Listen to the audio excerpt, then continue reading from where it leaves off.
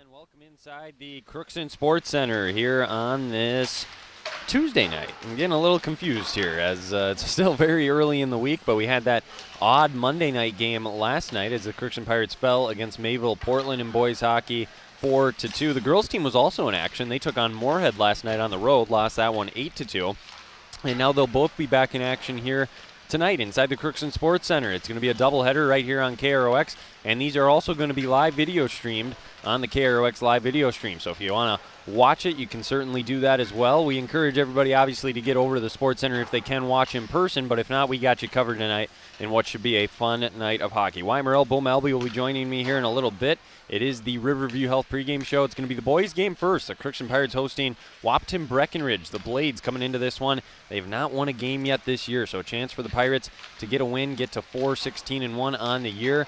They'll get a good opportunity to do just that tonight. As for the girls, they've got almost what is it's not guaranteed to be a preview of the section semifinals, but it's sure looking that way as they're going to host East Grand Forks tonight and then more than likely play them again on Saturday. But we'll leave that one a little bit more for when we have the preview for that one. We'll focus more on the boys' game, but we'll have both of those right here on the air for you tonight. We did have a chance to talk with both coaches beforehand here before we hopped on the air. As always, head coach Josh Hardy of the Crookston Pirates got his thoughts, as well as Wapton Breckenridge's head coach Adam Wordsma. So we'll get his thoughts here in a little bit as well, what they need to do to be successful, the kind of season they've had, and just the message he has had for his boys all year long. So we'll have that. We'll have a draft scoreboard update. We'll have the Napa Crookston Welding Machine starting lineups. All that and more as we work our way towards the puck dropping on this Tuesday night inside the Crookston Sports Center. We'll take our first break. When we come back, we'll have that interview with head coach Adam Wordsma of the Wapton Breckenridge Blades. He'll give us his thoughts to success tonight, what he wants to see out of the boys, all that and more. So that'll be coming up in a little bit. You're in tune to the Voice of the Valley, KROX in Crookston, and also on our live video stream on this Tuesday night. We'll be back after this word from our sponsors. It's always growing season here at United Valley Bank. We're focused on growth for our customers and communities, success for farms and businesses, and improvement for ourselves. Partner with us, and you'll see firsthand just how much the right hometown banking team can change your perspective. Together, there's no limit to the heights we can reach. United Valley Bank, our roots make us stronger. Member FDIC, an equal housing lender. Harvest is more than the act of reaping what you've sown. It's the culmination of months of hard effort, along with a few weeks of working 24/7 to bring the crop in. At Sesvanderhof, we're continuously working to develop sugar beet varieties that thrive despite the pressures from disease and the challenges of nature, so that you can end each harvest on a high note. Because sharing the pride of success starts with sharing the passion to achieve it. Sesvanderhof, a passion that grows. Tri-Valley Head Start Child and Family Programs offers child-centered, family-focused services in a community-based setting. The program provides health, nutrition, dental, mental health, family services, and parent engagement opportunities. Available for income-eligible children birth to 5 years old, as well as children with special needs, at-risk children, and families and pregnant women. Tri-Valley Head Start Child and Family Programs has centers in East Grand Forks, Grafton, Ada, and Crookston. For more information, visit tvoc.org.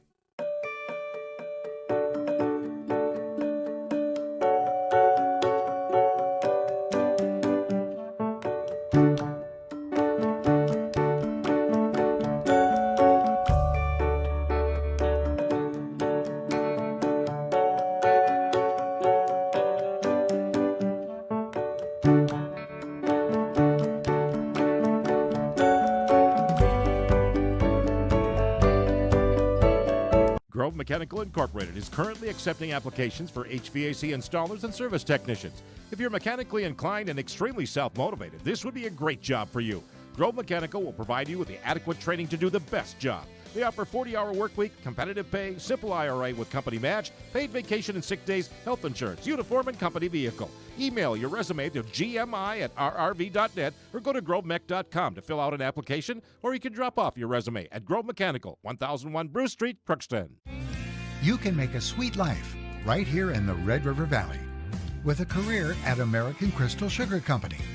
Our shift schedule offers 14 days off per month, which gives you time for family, friends, the great outdoors, and everything else you enjoy about small-town living. Entry-level positions are available, and pay starts around $18 per hour. Apply today at crystalsugar.com and share in our sweet success.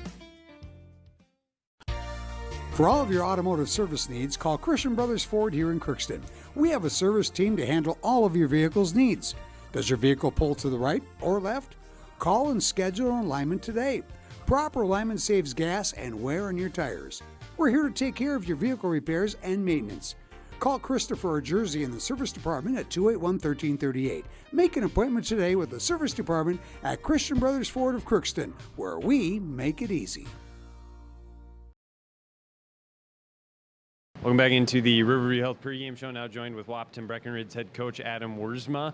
And coach, coming into this one here, it's maybe not been the season you would have hoped for, but what's been the message to the boys each day at practice as you guys continue to get better this year?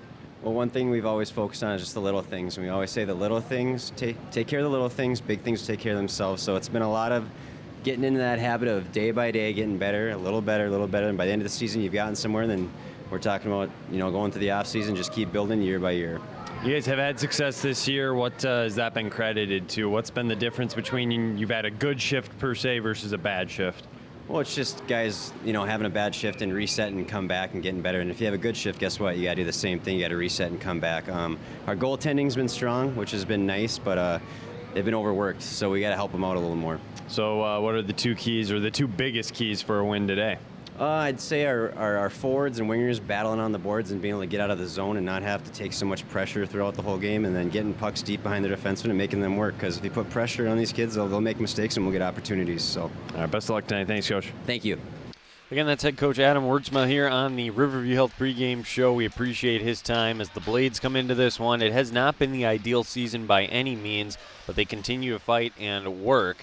And they'll try to get their first win of the season tonight on the road. They are 0-18. They're 0-6 actually against Section 8A teams, so they'll try to get their first in both categories here tonight visiting the Pirates. I mentioned the goaltending's been somewhat solid, but they've just been overworked. And so if you're Crookston, as Coach Hardy likes to say oftentimes, get off to a quick start tonight. Try to get some pucks in on net and see if you can't jump them a little bit early, especially after what happened last night. So we'll keep an eye on that, see if that plays out here throughout this evening. We'll take another break. When we come back, we'll have that conversation with head coach Josh Hardy, get his thoughts on tonight's big game, a little bit of last night, a recap, if you will, and what Crookston needs to do to be successful here and get a win to get to 1-1 on this week. So we'll take a break. We'll be back with that interview when we come back. You're listening to Crookston Pirates Boys Hockey on the Voice of the Valley, KROX, as well as our live video stream on this Tuesday night, back after this word from our sponsors. This is Judy Hulst, Administrator at Villa St. Vincent in the Summit Apartments. Over the years, we have seized the opportunity to make changes and improve the services we offer. Healthcare has taken on a very distinct evolution, focusing on post-acute short stay and return to home. It is our privilege to continue to serve our community with a continuum of care ranging from assisted living, memory care, post-acute short stay, and extended care. We are so grateful for the support of Crookston and the surrounding communities. In this season of reflection, please know how very proud Villa St. Vincent and the Summit Apartments are to serve our community. Shopping for groceries is easier than ever with Hugo's Family Marketplace. To simplify life, Hugo's offers convenient online shopping with delivery or curbside pickup at gohugos.com. Even better, shop on the go with the Hugo's Family Marketplace smartphone app. Download e-coupons, recipes, grocery lists, weekly ads, and place your grocery order right from your phone. Save time and save big with Hugo's Family Marketplace, your hometown grocer since 1939. You're gonna find more low prices, more great stuff when you go to Hugo's. The Crookston Eye Clinic is your hometown eye clinic. Whether you have cataracts, glaucoma, macular degeneration, or perfect vision, it's important to have your eyes evaluated to keep them healthy. To help you with your busy schedule, the Crookston office now has extended hours on Tuesdays and Wednesdays. They also have a second location in Foston to offer even more appointment options. If you've been wanting to try contact lenses or are looking for your next pair of glasses, the doctors at Crookston Eye Clinic are available to see you. Doctors Forget, Smith, and Genanetta are all accepting new patients. Call 281-2020 for the Crookston and Foston Eye Clinic, the best care in sight. Let's get real. You're ready for a place that's big enough to grow and small enough to care. So get ready for the University of Minnesota Crookston. With more than 30 majors, minors, and certificates, you'll earn a University of Minnesota degree in a close-knit community where faculty become friends and friends feel like family. And to get a degree that can make a difference, you don't need a big city, just big dreams. The University of Minnesota Crookston. Real, hands-on, ready. This is my farm. Don't come out here and tell me what I need. I need solutions that work and market options that are worth my time. Small town support that sees the bigger picture. A global network that empowers us. A co-op that's there for us every day.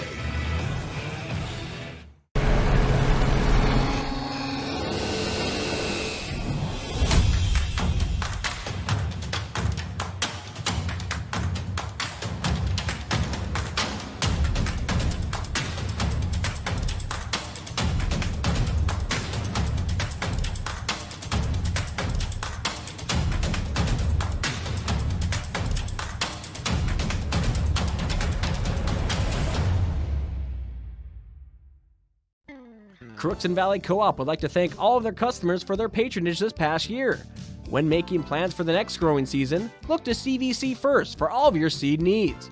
CVC carries Dynagrow, Pro Seed, and Peterson Farm Seed, as well as SeedX Beet Seed. For all of your planting needs for the next growing season, including seed needs, call Sean at CVC today to lock in the earliest discounts. Call 281-1178. Crookston Valley Cooperative, here to keep you growing.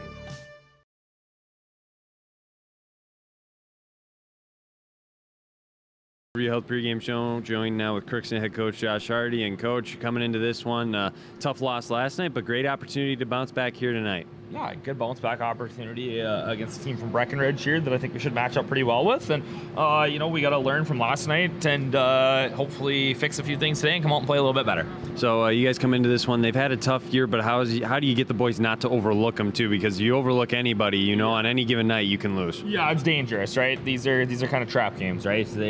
But we got to come out and like I said, our focus is on us right now, and we got to do the things on our end that are going to make us successful, and that's kind of been the messaging from the start. And 2 or 3 keys for Pirates win? Fast start. We got to get out. We got to get after them. The big thing for us watching video from last night was we got to play a lot more physical. Our first guy in has to, on offense and defense, has to make contact. And if we can do that, we'll be in good shape. And then we just got to find a way to get the puck to the net. Right, get the puck to the net, bury a rebound. We haven't had a greasy goal yet, and that's going to be kind of the key for tonight. All right. Well, best of luck. Thanks, coach. Thanks.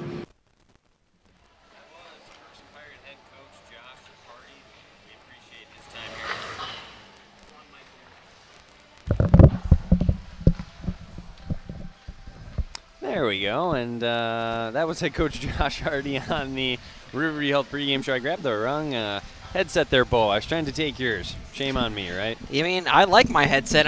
You have the nicer one of the two, too, but here we are, so. Anyways, as he mentioned in that interview, something I talked about before we even got to the interview, he likes those fast starts, and that's going to be a key tonight for Crookston. Something that they were able to do last night, actually. They got ahead 1-0, led a late goal to make it 1-1 in the first. And then in the middle period, they lost the lead and were down 3-2, ended up losing 4-2 after an empty net goal. But a lot of fight, was a fun game. We'll see if Crookston can turn that around here today against Wahpeton Breckenridge. Bo, as I welcome you into the broadcast here, how we doing tonight, and what kind of a hockey game are you looking forward to seeing here tonight? Back from my home away from home in the Crookston Sports Center, and for a nice doubleheader action. I think it's going to be a pretty good game. I think Crookston is going to be, they're going to be looking for a big win here against Breckenridge Wahpeton, as they're said in the program there. Wahpeton Breckenridge. I'm going to call them Wahpeton Breckenridge. Yeah. No, they're kind of struggling. It looks like they're kind of a small roster and kind of have some youth in there, too. They might be having some growing pains. But so Crookston's going to try to take advantage of this and really just get a good game after a tough loss last night. You want to get a good bounce back and really make some noise and give the crowd a good show. Well, their coach, Adam Wertzma, I'm talking about the Blades now here, he mentioned, as you said, Bo, it's been that kind of a year, and it's not even necessarily the results on the scoreboard, but as he said, shift by shift and continuing to get better. And then when you get to the end of the year, you continue to just work. And when you go into the off season, just get better. So he just wants to keep seeing improvement. And that's all you can hope for at this point with the kind of season that they've had. So hopefully for him and for their team, they do continue to get better. And this is an opportunity tonight against a team in Crookston. Crookston's only won 3 games this year as well, so they're maybe thinking on one side of it, we could maybe come in here and make some noise. Oh, for sure. I mean, Crookston has had some close losses, so, I mean, the record is a little deceiving, but they definitely have had some games they want to forget. And yeah, if you're looking at the schedule from Waupun and Breckenridge's point of view at the Crookston schedule, you're looking at that, like, yeah, there's some games we could win there. So maybe, I mean, again, this is a team that they don't play too often, so you don't really know that well. So that's another opportunity to really see a good game. And you might see a slow start in the fact the teams are kind of feeling each other out in that regard, but after I think they get to know each other and the play styles and really get to try to figure out how to solve it, should be a pretty good game. So I was going to ask you, do you remember back when you were in high school here at Crookston, not familiar opponents here as far as the Pirates and the Blades go, or did they play each other? Or? Yeah, no, this is the first time I know that they have played each other in my memory. I don't know exactly if it's become too common of a thing the past few years, but it's definitely it's more of an outside area that they play. Usually Sure. They're a little closer, a little further north, or it's either down in the cities or it's up north. That's pretty much where it goes usually. So traditionally speaking, not a matchup that these two are familiar with. So like you said, maybe feel each other out a little bit early on, see what each team provides, and then go from there. So we'll keep an eye on that early, see what kind of a game we get here tonight. And again, the first of 2. We got a doubleheader, 2 varsity games tonight, with the boys game here at 5:30, girls game to follow as they host East Grand Forks. And the girls JV game is actually going on in the Gold Rink here at 5:30 while the boys varsity game goes on. There is no boys JV game today, so that's a look at the schedule. We're going to get into a full draft scoreboard update in the schedule tonight in just a little bit, but we'll take another break. When we come back, we'll have that draft scoreboard update as we work our way towards the puck dropping inside the Crookston Sports Center on this Tuesday night. You're in tune to the Voice of the Valley, KROX in Crookston. We'll be back after this. It's always growing season here at United Valley Bank. We're focused on growth for our customers and communities, success for farms and businesses, and improvement for ourselves. Partner with us, and you'll see firsthand just how much the right hometown banking team can change your perspective. Together, there's no limit to the heights we can reach. United Valley Bank, our roots make us stronger. Member FDIC, an equal housing lender. Harvest is more than the act of reaping what you've sown. It's the culmination of months of hard effort, along with a few weeks of working 24/7 to bring the crop in. At Sesvanderhof, we're continuously working to develop sugar beet varieties that thrive despite the pressures from disease and the challenges of nature, so that you can end each harvest on a high note. Because sharing the pride of success starts with sharing the passion to achieve it. Sesvanderhof, a passion that grows. Tri-Valley Head Start Child and Family Programs offers child-centered, family-focused services in a community-based setting. The program provides health, nutrition, dental, mental health, family services, and parent engagement opportunities. Available for income-eligible children birth to 5 years old, as well as children with special needs, at-risk children, and families and pregnant women. Tri-Valley Head Start Child and Family Programs has centers in East Grand Forks, Grafton, Ada, and Crookston. For more information, visit tvoc.org. From shoulder to hand, hips to toes, and everything in between, the Riverview Health Orthopedic Team has you covered with advanced training and joint replacements, upper and lower extremity, spine, foot, and ankle care. You know you'll be in good hands with Drs. Spinell, Palkert, Stanky, Kim, Abasi, Schall, and Sekundiak. For appointments, call Riverview Clinic at 218-281-9595. Riverview Health, exceptional people, exceptional care. Riverview Health. Grove Mechanical Incorporated is currently accepting applications for HVAC installers and service technicians. If you're mechanically inclined and extremely self-motivated, this would be a great job for you. Grove Mechanical will provide you with the adequate training to do the best job. They offer 40-hour work week, competitive pay, simple IRA with company match, paid vacation and sick days, health insurance, uniform, and company vehicle. Email your resume to gmi@rrv.net or go to grovemech.com to fill out an application, or you can drop off your resume at Grove Mechanical, 1001 Bruce Street, Crookston. You can make a sweet life right here in the Red River Valley with a career at American Crystal Sugar Company. Our shift schedule offers 14 days off per month, which gives you time for family, friends, the great outdoors, and everything else you enjoy about small-town living. Entry-level positions are available, and pay starts around $18 per hour. Apply today at crystalsugar.com and share in our sweet success. For all of your automotive service needs, call Christian Brothers Ford here in Crookston. We have a service team to handle all of your vehicle's needs. Does your vehicle pull to the right or left? Call and schedule an alignment today. Proper alignment saves gas and wear on your tires. We're here to take care of your vehicle repairs and maintenance.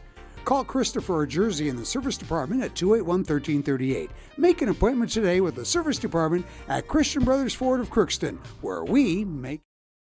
And welcome back inside the Riverview Health pregame show here on KROX. Now time for a draft scoreboard update brought to you by Draft Sports Bar and Grill in Crookston. Tuesday, they are open. They were closed yesterday because they are temporarily closed on Mondays. But on Tuesdays, it's a buy one burger, get $3 off a second burger. So if you're heading over there for dinner, maybe even on your way to the game tonight, and then plan on stopping over there after this first of two, ask your server about the featured signature burger. But they do a lot more than that. They do salads, appetizers, entrees, sandwiches, wraps, tacos, pasta, dessert. Takeout and catering also available. You can contact Draft Sports Bar and Grill about those services at 281-1183. They open daily at 11:30. Lunch specials are served Monday through Friday, 11:30 a.m. to 2. And they also have those nightly specials as we mentioned. So, taking a look at our scoreboard tonight, as we mentioned, doubleheader here on KROX with the boys game here against Wahpeton Breckenridge here at 5:30. Girls game against East Grand Forks to follow. Boys basketball for the Pirates, they're also in action as they're hosting Park Rapids. That'll be live video streamed on KROXAM.com as well. JV game at 6, so that video stream will be up and going here in just a little bit as Chris is heading over there. And then in wrestling, the Pirates wrap up the regular season tonight at the Dilworth-Glendon-Felton Triangular. So they'll be taking on Barnesville actually right now. So that started at 5, and then they're battling DGF at 6, and then Barnesville and DGF will play at 7 against each other in their match. So that's the schedule there for the Crookston Pirate Wrestlers, and we'll have a story up later on our website for that with all the results, KROXAM.com. That's it for Pirate activities tonight. No UMC action either on this Tuesday, but the Wild are back in action at Winnipeg, and Chris was telling me, Bo, it's actually shorter to go to Winnipeg from where we're at than down to the cities to watch the Wild play. Yep. So that's kind of crazy to think about. I never thought of it that way. 90 miles to the Canadian border, and I don't know, I think I got 90 more or so, 100 or something to Winnipeg. Crazy. It's you're pretty far up north there, bud. Yeah, no kidding. It's a little bit of a reality hits you there every once in a while, I guess. But that one at 7, and then the Timberwolves are also in action at Sacramento. Both of them on pace to make the playoffs right now, so that'd be something. Boys hockey, East Grand Forks at War Road, Lake of the Woods at Kittson County Central, Detroit Lakes at Park Rapids, just to name a couple here as we're running up onto a little bit of a time crunch here. Boys basketball, Monomonoabin at Climax Fisher, Park Christian at Fertile Beltrami, Sacred Heart at Thief River Falls, and then there's plenty of girls basketball. One postponement, Black Duck at LaPorte has been postponed in girls basketball. There's also some other wrestling going on. For all the scores, stats, picture stories, and more, you can go to our website, KROXAM.com, and click on sports. We'll update those as we move throughout the night here tonight and get all those final scores posted up on our website. So, big night for Crookston Pirate Athletics. We'll see what happens here, see if we can get 4 wins, if you will, starting here with boys hockey coming up in just a couple of minutes. The ice has been resurfaced. Hopefully no water leaks like we had last night. We don't have to get the squeegee back out. Yeah, you got it on your bingo card tonight? Water lakes, not leaks. Well, that's true. I mean, the first time it was a lake. The second time, more so a leak through the Zamboni itself, sure, I'll say. We'll go with that. But, yeah, no, I didn't mean the ice itself was leaking like we're on a pond or anything like that. The radio listeners might be a little confused. Fair enough. Fair is fair on that one. But hopefully we don't have to deal with that, and the team should be taking the ice momentarily. So we'll take our last break. When we come back, we'll have the Napa Crookston Welding Machine starting lineups. We'll have the national anthem as well. Then we'll have the puck drop on this Tuesday night. You're in tune to the Voice of the Valley, KROX and Crookston. We'll be back after this. This is Judy Hulst, Administrator at Villa St. Vincent and the Summit Apartments. Over the years, we have seized the opportunity to make changes and improve the services we offer. Healthcare has taken on a very distinct evolution, focusing on post-acute short stay and return to home. It is our privilege to continue to serve our community with a continuum of care ranging ranging from assisted living, memory care, post-acute short stay, and extended care. We are so grateful for the support of Crookston and the surrounding communities. In this season of reflection, please know how very proud Villa St. Vincent and the Summit Apartments are to serve our community. Shopping for groceries is easier than ever with Hugo's Family Marketplace. To simplify life, Hugo's offers convenient online shopping with delivery or curbside pickup at GoHugos.com. Even better, shop on the go with the Hugo's Family Marketplace smartphone app. Download e-coupons, recipes, grocery lists, weekly ads, and place your grocery order right from your phone. Save time and save big with Hugo's Family Marketplace, your hometown grocer since 1939. You're gonna find more low prices, more great stuff when you go to Hugo's. The Crookston Eye Clinic is your hometown eye clinic. Whether you have cataracts, glaucoma, macular degeneration, or perfect vision, it's important to have your eyes evaluated to keep them healthy. To help you with your busy schedule, the Crookston office now has extended hours on Tuesdays and Wednesdays. They also have a second location in Foston to offer even more appointment options. If you've been wanting to try contact lenses or are looking for your next pair of glasses, the doctors at Crookston Eye Clinic are available to see you. Doctors Forget, Smith, and Genanetta are all accepting new patients. Call 281-2020 for the Crookston and Foston Eye Clinic, the best care in sight. Let's get real. You're ready for a place that's big enough to grow and small enough to care. So get ready for the University of Minnesota Crookston. With more than 30 majors, minors, and certificates, you'll earn a University of Minnesota degree in a close-knit community where faculty become friends and friends feel like family. And to get a degree that can make a difference, you don't need a big city, just big dreams. The University of Minnesota Crookston. Real, hands-on, ready. This is my farm. Don't come out here and tell me what I need. I need solutions that work and market options that are worth my time. Small town support that sees the bigger picture. A global network that empowers us. A co-op that's there for us every day.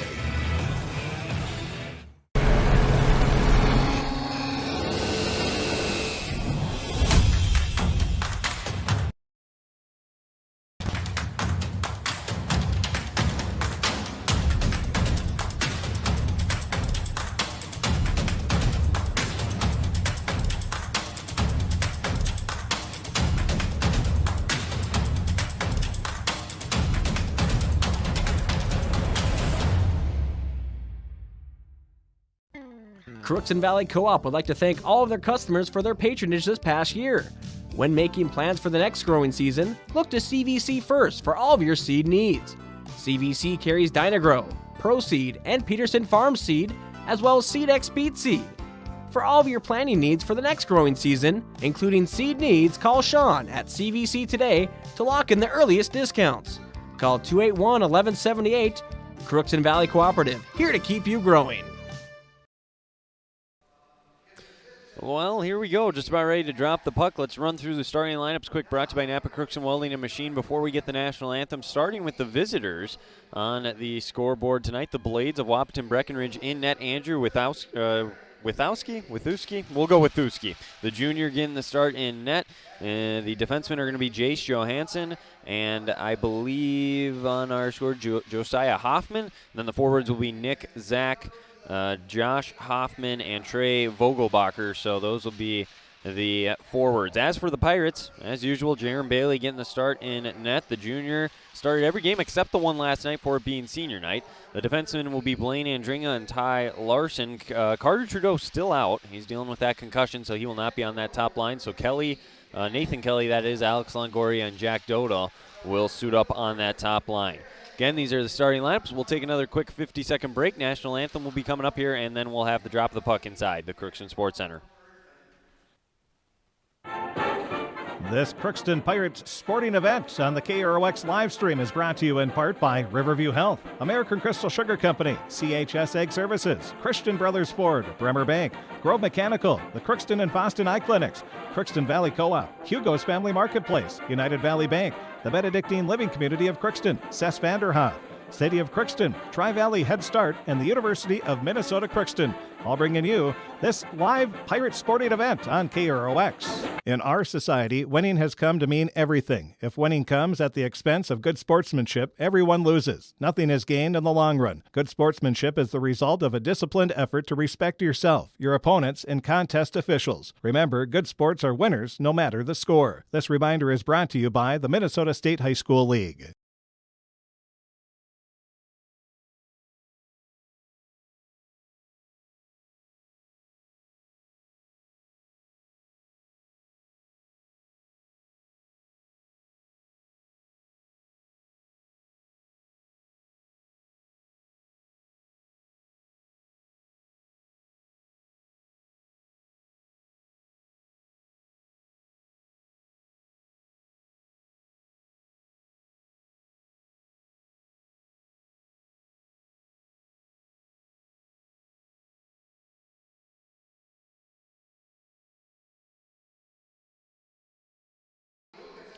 Well, here we go, getting ready for Crookston Pirate Hockey here on the Voice of the Valley, KROX and Crookston. Again, those starting lineups you heard right before the national anthem, brought to you by Napa Crookston Welding Machine for all your automotive needs. Stop by Napa Crookston Welding Machine in Crookston. They have what you need.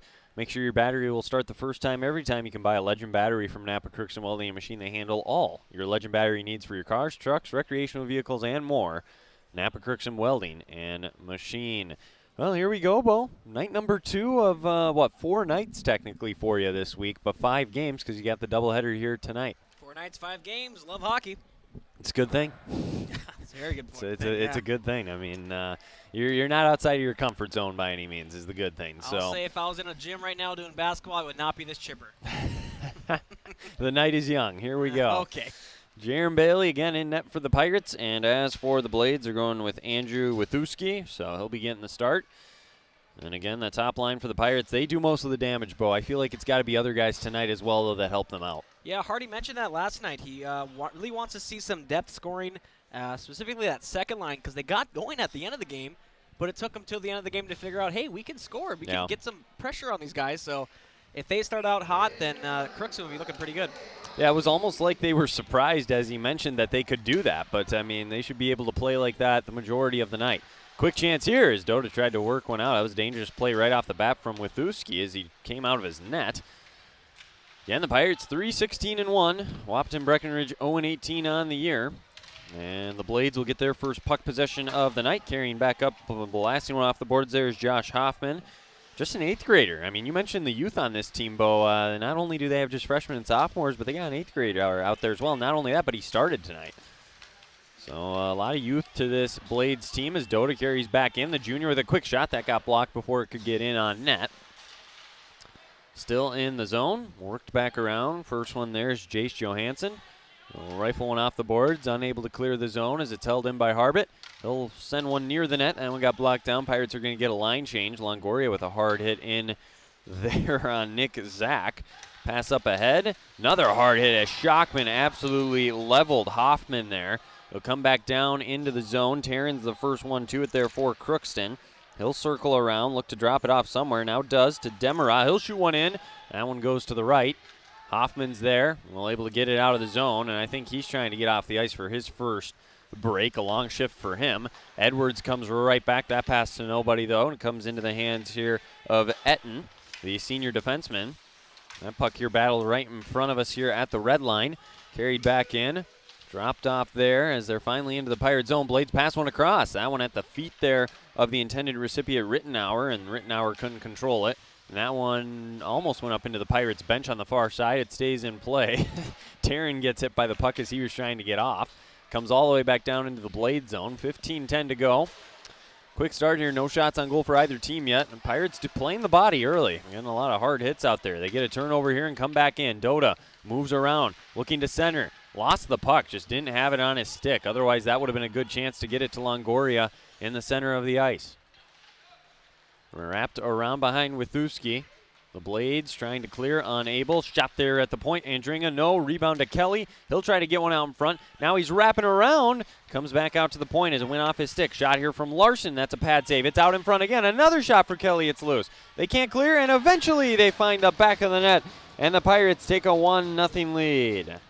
Yeah, give credit to the Pirates. They were down those dirty areas right around the crease and just kept on banging at the puck. And the Blades just couldn't get a stick on the puck to clear it out. And Crookston comes out with an early lead. Time of the goal, 2:28. And I think they're going to give it to Nathan Kelly as he was able to knock that one home. And that might be his first goal, Bo, since the very first one of the year, 13 seconds in. I don't know that for a fact, but it's been a while since we've called his name. See who gets the assist here as they work it back down into the Blades zone. There's a lot of traffic out in front there. Doda will get an assist. And Ty Larson will get the other one. So Larson and Doda with the assists as the puck's back in the Crookston zone again. Time of the goal, 2:28, even strength goal for Nathan Kelly. Pirates working back across center ice here. Now the Blades get control. It's sent over here on the stick of Johansson. He'll lead a pass up ahead there to Hoffman. They drive in and lost the puck. Demara now up ahead to Schockman off of his stick as he skates ahead with it. He'll gain the zone, fire one in on net. Wituski with the save. He'll just cover it up for a whistle with 13:48 to go. You got to like what you're seeing from the Pirates so far. They're showing that they're the dominant team here tonight. Oh, for certain. Even they're holding the puck down in the offensive zone. They're getting shots now through bodies and getting onto net, and then they're crashing the rebounds. And, you know, it's not the nice highlight reel goals you want to score, but at the same time, it doesn't really matter how you score it as long as it's up on the scoreboard there. Goal's a goal. I mean, you've mentioned to me multiple times as Doda drives in out in front. Pad save. Kelly's got it now. He'll backhand one in on net with Uski's just going to cover it up. I mean, you've mentioned to me multiple times, Bo, you're a fan of those gritty goals where you just kind of get it down low near the net and find a way to get it home.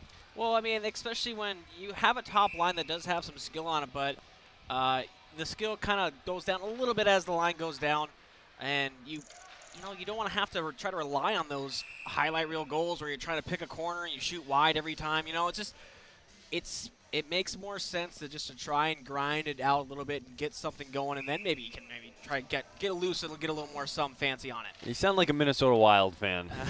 Guy that hasn't had a lot of star players, but now at least we got Kirill, so got that going for us. Let's stop talking about that, otherwise I'll keep on talking about him. As Longoria passes one up ahead, Doda carries into the zone, gets to the center, rifles a wrist shot right into the chest of Wituski, and he'll cover it up. So, I mean, this is what Coach Wertzman talked about, Bo. Their goalies get beat up, and already he's faced 7 shots. We're not even 4 minutes in. I mean, well, the first couple minutes, too, there weren't a whole lot on the Pirates' side there, but the past minute and a half, maybe 2 minutes, they really just started pelting them. And they're getting a lot of face-offs because of that down in the Blade zone because Wituski's just decided to cover up a lot of these pucks. You can't blame him either for that, as finally the Blades come away with it. Moving back in is Johansson. He'll rifle one around, and they'll chase it into the Pirates zone. Pass out near the side of the net. Bailey sticked one away, as that's really his first action he's had all night. And Dringo with it now as he'll work a pass back behind Bailey to Larson. Those two working together as defensive line mates tonight. Up ahead to Edwards. He'll skate across and ran into Taryn, and they didn't have good spacing, so they give the puck up. Now they work it back to Schockman. He'll drive in, shoot one high. It's a save. Rebound given up. Edwards goes all the way across to Andringa. He'll try a blast. That one goes wide left off the boards. Comes out here near the blue line again. Pirates race after it. Kelly keeps it in. Schockman tried to dump it across, could not, and it's finally out of the zone. This is Arnstein trying to carry up with it. Now it's onto the stick of Johansson. Johansson moving in for the Blades, and he got tripped up. So going to the box is Ty Larson, and the Pirates are going to have to kill a penalty here with 12:15 to go in the first. Yeah, he got beat, and just try to get his stick in there, try to get the puck, and unfortunately, right underneath the skate of that Blade player there, and so we got our first penalty of the game. Yeah, that was an easy one from our angle, and the ref was even closer looking at it. So easy call, and Pirates here. I will say they killed one last night. They only were on one. I don't even remember what the call was, but they went to the box and were able to kill it, and I believe it was in the first period. So similar to tonight, as there's a shot sticked away from Bailey. Nice little drive there from Etten, the senior defenseman. Comes out to Doda. Let's see if they can't do anything with the shorthand. Longoria is moving back. He's going to rifle one across out of the reach of Doda. An aggressive play, almost hooked up there for what would have been a breakaway. Comes over to Longoria, though. He'll drop one back to Doda. Had it sticked away. And now out of the zone, so Demirage just going to rifle it back in and let their kill reset. So the Blades look to come back. We got 1:30 on the power play remaining here. Not much action going so far. Had the one shot off the initial face-off. Dota takes it away. He's got Longoria in front. Couldn't get it to him as he was tied up. They still battle for it now along the near boards. Eventually coming away with it is Harbit. He'll move into the center. Backhand one wide right of the net. Chase after it, get his own miss. So the Pirates set up in the zone, but now it's taken away. Back the other way come the Blades as they go across center ice. And Zach had it taken off of his stick. Dota, another nice job poking it away. Pass there from Harbit. That was miscommunication there as he was trying to hook up with a teammate in the middle. Zach has it now for the Blades. Holds the zone. Ooh, that came out of the zone. They called it, but it's taken away by Longoria. One-on-one back the other way. Moves to the right. Wrist shot. Tried to go high right. A nice glove save there by Withuski. Did just enough to stop that one. Melsha will try to center it in. The Pirates got a little bit of a change. It almost seems like they're the team on the power play here, and we have not been able to say that much this year. This one rifled back in. Longoria is going to get off the ice. With it now for the Blades. Sent up ahead there. That was a pass on the stick of Hoffman. It comes back. A shot in front save. A loose rebound. Edwards almost had a chance for a shorthanded goal. Kelly's got it now. Pirates keep the pressure on side and then a chance. And eventually covered up by Withuski as Edwards was in close for another try. But Withuski turned him away. Yeah, really, it took advantage of that just whiff on a breakout pass by the Blades, and Kelly was in the right spot, right time, got a quick shot on net, and they crashed rebounds, and once again, an offensive drop. Yeah, and again, they're on the disadvantage here, if you want to call it that. I guess the man advantage is for the Blades, and it seems like Crookston is the team with the power play right now. They win another face-off. They've been doing a great job of that tonight. Edwards has it near the side of the net. He'll work back into the corner and eventually lost it as two guys converged on him.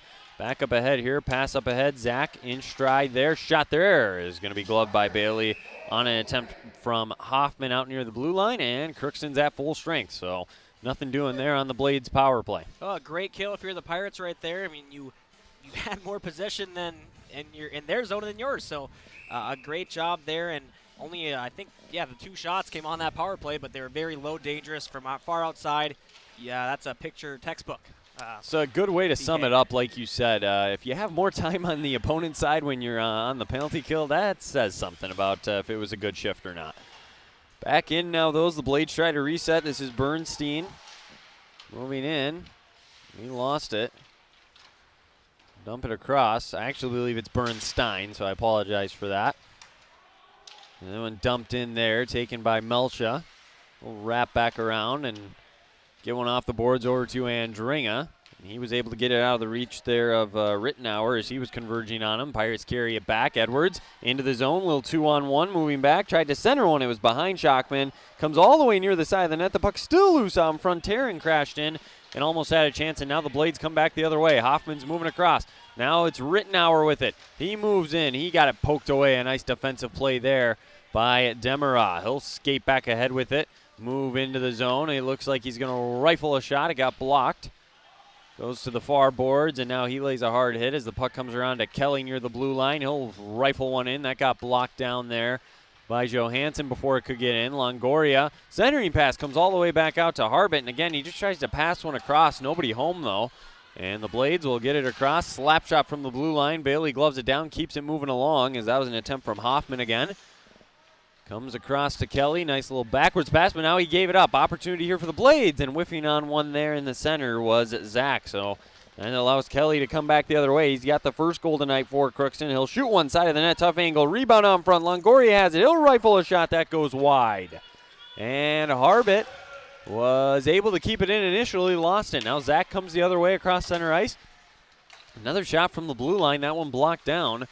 Tried that a few times here. Dota has it now for Crookston. He'll come back across his own blue line. Now across center ice. He's got lots of speed. Working to the right. He's going to try and get back to that forehand here eventually. Got cut off, though. Nice defensive play.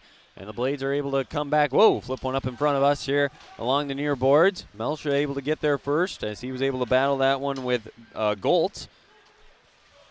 Longoria now in his own zone. Still 1-0 Crookston, 7:52 to go in the first. Shots on goal 10-2 in favor of the Pirates as they have been taking control here early, but only the one-goal lead as of now. This pass comes all the way down. Crookston's going to get a line change. First one to it there was Hoffman for Wahpeton Breckenridge. Up ahead now comes Johansson. His pass off of the stick of Hoffman. Comes over there. And eventually comes down to Bailey, and he'll just cover it up at the side of the net with 7:26 to go. There's a little bit of pace and a couple minutes without a whistle. I was just going to say, this is a good pace game right now. A lot of back and forth and a couple of chances each way.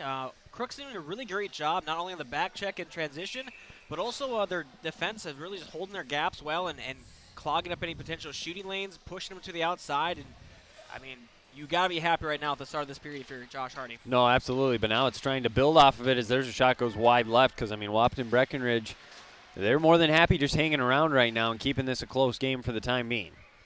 You know, when you haven't won a game all year, that's kind of the name of the game almost, is to try to just be in it as the game moves along, see if you can't make some magic happen. Edwards carries across center ice, does a nice job of getting around the defender as he sidestepped him now into the corner. He'll pass one over to Schockman behind the net. He'll go off the boards. Nobody home. Hoffman with it there. There is two Hoffmans, by the way. I keep saying them. They both started, Josh Hoffman and Josiah Hoffman. And the one's the 8th grader, the other's the 7th grader. So, excuse me, 8th grader and junior. I'm not sure why I said 7th grader, but I'm sure they're probably brothers or related one way or another.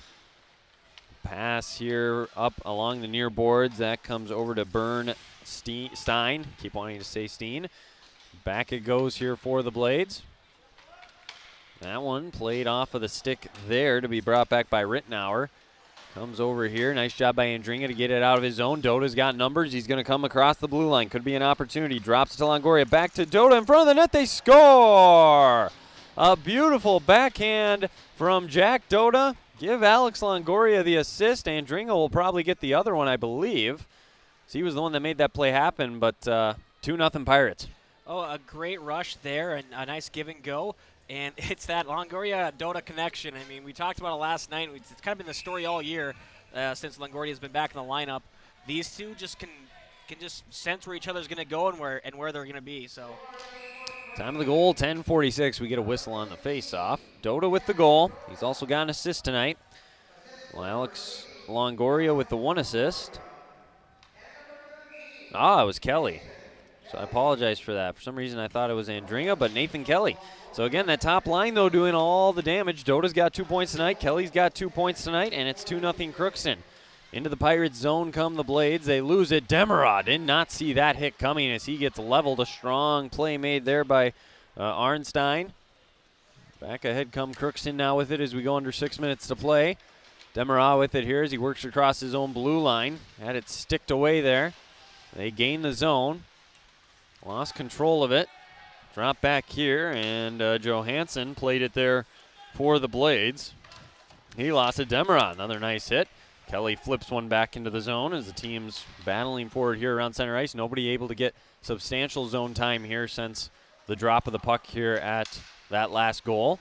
Melcha will rifle one in. Did a nice job getting across the red line. No icing as it goes all the way down into the Blade zone. Back the other way here. That one off the boards from Johansson. Shot there. Knocked down by Doda. Almost another one out in front of the net on the deflection. Longoria out to the point now to Melcha. Melcha turns. Shoots one in. Bouncing puck. Pad save made there at the last second from Wituski. Longoria right back to Doda in the slot. A shot save. Rebound given up out in front. The Blades come away with it. Back ahead, and that pass out of the reach there of Zach as the Blades move back. He'll eventually get to it. Shoot a shot in on goal. Sticked away by Bailey up off the netting. 4:51 to go. And the Pirates are creating a lot of opportunities, though, with these rebounds as well with those shots on goal. Oh, for sure. Great vision there to get that pass the Doda in the slot. Great shot on net as well. Just couldn't get it, but the fact that he got his rebound there and got another attempt, very impressive for the Pirates in this first period. Swan, a face-off in the Pirates zone. Haven't been able to say that a ton here in this first period. Andringa works it around to Taryn. Across the blue line, Edwards across center ice. Tries to get it by the defender and does. 2-on-1. Schockman with him. He'll wrap all the way around. Oh, a pad save at the last second. What a save by Wituski as he recovered on a beautiful attempt by Edwards. It stays in the zone. Hoffman slams on the brakes, and Josh Hoffman works it back the other way for the Blades. They can't get it out of the zone, though. They still have it as they work back behind their own net. Pass to the other side made there by DeVries. They come back along the near side, and, I mean, Crookston's defense just hounding them tonight. Another give-up. Andringa shot. Hit Taryn on the way towards the net. 4:08 here to play, still in the Blade zone. Edwards circling the net, leaves one behind. Taryn's going to race after it. Goltz and Taryn battle for it there. Crookston win that one. Andringa's shot got blocked down out in front by Zach. And Zach's going to send one off the boards all the way down for an icing. So we get a whistle with 3:50 and a face-off coming here in the Blade zone. 15-2 shots in favor of Crookston. Doing a great job here in this first period. Oh, yeah, you mentioned it right in that little rush there. The defense are doing a great job pinching down and holding the zone and getting some shots through, as well as just getting the puck down deep, too, to maintain that puck possession. Sam Stewart into the game now. Passed one across there. A senior that was honored last night during senior night. Trying to get him some time here out in front and sticked away at the last second. Another shot. That one eventually off the post, I think. There were bodies everywhere. Withusky, I think, made the initial save. Had a little bit of luck involved with it as well. It was almost 3-0 Crookston. My goodness, what a sequence of events there. This one goes behind Bailey. Jackson Reese gets to it. He tried to work back to the left there with his forehand. Pass out of the reach of Stewart. Comes across the blue line. Johansson plays it there up ahead. And the Blades try to carry back. They just can't find a way to get down the ice on Crookston's zone, though. That's been their problem. They just can't sustain some of these passes, as that one sticked away, as battled for, kept in the zone now initially as the Blades try to get some zone time. Rittenauer had it for a moment. Now he came back out to Johansson. He lost it, so retreats to center ice to get it. Cross-ice pass here, tipped in by Rittenauer on net. Bailey's going to keep it going as he'll shovel a pass up near Doda. Doda's got it. He's going to move across center ice. He'll move across the blue line. Doda drops one to Longoria. Back to Doda, near the net. Works. Oh, laid one across and did not have the guy. Delayed penalty coming up, though, so Crookston going to get the extra skater on. And we get the whistle with 2:30 to go. And do you see anything there? We'll see what the call was, but... cross-check. Yeah, I didn't see it, I guess, though. I was busy watching the puck. I'm not sure if you saw it, but... Looks like it was in front of the net. Little net front battle there, which you see from time to time, but obviously you can't get your stick up that high and use it to try to clear some space. Face-off coming here now. Man advantage for Crookston. They were 0 for 2 on these last night. Let's see if they can turn it around here. Already have a 2-goal lead. This will take us down to 30 seconds remaining in the period if Crookston does not score. Demerau with it now back behind his own net. He'll stop. Bailey along with Hoffman exchange a few hits there. Back comes Longoria. Drops one off to Kelly. At the blue line, he'll go to the center to Demerau. Nice stick play there, though, from Josh Hoffman. Gets it out of the zone. Allow the Blades to breathe a little bit. Doda goes all the way back behind his own net. Uses it to shield the defender. Now comes back the other way to Longoria. He'll come across his own blue line. Skate on the left side. Going to work right around the defender. Drive in. Shoots. The save was made. The puck is loose out in front. And Kelly eventually pounds it home for goal number 2. Nathan Kelly having a career day here in the first. 3-0 Crookston, a power play goal. Well, a great play by Longoria to drive the net there, and 2 Pirates around the crease, and hey, cleanup crew right there. Punch it in. He's done it twice now. Cleaned up twice. That's what you got to do. So Nathan Kelly, 2 goals here tonight. Again, the top line getting it done. This one a power play goal. We got 1:44 remaining here in the first. 3-0 Crookston. Shots on goal now 18-3. Longoria will have 1 assist. We'll see if there's a second one awarded here in a moment. This one a power play goal this time. Make it 1 for 1 on the night for the Pirates with the man advantage, and they may not be done yet as they drive in. And Edwards got knocked down, and they're going to go right back on the power play. And this one, I'm assuming a trip. Yeah. And Harbit had the other assist. So Harbit with the other assist on that goal. And now right back to the power play goes Crookston, as they will have an opportunity here to go up 4-0.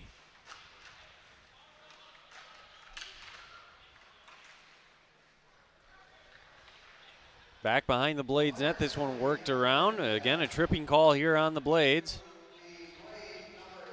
This one back behind the net. Hard hit over along the boards. We got 1:15 to go in the first. 1:40 on the power play here for Crookston. Again, 1 for 1. They just scored one recently. They could go 4-0 here if they're able to find the back of the net. Andringa has it here out near the blue line along the near boards. He'll carry it back with the backhand. Stop there. Try to work back. It was a quick little move and eventually cleared down. I like the thought process, though. That one back to Bailey. They can reset their charge. Plenty of time here in the first still, 50 seconds. Larson passes one up ahead as they move back across. Over to Longoria as he gets across the blue line. He'll shoot a wrist shot. Coming for another rebound was Stewart. He almost had it. Andringa drive. Stewart tipped one in on net. And a glove save made there by Withuski.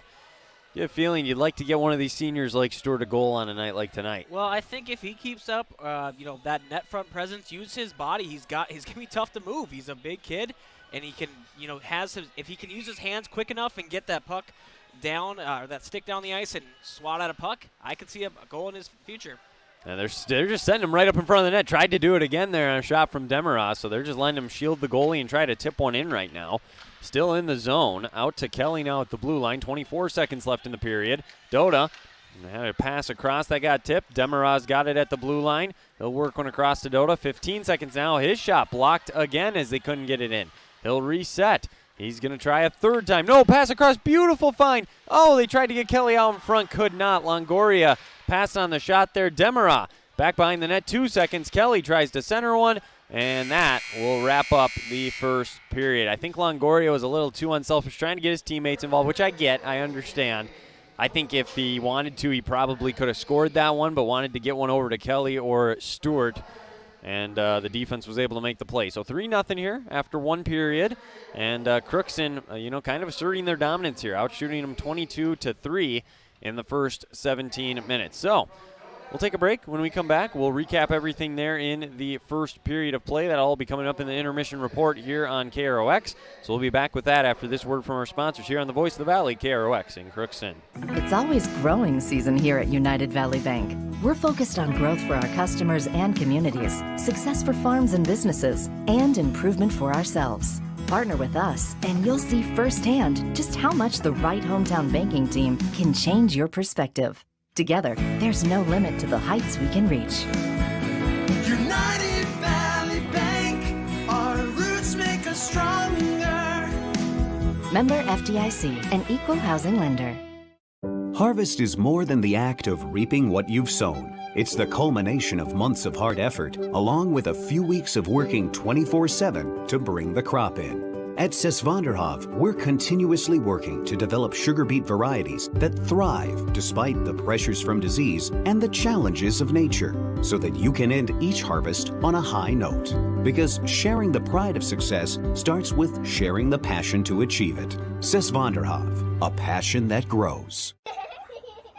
Tri-Valley Head Start Child and Family Programs offers child-centered, family-focused services in a community-based setting. The program provides health, nutrition, dental, mental health, family services, and parent engagement opportunities. Available for income-eligible children birth to 5 years old, as well as children with special needs, at-risk children, and families and pregnant women. Tri-Valley Head Start Child and Family Programs has centers in East Grand Forks, Grafton, Ada, and Crookston. For more information, visit tvoc.org.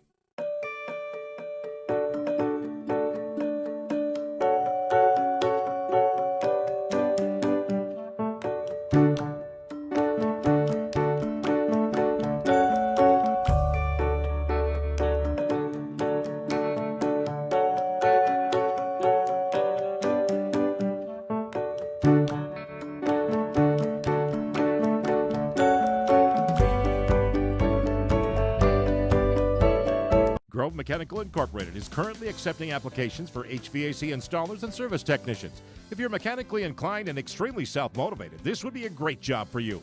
Grove Mechanical will provide you with the adequate training to do the best job. They offer 40-hour work week, competitive pay, simple IRA with company match, paid vacation and sick days, health insurance, uniform, and company vehicle. Email your resume to gmi@rrv.net or go to grovemech.com to fill out an application, or you can drop off your resume at Grove Mechanical, 1001 Bruce Street, Crookston. You can make a sweet life right here in the Red River Valley with a career at American Crystal Sugar Company. Our shift schedule offers 14 days off per month, which gives you time for family, friends, the great outdoors, and everything else you enjoy about small town living. Entry-level positions are available, and pay starts around $18 per hour. Apply today at crystalsugar.com and share in our sweet success. For all of your automotive service needs, call Christian Brothers Ford here in Crookston.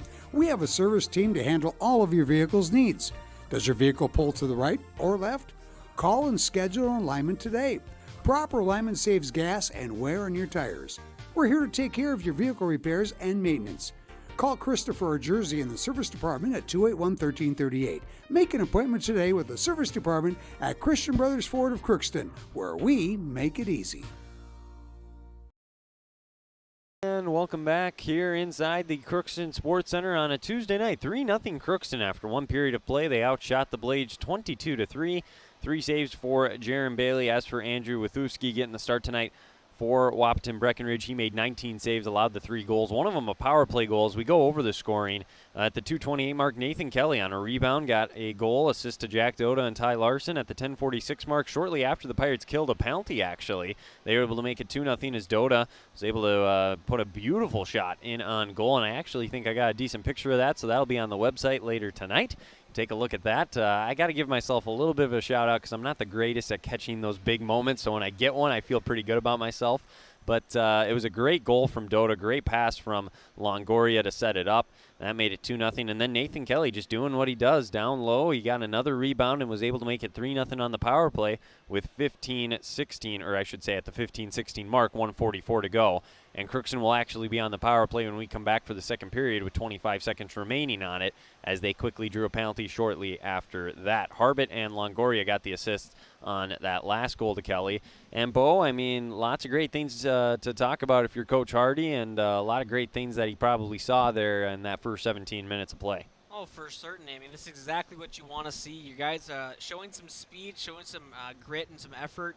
Not only are they having some good puck possession, but they're not trying to be too pretty and too cute with it. That's the other thing too. When it can be tough sometimes when you get on an opponent who you feel like you're outmatching them, then all of a sudden you start trying to make these plays that aren't necessary, and it just can really come back to bite you too. So as of right now, looks like they're for the most part been pretty still hard-nosed, still doing what they need to do, and they really just need to keep it up. And it's also good to see, like, I think that third line was out there too, and seeing some depth and get some good playing time for them as well.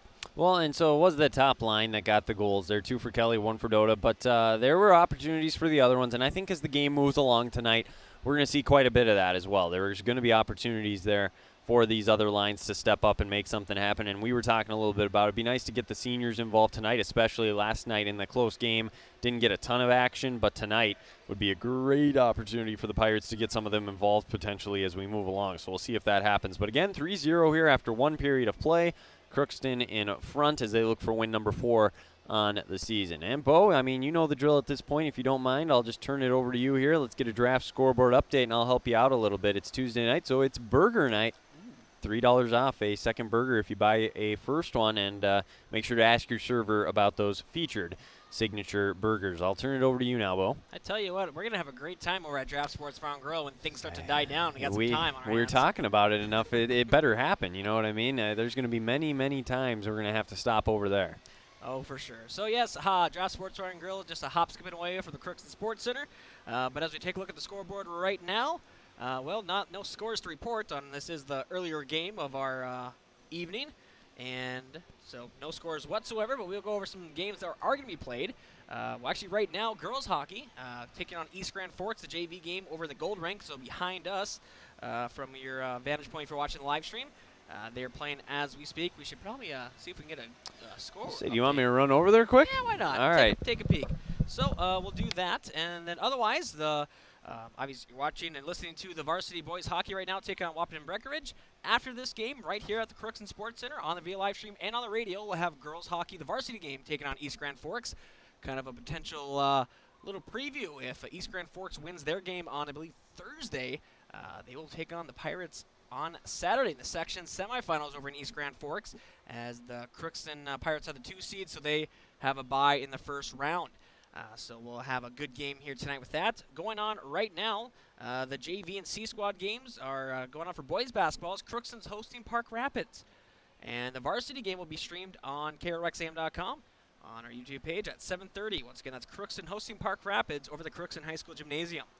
Crookston Wrestling, they're going on, they're playing, or wrestling as we speak, I should say, against Barnesville. They're at the Dilworth, Glen, and Felton triangular with Barnesville. And after this matchup, actually probably they might be done too. They might be, yeah. Hopefully we'll get a score update for that. Otherwise, they'll be taking on Dilworth, Glen, and Felton right around now.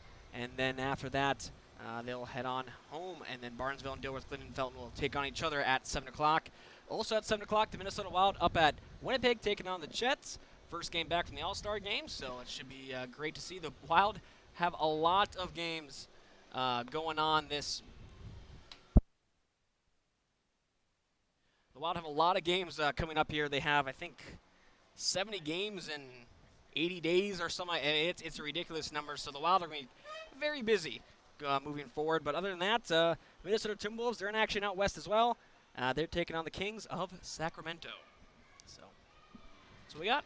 1-0, East Grand Forks. And it said it was in the second period with only 5 minutes remaining, so it's either wrong or it's moving along very quickly, one or the other. So, but 1-0 East Grand Forks in front in the JV contest over on the Gold Rink. Good game.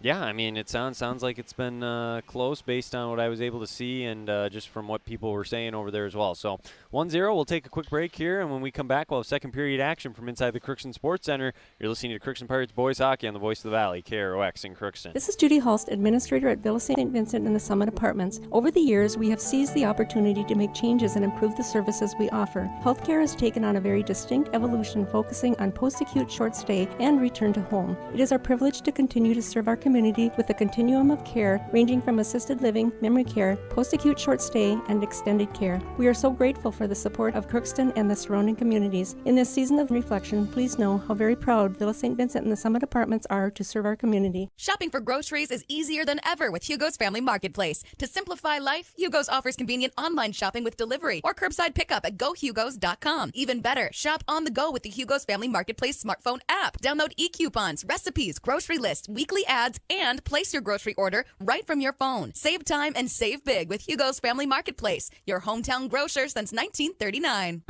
You're gonna find more low prices, more great stuff when you go to Hugo's.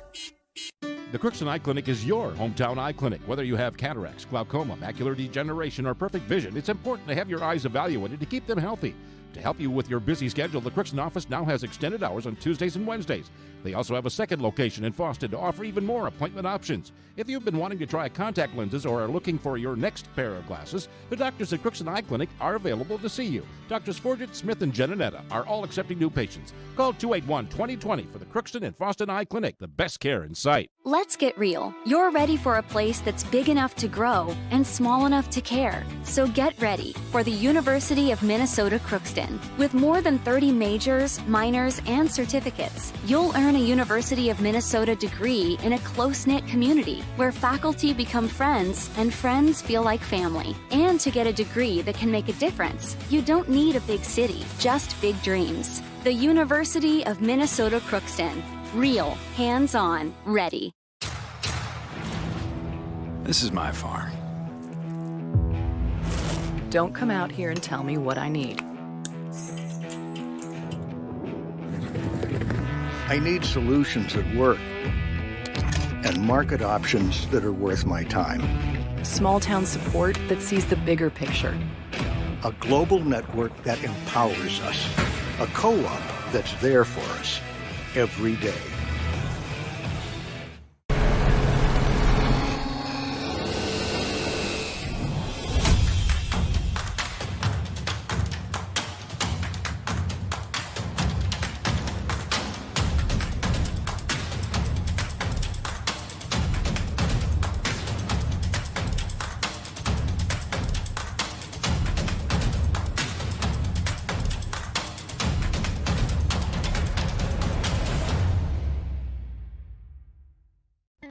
Crookston Valley Co-op would like to thank all of their customers for their patronage this past year. When making plans for the next growing season, look to CVC first for all of your seed needs. CVC carries Dynagrow, Pro Seed, and Peterson Farm Seed, as well as SeedX Beet Seed. For all of your planting needs for the next growing season, including seed needs, call Sean at CVC today to lock in the earliest discounts. Call 281-1178. Crookston Valley Cooperative, here to keep you growing. And welcome back inside the Crookston Sports Center here on this Tuesday night. Wyatt Morrell, Bo Melby with me, and we've got Crookston Pirates boys hockey on the air. It's the first of two tonight as the girls team will take on East Grand Forks following the conclusion of this one 3-0 after 17 minutes of play. Crookston got one power play goal there at the end of the period, 2 even strength goals earlier on, and they outshot the Blades 22-3. They're going to work right to left across your radio dial here in the second period wearing their home white uniforms. They've got the navy pants, navy helmets, and then they've got kind of a mix of navy and gold on the jerseys as well with the letters, and then of course they've got the navy numbers with the gold outline. So gold trim. There you go. The word escaped me a little bit. So anyways, the Blades, it's pretty simple. They're pretty much just wearing their road black tonight, and that gives you a picture pretty much. I mean, what else would you say? They got the white stripe, I should say, across the jersey and on the sleeves, but other than that, I mean, white letters, and you can't really see the trim when you're wearing black. So fair's fair. They're going left to right here in the second. Face off, Longoria taking it there against Rittenauer, and we're back underway again. Crookston got 20 seconds left here on a power play before we're back to even strength hockey. Let's see if they can make some noise here. Kelly looking for that hat trick. He had 2 of the goals there in the first, including the last one. Longoria missed Demiraz. He was trying to get it back to him. Racing after it, here's Rittenauer, knocks it away, he's moving in, lost it off his stick as he had a chance maybe in close. But that will kill off the rest of the time here on the power play, and we're back to even strength. Sam Stewart with it here along the boards. He'll make a pass up ahead. As he skates back the other way, Kelly over to Dota, he'll move in. Backhand one across to Longoria, again just a little off sync there. Demerod near the blue line, he gave it up, and back the other way comes Zach now for the Blades. Pass up ahead off of Hoffman. Rittenauer tries to track that one down, comes over to the other Hoffman, goes through him, and Johansson is back to play it in his own zone. Does a little figure 8, comes back the other way there off the near boards on our side. And Schockman was able to stick one away, keep it in the zone. Andringa with a drive, and that one hit the skate of Edwards, went all the way to the right side. Taryn works around the boards. Gets tied up in the near corner here. Couple guys for both teams there battling for it. And coming out of the pack with it there is Rittenauer, and he'll move back the other way and dump one in. Once he got across the red line, get off the ice. A quick little change here for the Blades. Crookston looking to come back the other way. Larson plays one off the board. Schockman across the red line. He'll rifle a pass all the way around, and over to play it is Taryn in the zone. Lays one back to Andringa. A shot there. Knocked away. A nice save by Withuski. Back in the net to start the second period. We should mention Jaron Bailey also in net for the Pirates here to begin the second. Moving in. Dota with a quick shot. He scores. Jack Dota does it again there from center of the ice. And a beautiful wrist shot there from the junior makes it 4-0 Crookston. Yeah, he just got the puck out of the corner and just had the puck on a string there and just picked the side there, near a close side, and a hard shot. It's a tough shot to stop. Catches a lot of goalies off, kind of off-centered and not prepared for it. So it's time of the goal, 150. Jack Dota yet again. Get Blaine Andringa with an assist. And that was it. So 1 assist on that one. Blaine Andringa with it. 4-0 Crookston. Another even strength goal. Dota coming back the other way. Longoria's got it as he moves in. See if he can get in on the action. Oof, he takes a hard hit as that was a physical play there from John Etten. Maybe a little bit of frustration being let out as well there with the way things have gone so far tonight. He leveled Longoria there.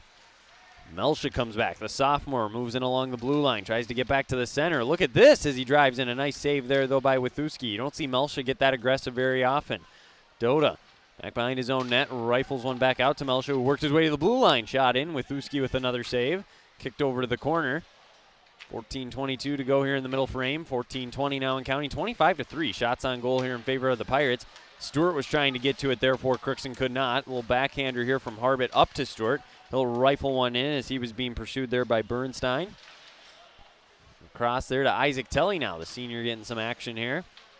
Jackson Reese out there with him, so this is more of that third line you're talking about here, Bo, getting some more ice time tonight. This one on the stick now, though, for the Blades as it got knocked away. Spanel with it. Preston Spanel, first time we've called his name tonight. He's there in the corner with Vogelbacher. Vogelbacher came out of it initially. They could not clear. Demara gets around one and tried to deke around another, could not, and eventually cleared out there by the Blades. Yeah, he had a great toe drag there to get around the first one. If he would have went to the left, he probably would have gotten past the second defender as well. Yeah, it was a very nice toe drag, like you said. Icing coming down here, though, on the blades will go the other way with 13:28 to go. I mean, these defensemen in general tonight, Bo, have been a little bit more aggressive than we're used to seeing for Crookston. Yeah, they're definitely take a little more risk, but granted, when you're up 4-0, you Can afford to do it. You can afford to it, especially with the back check the Pirates have been having so far this game. The forwards have been covering for them, so they really can make these risks. It's kind of nice to have that situation. Well, this could be an opportunity for the Blades as moving in off the faceoff came all the way down. Pass across there to Hoffman. Couldn't get it to him as Zach was trying to get it there.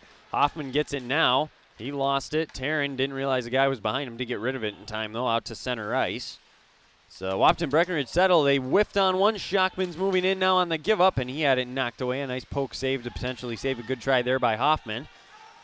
Edwards and Shockman with it in the near corner. Shockman comes away with it. Tried to get it to Taryn out in front. Could not. We go under 13 to go here in the second. Back comes Hoffman. Gains across the red line and dumps one in. A little pass out in front there. That was one of the better chances there by Arnstein.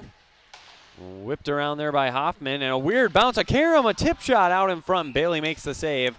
That is probably the best look the Blades have had. And just on a funky bounce there off the boards. Yeah, it didn't hit a stanchion, as there are no stanchions in the glass, but it hit just kind of a crease or a median of the glass, 2 panes there, and just a weird bounce. And luckily the Pirates were able to get back there. And there's, did you see who was on the ice there to try to block that? I did not. Demerah, maybe? I think it was Demerah. I think it might have been Demerah that went down to the ice or ended up losing his stick, actually, at the end of the play. That made the Wapton Breckenridge player go high, too, then, and Bailey was able to make a decent save on it then and not give up a rebound either because of that. Moving in is Kelly now looking for the hat trick. Dumps it off Dota for the hat trick. No, it's a pad save. Both of them have the 4 goals tonight. They each have 2 apiece. Back to Harbit now here near the blue line. He'll just just drop one in. Kind of a weaker shot. Was maybe hoping for a tip. Just got it in on net. Save made there, though. Nicely done by Withuski. Get a whistle with 12:12 to go. Yeah, and that's the thing. It's not holding on to the puck too long and a potential turnover at the blue line, which is very detrimental to your momentum and can be, easily going the other way. Just get it down on net. Yeah, absolutely. I mean, nothing wrong with that as they're back behind the net here. Out in front, Kelly. Another opportunity in front. Just trying to get another one. He rifled one off the post, I think, in close. Shot here for Larson. Pad save over to the right. Kelly chases after it there. Crookston keeping the pursuit on. Over to Dota. He'll center one. Kelly's got it in the slot. He shoots off the post again. Nathan Kelly. Couple of tries for the hat trick. Dota, he slams on the brakes as he works back to the center. He'll drop one here to Larson. He's got an opportunity, gets one out in front, and the save made as Kelly was trying to deflect it. Nicely done by Withuski, who continues to get pounded with shots. Couple posts, and we're still at 4-0. Yeah, Nathan Kelly, 2 goals, 2 posts. I mean, the 2 posts won't show up on the stats sheet, but still, very good shift for the Pirates there. A lot of opportunities, and this could be a 6-0 game right now if those go in. So a post does not count as a shot on goal. No. So this one up ahead. I suppose the goalie never made the save, so exactly. fair enough. Melsha lost it in his own zone. Could be a chance here for the Blades moving in, and Melsha got it right back, though, on a pick there of Spaniel. Unable to clear, though, as the Blades try to do a little something offensively. 11:08 and counting here in the second. They've got it here in the corner. Spaniel tries to work back here along the near boards. And eventually gave it up. Melsha gets it out of the zone. This one sent across here. Rifled in from Johansson.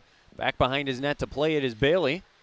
Andringa's got it. He'll pass one up here to Stewart. Stewart working hard to get it up the ice. He's got Telly with it, a couple of the seniors.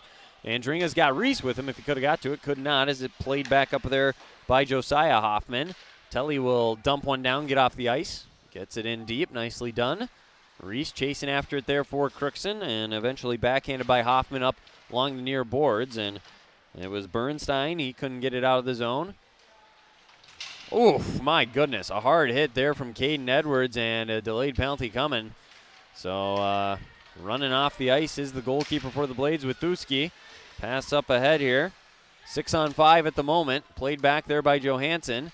And eventually up off the boards. They got a chance here to keep this going, and eventually Demerah gets it, and we get the whistle. Is this going to be elbowing or boarding or cross-check even? Well, it was a little high. It might have been, yeah, it looks like they're talking, so and they might be talking about You think more than 2 minutes? Yeah. It's close. Like I said, it was a high hit to say the least. So it's definitely warranted the 2, and it's going to be the 2. Just for a 2. Roughing. Yep. So 2 minutes at the 10:02 remaining here. So that'd be the 6-minute 58-second mark here in the second period. And going to the box is Caden Edwards. So power play here for Wapton Breckenridge as this one all the way off the boards down the ice. Nice job on Crookston's part to get it out of the zone right away. They killed the first one no problem back in the first period. They've killed at least their last 2 going back to last night. And it could be a shorthanded goal. Doda with a great shot in close, almost bounced in after the save by Wituski. That would have been the hat trick there. He's going to come back. He's eager for it. Kelly's eager for it. He's going to drive in again. Another try, and that time he got it. A snipe from the left side. Jack Doda with a hat trick. It's 5-0 Crookston. Shorthanded goal. 1:33 will be left on this power play for Wapton Breckenridge, but Crookston 5-0. And, yeah, you're pulling up the replay because that was just an absolute snipe top left corner. Nothing Wituski could do on that one. Oh, no, I mean, the angle that he got that through over with Wituski there, almost impossible. I mean, he had great positioning in net, just couldn't. You can't cover the entire net, and that's a shot that a sniper like a Doda can hit. It's a great goal and a great, well-deserving hat-trick goal for Doda. Should be unassisted. Moving in is Larson. Nice save by Wituski. Oh, we do have an assist. Longoria gets one, I guess. Is that one off the side of the net? So Longoria with the assist, and it is 5-0 here in favor of Crookston. We've got 9:09 to go here in the second, and same thing as the first time they had the power play, Bo. They look like they're almost on the kill. They just have not been able to control the puck here tonight. Well, the Pirates have had a very aggressive forecheck as well, and the Blades could not. I mean, this is their best transition right now. They're getting into the offensive zone as we speak. Yeah, I was going to say, crossing the blue line here, a little bit of momentum in the right direction. Slamming on the brakes there was Rittenauer. He's got it over in the slot, gets one out here to the right. Bailey waiting in on net, has not been tested much. That shot goes wide to the right there on an attempt there from Hoffman. Now to the center, chance there and close. Blocked down there. I think Kelly had a block. Melsha might have tipped it as well as Josh Hoffman was trying to get one in on net. 25 seconds left on the power play. A little bit of positive momentum here for Wapton Breckenridge. So they'll come back the other way. Crookston gets a change. Josh Hoffman trying to toe drag it, but ended up losing it, and they would have been offside, so they got to drop back. Taryn's got it. Now he loses it. Right back here to Goltz. Goltz, a shot in, pad save there by Bailey. He does a nice job to stick that one away. And we get a whistle, and then a second whistle comes to signal where the faceoff's going to be, I believe. So get it over here on the far side near the Wapton Breckenridge bench. 8:03 to go, 2 seconds on the power play. So pretty much another nice job by the Pirates to kill this penalty. Exceptional job. Like I said, their forecheck did a great job. And the neutral zone really just, clogging it up and not letting Wapton Breckenridge get anything going. Yeah, it wasn't even really, it was more than a kill. They got a goal out of it, too, with the shorthanded goal. Edwards is skating in as he's going to try his hand here near the side of the net. Wrap all the way around, out in front. Taryn was unable to play it. Driving in is Andringa. His shot saved. Demarok keeps it in. He shoots as somebody lost a glove. It comes up over the boards. It was Isaac Telly. He picks that up. He's ready to keep playing. Taryn there along the boards with Hoffman. Josiah Hoffman lost it. Edwards plays it off. Hoffman, Josh Hoffman, that is, couldn't clear. Taryn knocks it down, keeps it in the zone. He'll rifle a pass, trying to get a tip out in front to Telly. Telly races over to it here on the near boards. Backhands one in back behind Wituski. One played up here by the Blades and eventually cleared out. So they do get it out of the zone, avoid the Pirates' rush. And Demerol will rifle it right back in, and the Pirates going to be aggressive again, come in on the attack here, try to get a turnover. They do not that time, though, and back the other way here come the Blades. Dumped in nicely there from Josh Hoffman. Demerol pursuing there in his own zone. 6:52 to go here. This one up ahead here to Longoria. He'll wait, try to center one there to Doda. He was maybe thinking number 4. Kelly tips it to Doda, comes back out here, played up ahead.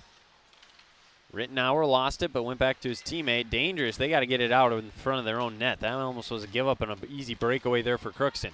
Rittenauer skates back in, drops one off, moving around Doda over to Rittenauer.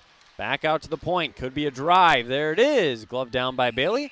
6:19 to go. We get a whistle and a face-off coming here in the Pirate zone. And the Pirates just really not putting the foot off the gas there, and give them credit for it. They have the momentum right now, and they're still rolling 3 lines too. So that is what you like to see, though, having those 3 lines and having all offensive zone possessions by all 3 of them too. Yeah, all 3 of them have been effective. It has been the top line that's gotten it done, but the other ones have been right there as well. So they're going to have another chance. Telly moving back in, gets by 1. Harbit's got it. He's going to crash the net. Harbit tries to send one across, shot on goal. Oh, Sam Stewart almost had the goal. You saw Jackson Reese, for those watching the live stream, put his hands up. He was ready to celebrate. He's got it now. Still an opportunity maybe for one of the seniors to get one in. Stewart at the side of the net is just going to try to jam it in at the side of the net there. Saved by Wituski. Little double team comes here in the corner out to Harbit. It's a nice job by Harbit to give that one up, though. Realize who he had with him and get an opportunity there. And, man, that was close. Reese lets it go back to Harbit. Harbit's going to come over to the right into the center. Shoot one. That one goes wide right. He'll skate over to it, get his own miss. He's done that a couple times. Center one, nobody was home. Pirates got to get Telly and Sam Stewart off the ice. Comes over, rifled around the boards there by Wahpeton Breckenridge. Did not get out. Larson sends one up over the net. A weird-looking shot there that fluttered in. Edwards crashing in, shoots one, off the mark. We've got a penalty coming up here, though. Bailey is going to come off the ice. 6-on-5 here for Crookston. See if they can't get a little bit extra time, and we may have had another one almost there on a hold, but shouldn't matter. It's going to be a man advantage here for Crookston. 5:01 to go, and I'll be interested to see what this one was. Again, I'm not very good at spotting out when these calls come in. Give me that signal, Bo. I don't know. You don't know hooking yet? Oh, that's hooking? No. See, I thought I should know hooking. I feel like most of them do it in closer to the chest. I don't know. Well, what can I say? I'm a basketball guy at heart. That's fine. That's fine. I am disappointed in myself that I didn't know hooking because it's probably one of the most common ones. Out to Doda. He's looking for goal number 4. Kelly looking for that hat trick. He's in front of the net. Doda drives one. Save made by Wituski. And he'll cover it up. 1:49 left on the power play, though. A quick start already for Crookston here with the man advantage. Yeah, looks like they got Sam Stewart out there on the power play again. Like I said, have him out front and either get him a puck or else just screen the goalie and get him a goal here. Give him an opportunity to tip one out in front. Yeah, exactly. Just let him set up. He's there in front now. Demerau works behind. He'll backhand one over to Kelly, and Kelly finds the back of the net.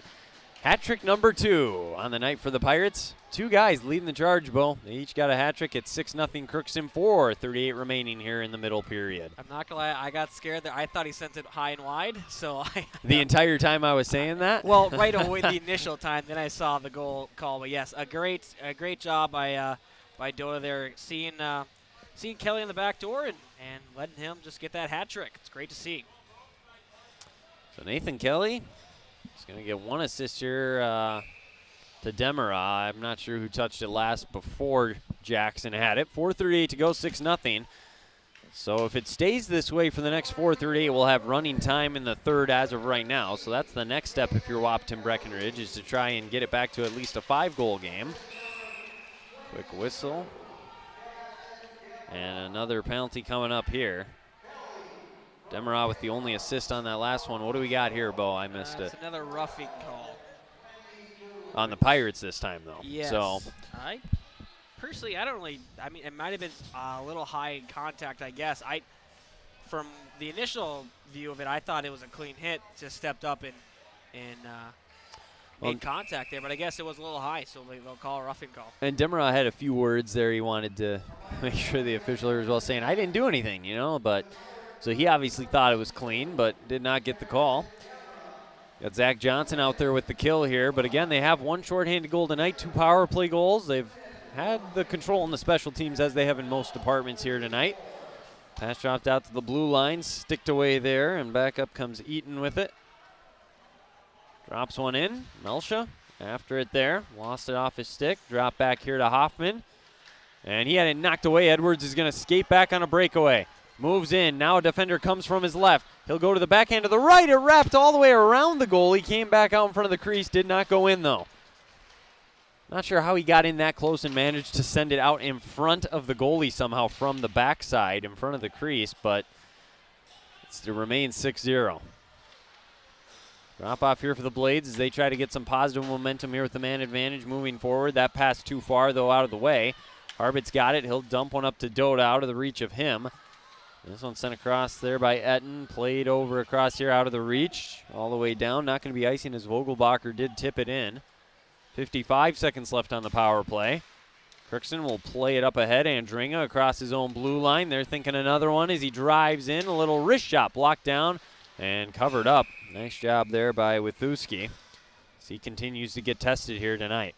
Yeah, that shot was deflected, so it's kind of almost a change-up where he had to kind of readjust himself in his mid-positioning there to make sure that one didn't get past him.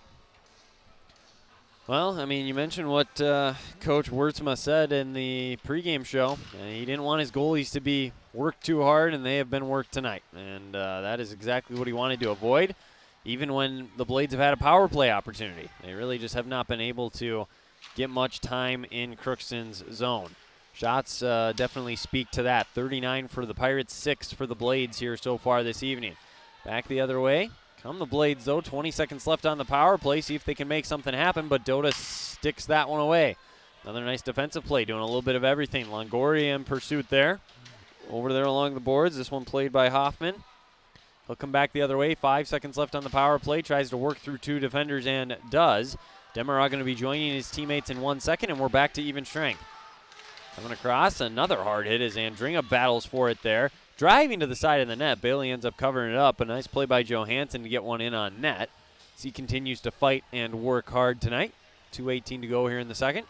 Yeah, the Blades just haven't been able to get that puck through the Pirate defenders. Give the Pirates credit there. They're not only they clogging up the neutral zone, they're also getting their sticks in there to kind of stop any momentum on the transition the Blades have had, and then are also blocking shots as well. So really just overall a great defensive job by the Pirates, and that's probably part of the good reason why they're leading by 6 right now. Well, defense leads to offense, right? And they've been able to do that tonight. Haven't really given up many grade A opportunities for the Blades. 2 minutes to go here in the second. Andringa tried to drop one off there to Telly. Telly and Stewart back on the ice. Again, be nice to see the seniors get involved here as the night moves along. Stewart's pass there goes off the stick of Reese. At center ice, it's knocked back in. The Blades play a little game of give and go back and forth. Now up ahead across their own blue line, losing it off of his stick there was Goltz. Reese will drop one down into the Blades' end of the ice. 1:36 to go. 6-0 here. Crookston driving in his Reese. Wrist shot saved by Withuski. Knocked out to Harbit. He'll line one up. That one's a pad save there by Withuski. Telly plays one over there to Reese. He wanted to go over to Schockman. It went wide of him, and Melsha ended up tracking it down. He'll carry back in now for Crookston.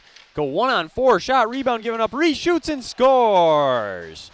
Jackson Reese gets the rebound on a shot from Melsha and finds the back of the net. It's 7-0 Crookston with 1:12 remaining here in the second. Yeah, and just getting to those rebounds and just throwing it on nets, and you give Winooski credit. He tried to get back over to that post, but just wasn't quick enough, and Jackson beat him there. Well, and how many times have we seen tonight, Bo, and this is something we've preached all season, is get some shots in on net, you'll get those rebound opportunities, and we've seen that here tonight. Harbit back behind his own net. Played off the boards there, eventually tipped back near Bailey. And out in front, one of the better chances that Wapton Breckenridge has had all night, and this one sent all the way down by Crookston. We're under a minute to go. Time of the goal there, 15:48 for Jackson Reese. Blake Melsha with the only assist on that one. Even strength goal, 7-0 Crookston. Back behind Withuski here are the Blades. This one going to be played all the way through back down to Crookston's end of the ice. It's a race for the puck. Harbot's going to beat Zach to it. 36 seconds here remaining in the second. Harbit carries back across. Center ice, he'll skate in. And have ended up losing it off of his stick as he was tied up a little bit. Does get it down into the far right corner. The seconds continue to roll off. 21 seconds left. Taryn crashes in there along the boards with it. Eventually lost it off of his stick. Doda gets to it. Might have a chance for a last-second goal as he's back behind the net. Centering, gets it to Longoria. He's knocked down from behind. Puck is loose. The Blades will come back with it with 4 seconds across their own blue line, across center ice. 1 second. And Andringa, with a strong hit made there on Brewer, will end the period. So 7-0 after 2 periods of play. Crookston well on their way here to win number 4 on the year. We'll recap everything during the intermission report, go over the scoring from a busy second period, shots on goal, saves, all that and more as well as a draft scoreboard update. So we'll take a break. When we come back, we'll recap all of that. You're listening to Crookston Pirates Boys Hockey on the Voice of the Valley, KROX in Crookston. It's always growing season here at United Valley Bank. We're focused on growth for our customers and communities, success for farms and businesses, and improvement for ourselves. Partner with us, and you'll see firsthand just how much the right hometown banking team can change your perspective. Together, there's no limit to the heights we can reach. United Valley Bank, our roots make us stronger. Member FDIC, an equal housing lender. Harvest is more than the act of reaping what you've sown. It's the culmination of months of hard effort, along with a few weeks of working 24/7 to bring the crop in. At Sesvanderhof, we're continuously working to develop sugar beet varieties that thrive despite the pressures from disease and the challenges of nature, so that you can end each harvest on a high note. Because sharing the pride of success starts with sharing the passion to achieve it. Sesvanderhof, a passion that grows.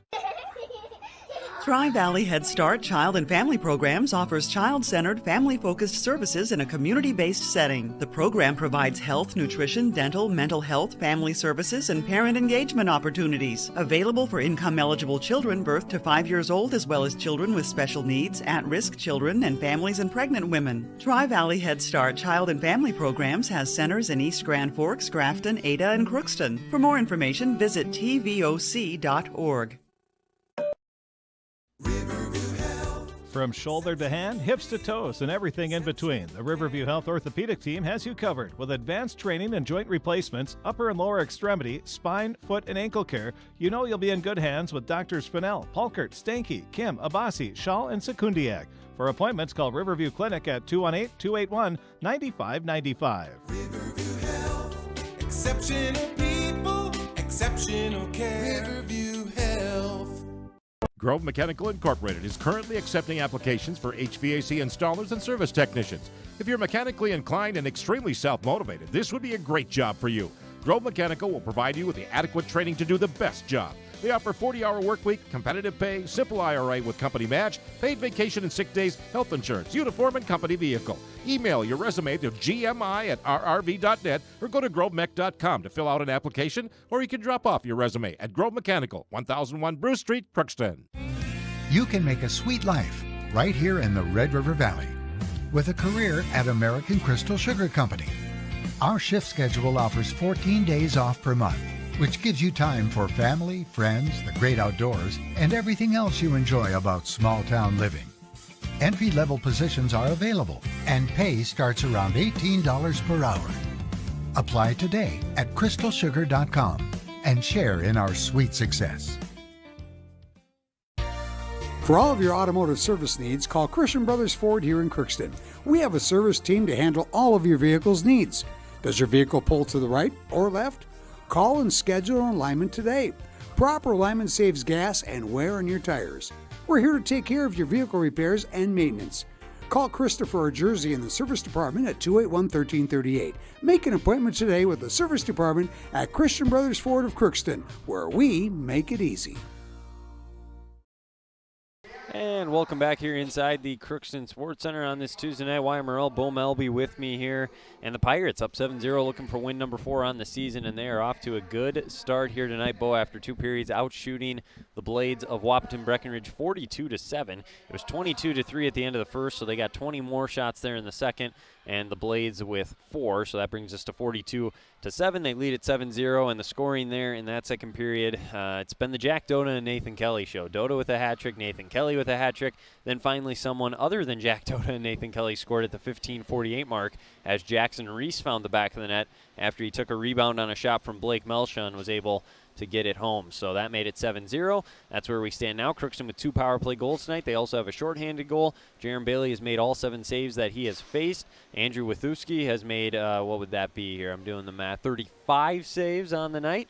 He's allowed the 7 goals, and Crookston looking for that 4th win. Anything in particular that has standed out to you at this point, Bo? Stood out, I should say. Standed out is not a word, but yeah, anything in particular? I mean, Crookston won. Looks like they have been the better team from the start, but is it more than just skill and effort? Is it just something that they're doing in particular to build this lead?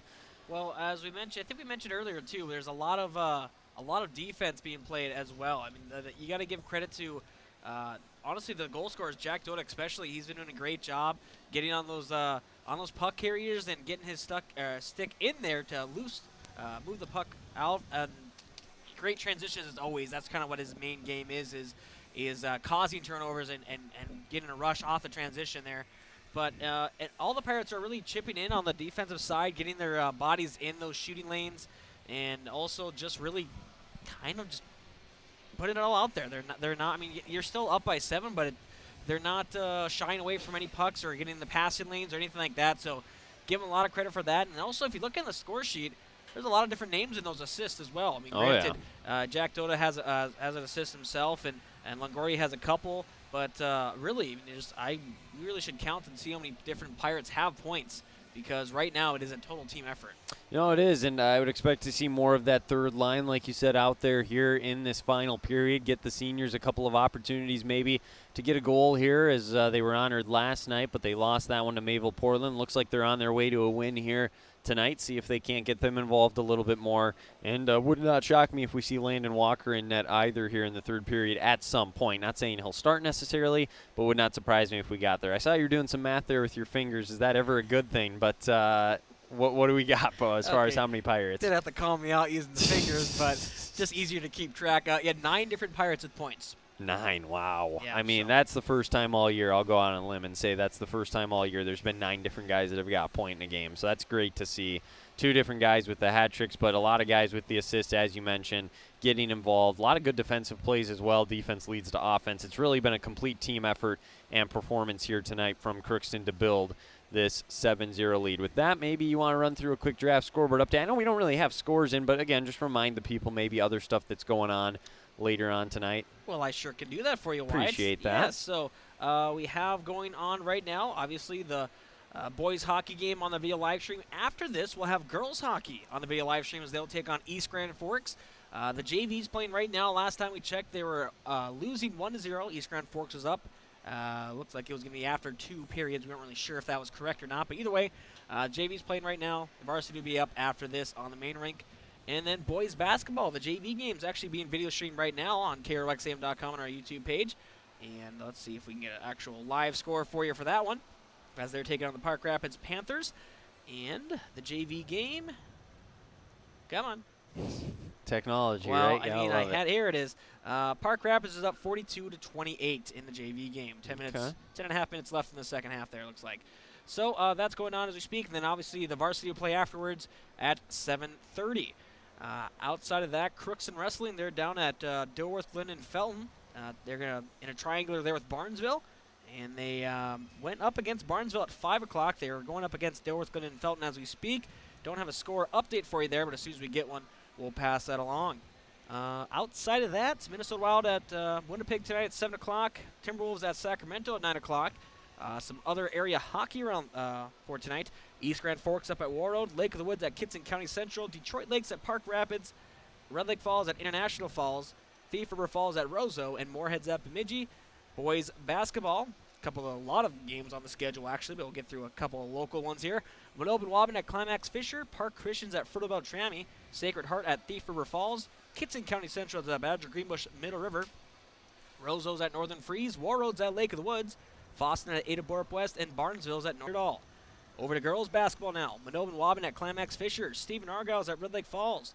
Boston at Warren Auburn also. That's been canceled, actually. Red Lake County Central's at East Grand Forks. Northern Freeze at Winnemac. Lake Park Audubon at Bagley, and Lake of the Woods at Clearbrook Gonvick. And some wrestling too. Foston Bagley and Manob and Waban are at the Park Rapids Triangular. And wrapping up this scoreboard update, Badger Greenbush Middle River, United North Central, United Claybecker, and they're all at the Detroit Lakes Quadrangular. Lots going on. Lots of wrestling, hockey. I mean, you name the sport, it's going on right now. Pretty much, lots going on. So that time of the year, as we continue to work our way towards section playoffs, really for all sports, it's a fun time of the year. And we were here last night. We're here again tonight. We'll be here later this week. It's just going to be a lot of fun. And Saturday we'll be in East Grand Forks with what should be a preview tonight, actually, of that semifinal game. So if you're interested to see what that's going to be like on Saturday, make sure you tune in for game number 2 tonight as the Pirates host East Grand Forks. Should be a good one here inside the Crookston Sports Center on this Tuesday night. So that is a draft scoreboard update. Again, Burger Night over there. Check them out. Draft Sports Bar and Grill in Crookston, just off of Fisher Avenue here in Crookston. Well, the ice being resurfaced. That was a look at the intermission report as we looked at the scoring, and we'll have the third period of play coming up in just a little bit. It will be running time here in the third period unless the Blades are able to get 2 goals, get it back under 6. Otherwise, this last 17 minutes will be played with running time as Crookston tries to put the finishing touches on their 4th win of the season. We'll take a break. We'll be back with the third period here on KROX. You're listening to Crookston Pirates Boys Hockey on the Voice of the Valley, KROX in Crookston, and for those watching on the live stream, you're watching Crookston Pirates Boys Hockey. We'll be back after this. This is Judy Hulst, Administrator at Villa St. Vincent and the Summit Apartments. Over the years, we have seized the opportunity to make changes and improve the services we offer. Healthcare has taken on a very distinct evolution, focusing on post-acute short stay and return to home. It is our privilege to continue to serve our community with a continuum of care ranging from assisted living, memory care, post-acute short stay, and extended care. We are so grateful for the support of Crookston and the surrounding communities. In this season of reflection, please know how very proud Villa St. Vincent and the Summit Apartments are to serve our community. Shopping for groceries is easier than ever with Hugo's Family Marketplace. To simplify life, Hugo's offers convenient online shopping with delivery or curbside pickup at GoHugos.com. Even better, shop on the go with the Hugo's Family Marketplace smartphone app. Download e-coupons, recipes, grocery lists, weekly ads, and place your grocery order right from your phone. Save time and save big with Hugo's Family Marketplace, your hometown grocer since 1939. You're gonna find more low prices, more great stuff when you go to Hugo's. The Crookston Eye Clinic is your hometown eye clinic. Whether you have cataracts, glaucoma, macular degeneration, or perfect vision, it's important to have your eyes evaluated to keep them healthy. To help you with your busy schedule, the Crookston office now has extended hours on Tuesdays and Wednesdays. They also have a second location in Fawston to offer even more appointment options. If you've been wanting to try contact lenses or are looking for your next pair of glasses, the doctors at Crookston Eye Clinic are available to see you. Doctors Forget, Smith, and Genanetta are all accepting new patients. Call 281-2020 for the Crookston and Fawston Eye Clinic, the best care in sight. Let's get real. You're ready for a place that's big enough to grow and small enough to care. So get ready for the University of Minnesota Crookston. With more than 30 majors, minors, and certificates, you'll earn a University of Minnesota degree in a close-knit community where faculty become friends and friends feel like family. And to get a degree that can make a difference, you don't need a big city, just big dreams. The University of Minnesota Crookston. Real, hands-on, ready. This is my farm. Don't come out here and tell me what I need.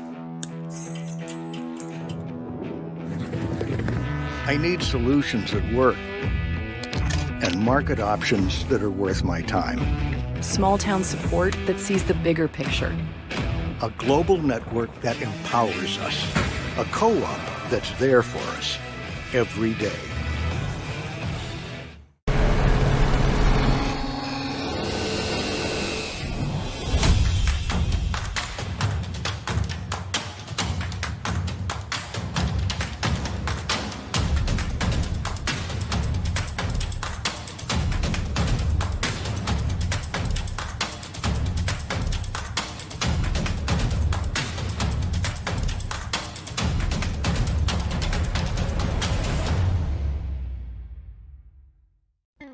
Crookston Valley Co-op would like to thank all of their customers for their patronage this past year. When making plans for the next growing season, look to CVC first for all of your seed needs. CVC carries Dynagrow, Pro Seed, and Peterson Farm Seed, as well as SeedX Beet Seed. For all of your planting needs for the next growing season, including seed needs, call Sean at CVC today to lock in the earliest discounts. Call 281-1178. Crookston Valley Cooperative, here to keep you growing. And welcome back here inside the Crookston Sports Center on this Tuesday night. We do have one final score we can report on for you here as the JV girls hockey game between Crookston and East Grand Forks. That has gone final 3-2. East Grand Forks gets the win there. The varsity game coming up here on center ice.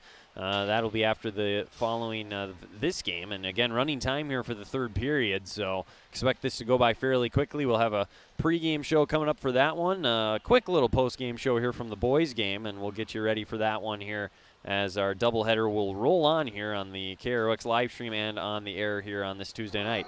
Well, Bogey, coming to this third period, I mean, the game is fairly decided at this point, so what do you want to see, I guess, if you're both teams, as far as what you want to see in this last 17 minutes? Well, both teams, you don't want to... Oh. Happy birthday to somebody out there. I was like, I saw a crowd kind of roared there. I was like, what's going on? But no, if you're both teams, I want to see nice, clean play, disciplined hockey still. Granted, you might be frustrated if you're on Wapton Breckenridge bench right now, but you know, you got to play clean, got to play hockey, you know, good hockey, and maybe you'll get a goal or two. You know, just try to get something out of that, out of this period that you can take on to the next game. If you're Crookston, you know, like I said, I want to see that third line out there a little bit more. They're doing a great job, and you know, hopefully they can maybe get a goal themselves. And other than that, just kind of keep things going the way they're going. It's been a good game so far. Yeah, absolutely. If you're the Pirates, this is exactly what you wanted to see. It kind of shows your potential, too, I feel like, ahead of the section playoffs, and this is a big momentum and just kind of a confidence boost for them as well. I mean, it's been a tough year from time to time. They've had some things go against them. Last night was a heartbreaking loss as well. They were there close all the way through, so it's nice to have a game like this today where they're able to really have a few things go their way. So here we go, back into action. That pass out of the reach there of Stewart as he'll send one high and wide over the boards there. Back the other way come the Blades now. With 16:42 and counting, they hold the zone here for the Pirates. Try to drive in, and Dringo was there to break it up as they were trying to get something going with Vogelbacher, and we get a whistle for offsides, and we'll get a face-off just outside of Crookston zone. It is Jaron Bailey in net for the Pirates here in the third. I believe that's still with Thuski. I don't know if you saw Bo before he turned his number to us, but I believe that's still with Thuski in the net as well here for the third. Another face-off coming here. Yeah, it is. In just outside of Crookston zone, excuse me. Dota comes away with it. He's already got a hat trick. He'll carry across the blue line here. Stewart, the senior, shoots one. He scores! Sam Stewart with a big-time goal, and the Pirates take an 8-0 lead. We'll put that time of the goal right at the 16 minutes remaining, so 1 minute mark there. But how about that, Bo? I mean, that's what it's all about right there. Get a senior. It was senior night last night, but they're honoring him really tonight as well and throughout the game. And how about that? That's what you want to see. I mean, Dota setting him up and give him credit. It was a great shot as well. And just something he's going to remember for the rest of his life for sure. Pretty sure he just grabbed the puck from the ref, too, so he's going to take that home. And congratulations to Sam Stewart. And, hey, I mean, give the kid credit. That was a heck of a shot. It was. So good job from Sam Stewart. So he gets the goal. And now Edwards chips one in. Longoria with an assist. And Jack Dota with the other one. So they still have it loose here. And that one down inside the Blade zone. They do give the time of the goal right at 1 minute. Another shot with Thuski covers that one up. Out from the point there from Demara. How fitting is it, too, though, that it's that top line that got it to him as well, and we're able to get him involved. Two of your leaders, if you will. Well, and that's what I noticed, too, on that off the initial draw, that Hardy kind of mixed up the lines a little bit and give some of these players some opportunity to play with these top-end guys, you know, and the top line guys that can, you know, make these plays and kind of set you up. And it's great to see that it was rewarded. It's I mean, as Hardy mentioned last night, these are the guys that have been here all year long. They might not be on the score sheet every game and not have a whole lot of ice time, but they're there in practice. They're there on the bench every game, keeping the guys going. And especially during some tough games throughout the year, they're still on the bench, just doing a great job, being a great teammate. So it's very nice to see them rewarded. Absolutely. And like you said, I mean, Hardy's mentioned it multiple times. These are guys that show up, work, don't complain, great leaders, vocal guys, and it's great to see one get rewarded. Let's see if we can get some of the other ones involved now as well as we go under 14 minutes to play. Larson off the far boards there, did not get it out of the zone. Melsha has it. He'll work around his own net. Lost it off of his stick there. Comes out. Telly lost it. Could be a chance here for the Blades. In close. They lost it off their stick as Melsha comes back. I believe that was Rittenauer in close there. Back comes the sophomore Melsha as he drives to the right. Had it knocked off of his stick. A nice strong defensive play made there by Etten. We'll dump off to Etten now, back behind his own net. He'll start back the other way, pass up ahead out of the blue line, and an absolutely devastating hit as Larson dropped Arnstein. Hockey's not a game for the weak by any means, and tonight's been another example of that. Guess I know why I played basketball. Reese carries in, and now he is leveled down. It's getting very physical down there between these two here in the final period of play. 2-on-2 back the other way, as moving in here is Bernstein. He lost it. So he was trying to move in.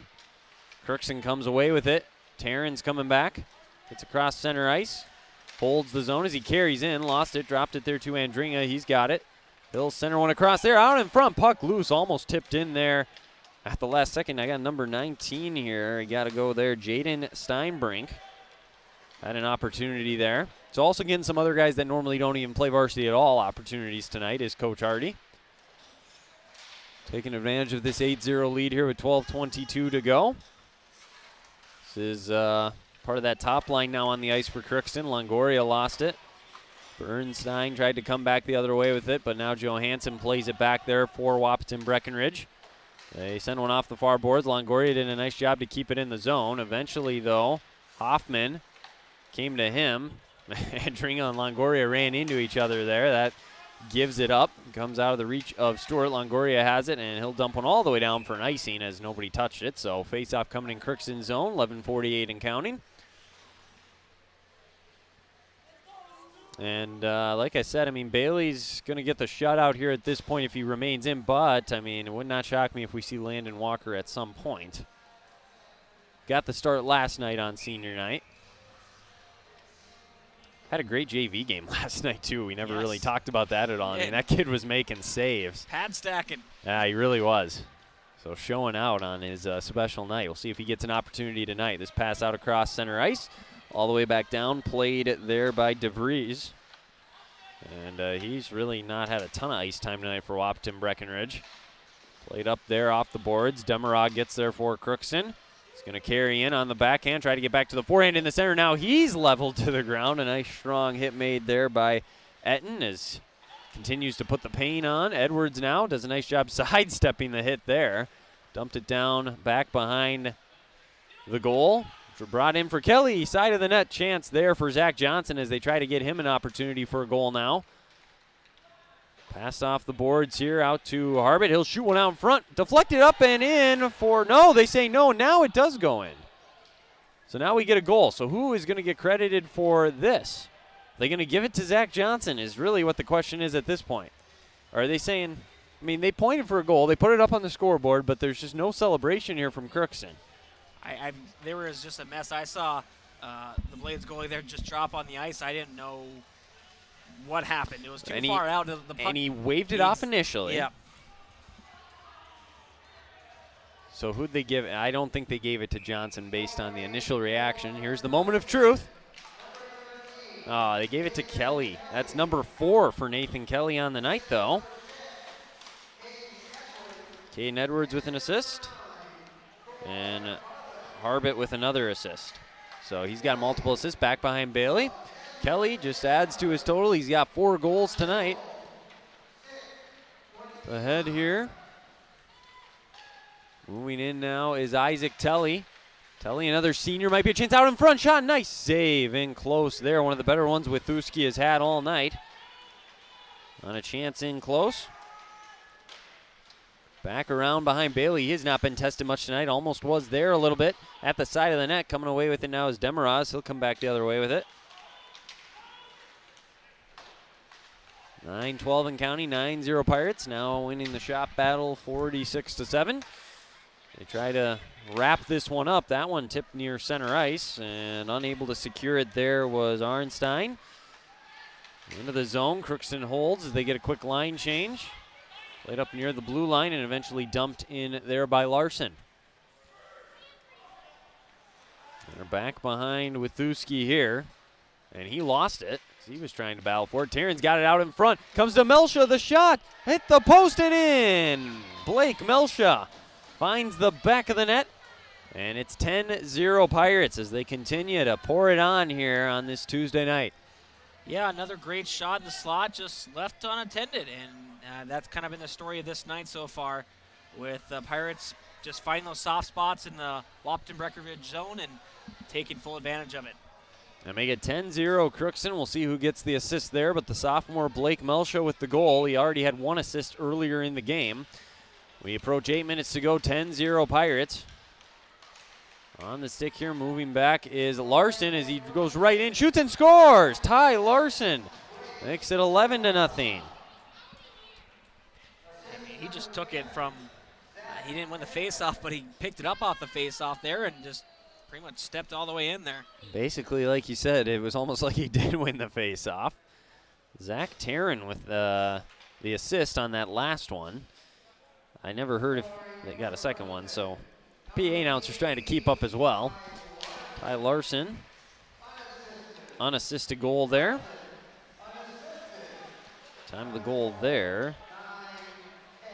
9-10 time of the goal there. I'm trying to keep up as well. 11-0 Crookston. Now another shot out in front close. Side of the net, Longoria, pad save. He'll go up and score. That makes it 12-0. The time of the goal there is going to be 9:45, I believe. It's Longoria. It's now 12-0. And we've had 3 goals here in the last minute and 20 seconds, Bo. It's kind of getting hard to keep up at this point. It really is. I mean, if Wapton Breckenridge could just win a face-off here and just get it in the Pirates zone, they'd take that as a win right now. Pirates are really just dominating the face-off dot. Yeah, face-off after face-off. Longoria gets in on the fun. 21. So Sam Stewart, not only a goal, but he gets assist as well. Blaine Andringa with the other assist. They've got it right back in the zone now again. Now 12-0 here at Crookston.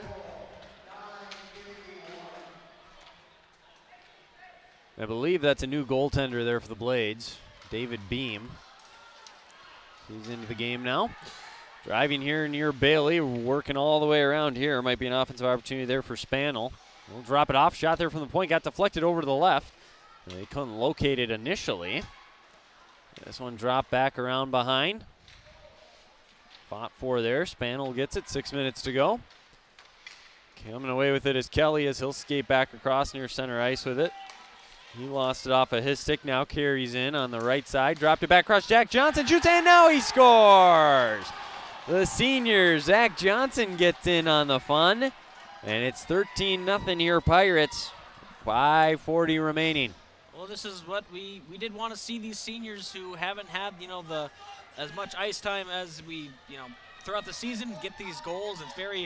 It's great, and that's good. It's going to, and I think they took that puck to the bench as well. So running out of pucks at this point. Yes, it's a great problem to have when you're having this many first-time goal scorers. Nathan Kelly will get the one assist, as now you got to get Isaac Telly involved. Zach Johnson with a goal. Again, physical shot in close there as Telly was very close there to having one. Another one in. They score, and this one's going to be Harbit. Makes it 14-0. Kelly with the only assist on the last one. This one's going to be right at the 12-minute mark. Oh, I tell you what, this is something, Bo. Yeah, and that's the thing right now, coming off the bench, Cole, the goaltender's having some struggles, just get comfortable, and the first few shots he sees go in, it's very rough. It's tough on a goaltender there. Well, and let's see who gets the assist here. So Shockman with an assist as he gets in on the fun. And Isaac Tully does get an assist, so not a goal, but Tully does get an assist, so there's something for the senior. We approach 4 minutes to go. This one back in the Blade zone here, 14-0 Crookston. So now across the blue line, Demerau plays it here at center ice. We'll drop one down to Taryn. This is the kind of performance Crookston wanted to see before the section playoffs. Taryn moves in, drops one to Demerau there at the point. His shot got blocked as he went in on net. This one off the boards. Harbit's got it there near the blue line. We'll shovel one in, glove down, rebound out in front though. Crookston almost had another opportunity there. Wapton Breckenridge does get it out of the zone here for the moment. 3:44 to go. This one comes out to Harbit. Harbit will rifle one up here to Demerau. He'll carry back across for the Pirates, going left to right here. This final period as he drives in and was able to fight off the defender for a little bit, eventually lost it. Puck is loose. So going to be sent wrapped around the boards. Playing down here on the near side. The Blades come back with it. Sticked away as Demerau is able to make the play there. He absorbs a tough hit, loses his stick, but back in comes Jackson Reese. He's got 1 goal tonight. So he's looking for 2. Isaac Telly fights for it. So he's looking for maybe an opportunity to goal. Oh, and just dropping his stick and hopping off the ice. I know, just so nonchalant, though. It was kind of funny as he broke his stick and was like, well, I don't know what to do. So he just drops it. In comes Stewart. Nice little move. Shoots it wide right. He was looking for goal number 2. The Pirates keep fighting out there. They got Stewart, Johnson, and Telly in right now with Andringa and Larson. You got Bailey still in net, 240 and counting. Knocked away there from the Blades as Stewart made the play defensively. Wraps it around, 2:30 to go. So just a matter of what the final score is going to be at this point here tonight inside the Sports Center for game number 1. And again, game number 2 will be coming up shortly after as the Pirates host East Grand Forks. Side of the net chance there for Telly. He almost got in on the fun. Tried to rifle another shot there. Got blocked down. And we'll come back out here near the blue line. He's got a long shift, so he's got to get off the ice. Back come the Blades. They're trying to come away with something here tonight. Moving in, stopping on a dime, pass across. Oh, and they almost had it. It was a great setup, but unable to control was Arnstein. Back out here to center ice. Played off the boards. The Blades will carry back in again. Rittenauer moves in, whiffed on the shot, got it over to the right side. Battling for it there was Arnstein again, couldn't get it. Comes out of the zone, 1:38 to go. The Blades work it back out near the blue line. And eventually a give up. Crookston on the attack on the right side. On our near side here along the boards. Chipped in by Jackson Reese, 1:23 to go. Over into the corner. Bodies tied up there, and eventually a puck comes all the way out into Crookston zone. 1:12 to go, racing to it. Sending that one up ahead was Dalton Delude. Now the reach there of Reese. We approach 1 minute to go. Give up here, might be a chance for Crookston. Shot, pad, save, rebound out in front is loose. Comes out of the zone, so Beam able to make the save that time. 55 seconds and counting. Crookston going to move to 4-16-1 on the year. Pick up a nice win after the loss last night to Mayville Portland. As for Wapton Breckenridge, they'll go to 0-19, 0-7 against Section 8A opponents this year. They continue to try and build and get better as the season's been going along. As Coach Wurtzma said in the pregame show, just one shift at a time, continue to build and continue to work. And that's going to be the message no matter what the result is. This one sent across here, across the blue line, back into the Pirate zone with 20 seconds. Andringa is there to play it. 16 seconds and counting, back behind Bailey. Rifle one across. Bailey just wants the shutout at this point. As Stewart has it here at center ice. Tipped around a couple of times, 6 seconds and counting. Andringa carries it up, dropped it off to Stewart, didn't see it. And there's your hockey game, 14-0. The Pirates from start to finish control this one. They had 7 goals in the third and final period, get some seniors involved, and pick up a 14-0 victory, out shooting Wapton Breckenridge 61-7 in the win. We'll do a very, very brief recap when we come back, take a quick break, and then we'll send it over to a pregame show for the Crookston Pirates against East Grand Forks. So quick break, we'll be back with a quick wrap-up here on KROX. And it'll be the post-game show coming up next. It's always growing season here at United Valley Bank. We're focused on growth for our customers and communities, success for farms and businesses, and improvement for ourselves. Partner with us, and you'll see firsthand just how much the right hometown banking team can change your perspective. Together, there's no limit to the heights we can reach. United Valley Bank, our roots make us stronger. Member FDIC, an equal housing lender. Harvest is more than the act of reaping what you've sown. It's the culmination of months of hard effort, along with a few weeks of working 24/7 to bring the crop in. At Sesvanderhof, we're continuously working to develop sugar beet varieties that thrive despite the pressures from disease and the challenges of nature, so that you can end each harvest on a high note. Because sharing the pride of success starts with sharing the passion to achieve it. Sesvanderhof, a passion that grows. Tri-Valley Head Start Child and Family Programs offers child-centered, family-focused services in a community-based setting. The program provides health, nutrition, dental, mental health, family services, and parent engagement opportunities. Available for income-eligible children birth to 5 years old, as well as children with special needs, at-risk children, and families and pregnant women. Tri-Valley Head Start Child and Family Programs has centers in East Grand Forks, Grafton, Ada, and Crookston. For more information, visit tvoc.org.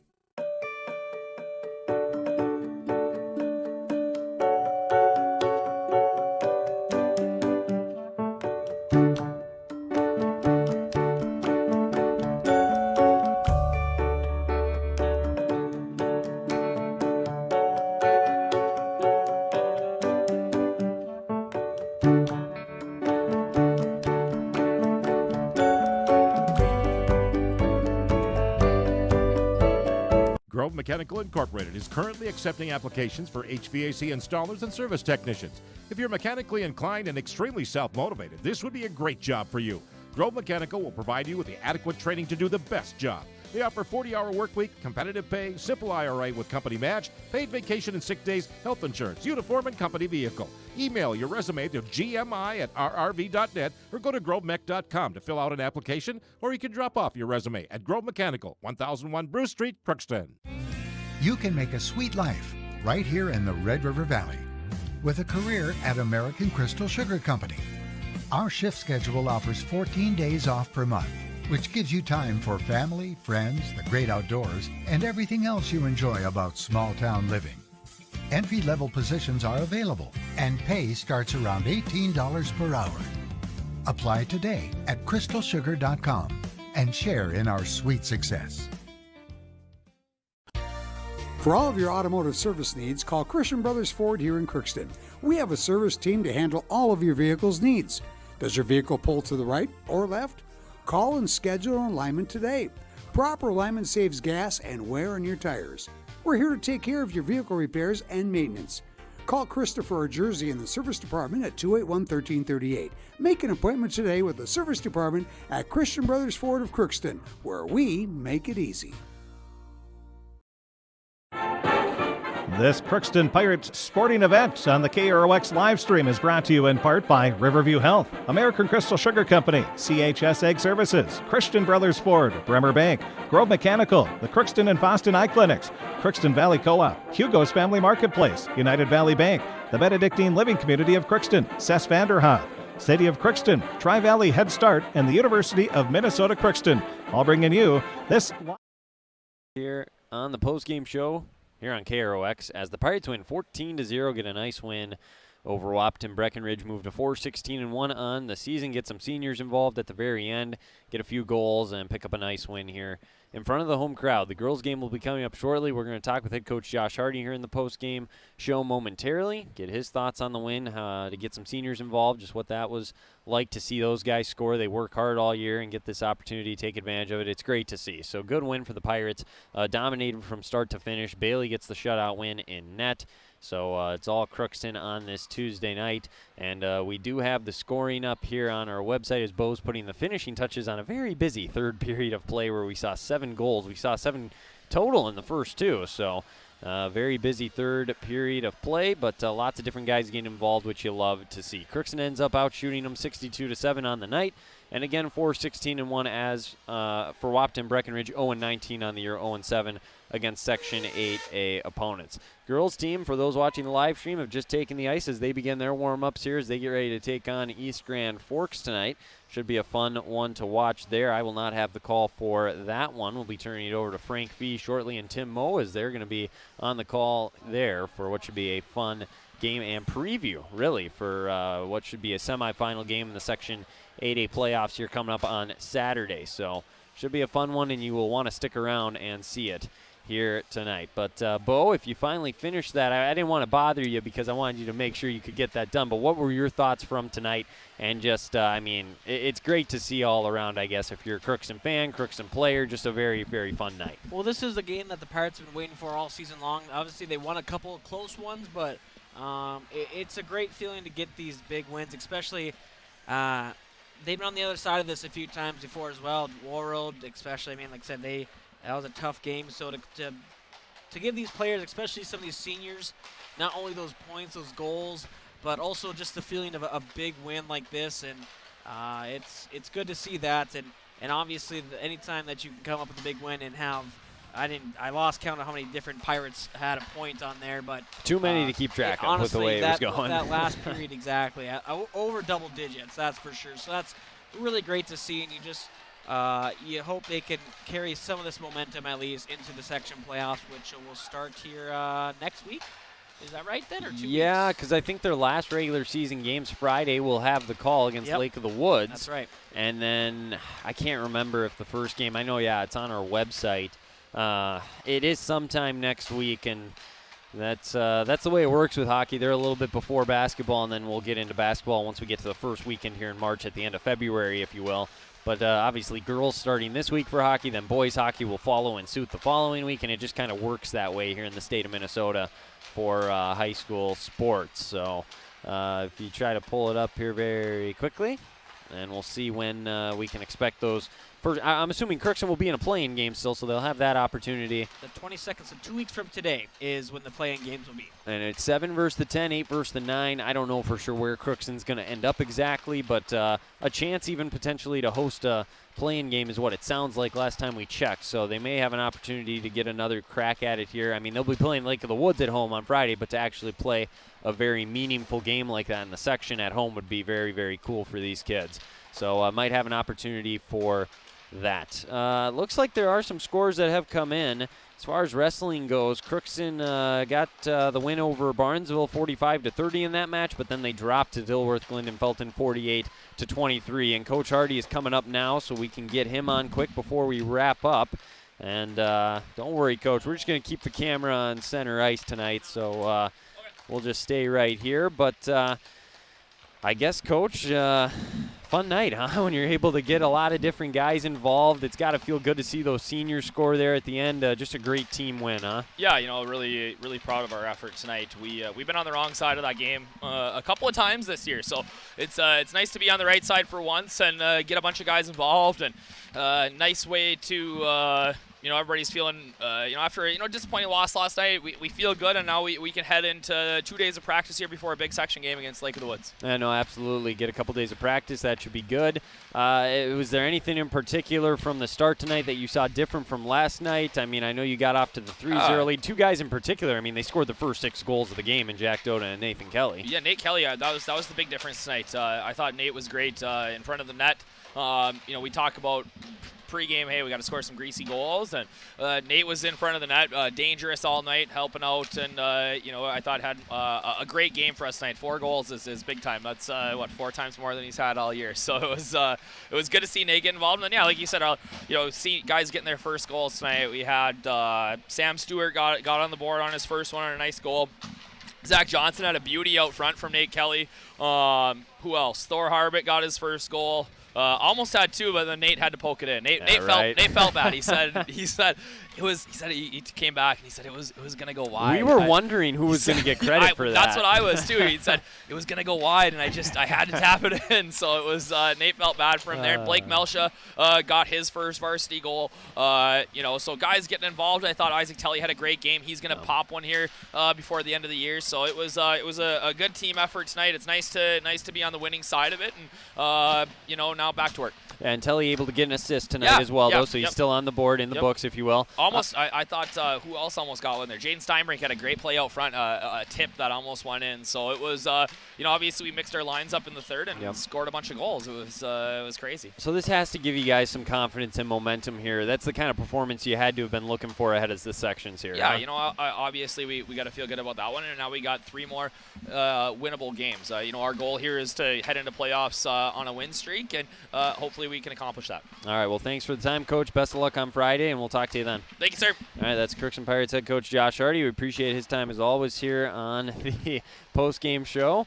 And, 17 Pirates with a point tonight is what the final tally is, which is pretty remarkable when you think about it. Because, how many can you dress even, right? In the NHL, I don't know if there's a rule in the high school, but it's 4 lines of 3. But so do you even 12. have 4 lines in high school? Yeah. Do you? Okay. Yeah, 4 lines of 3. You can have 3 pairs usually, I think so. So what is that? 6, 4, 20. That would be 20 at least 20 counting. skaters. Yeah. So I mean, just about everybody was able to get a point tonight, which is great to see. If you're Crookston, great performance, good for them. They pick up a big 14-0 win. The scoring's up, the saves are up on our website, KROXAM.com. The story and pictures will be coming shortly, but that's going to do it for the boys contest. Let's take another break. When we come back, we'll have a quick pregame show for the girls contest as they host East Grand Forks. This is Wyatt Morrell signing off. Bo, you enjoy the rest of your night here from the Sports Center. Your night's not done yet, but enjoy it. Should be a good one coming up. Hopefully the people enjoy it. Thanks for tuning into the boys game. We'll see you next time, but girls game coming up next here on KROX. It's always growing season here at United Valley Bank. We're focused on growth for our customers and communities, success for farms and businesses, and improvement for ourselves. Partner with us, and you'll see firsthand just how much the right hometown banking team can change your perspective. Together, there's no limit to the heights we can reach. United Valley Bank, our roots make us stronger.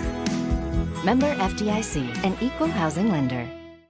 Harvest is more than the act of reaping what you've sown. It's the culmination of months of hard effort, along with a few weeks of working 24/7 to bring the crop in. At Sesvanderhof, we're continuously working to develop sugar beet varieties that thrive despite the pressures from disease and the challenges of nature, so that you can end each harvest on a high note. Because sharing the pride of success starts with sharing the passion to achieve it. Sesvanderhof, a passion that grows.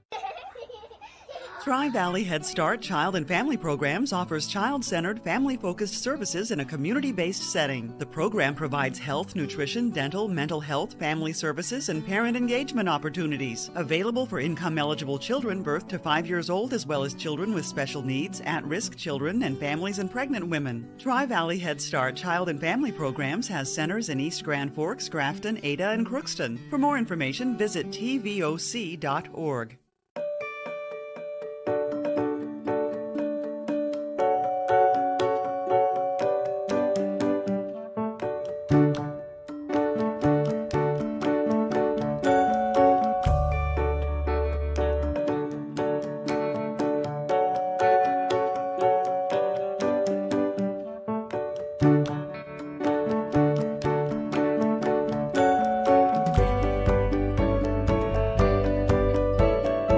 Mechanical Incorporated is currently accepting applications for HVAC installers and service technicians. If you're mechanically inclined and extremely self-motivated, this would be a great job for you. Grove Mechanical will provide you with the adequate training to do the best job. They offer 40-hour work week, competitive pay, simple IRA with company match, paid vacation and sick days, health insurance, uniform, and company vehicle. Email your resume to gmi@rrv.net or go to grovemech.com to fill out an application, or you can drop off your resume at Grove Mechanical, 1001 Bruce Street, Crookston. You can make a sweet life right here in the Red River Valley with a career at American Crystal Sugar Company. Our shift schedule offers 14 days off per month, which gives you time for family, friends, the great outdoors, and everything else you enjoy about small-town living. Entry-level positions are available, and pay starts around $18 per hour. Apply today at crystalsugar.com and share in our sweet success.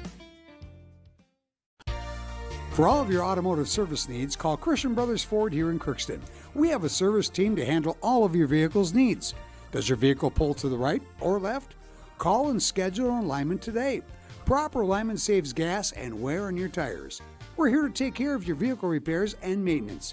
Call Christopher or Jersey in the service department at 281-1338. Make an appointment today with the service department at Christian Brothers Ford of Crookston, where we make it easy. Okay, you're looking live again at the, if you're on the video stream, you're looking live at the Crookston Sports Center. That's where we are. Now it's Tim Moe and I for high school girls hockey. The Crookston Pirates and the East Grand Forks Green White playing for the third time during the regular season. And a good possibility that, well, it's more than a good possibility, they'll meet on Saturday in a semifinal of the section tournament at East Grand Forks. Which would make it 4 times this season. Pirates have won one of them, and East Grand Forks has won one. So this is the rubber match of the regular season. Both games have been close between the two, and the rivalry in there, the seeding's over, so not no factor of that in the game tonight. But Tim Moe, what do you look for? It looks like both teams are going, full bore, same lines for the most part, and taking it as another game. The biggest thing is coming out of it healthy. The Pirates end up losing Ashlyn Bailey against Roseau last week, and that's going to harm them going into the playoffs. And if you can come out of this healthy and just get your feet moving, get some more experience, I think that's the biggest thing. East Grand Forks is going to play on Thursday against International Falls, and so they'll get one more game here. But for the Pirates, you just need to get your feet moving, get going into the playoffs here with a good taste in your mouth. That's the important thing, and probably more important for both teams is they're coming off losses. The Pirates got handled pretty good by Moorhead last night, so want to ease that a little bit with a win tonight. Yeah, and Moorhead's a Double-A team. They're going to be the number 1 seed in 8 Double-A and a very good hockey team, and that's something the Pirates are needed to see. I'm glad they got that game so they could see what really good hockey teams are like, and playing Roseau last week. I know that's why we got them on the schedule late in the year to go into the playoffs after a game like that, and to add Moorhead now, that's hopefully gonna be a good thing for the Pirates going forward. Yeah, it doesn't sound like it from Ryan Kraft's point. They're going to play pretty much going to try to beef up their schedule with Double-A schools. Well, in cities. And Moorhead is on the rise. I mean, we've talked about that. They've got a great youth program that is really adding kids, and that would have been a competitive game for the Pirates the last couple of years. But I know they're Moorhead. I'd like them to look.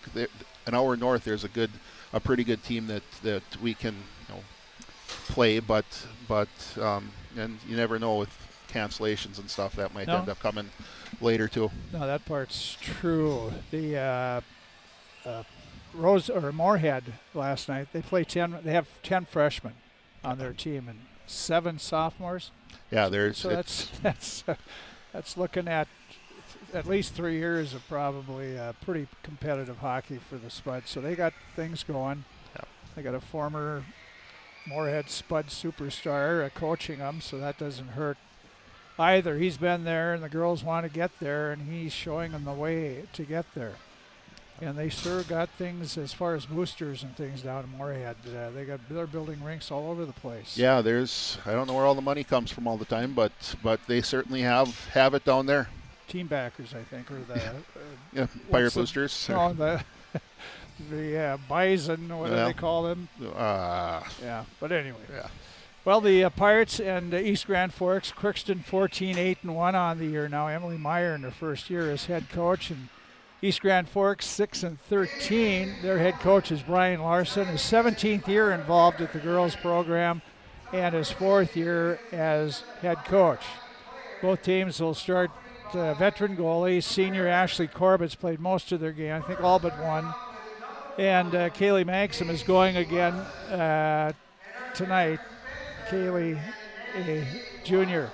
It is Parents' Night. You probably hear Corky Reynolds in the background, and I think the camera will catch the parents coming out, but they're introducing like J.C. Larson there and her parents coming up in the ice there, and so it'll be starting a little later than there's the Solheims now with Cassie and Riley and their parents.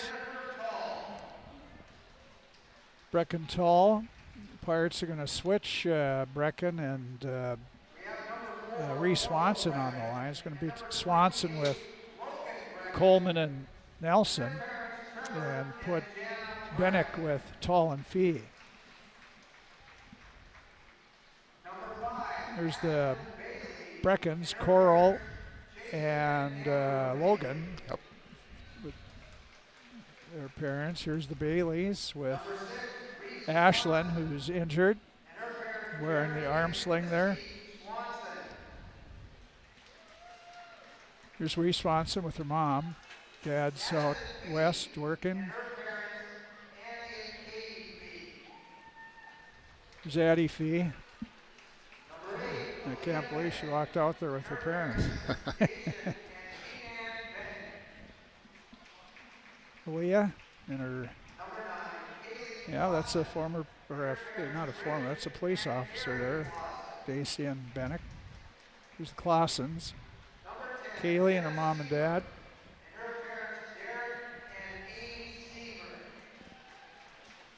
The Sievers, Jenna and her mom and dad. The Fishers. No, Corky must have made a joke, but Grace and her mom and dad.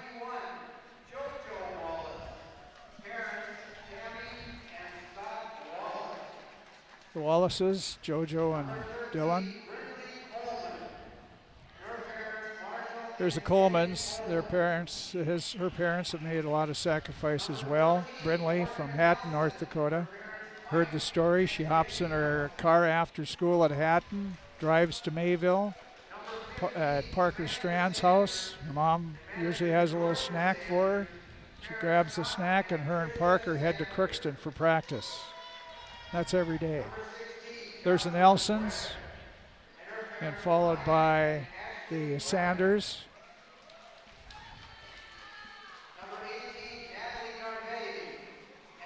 It's Jocelyn Brecken, her mom and dad.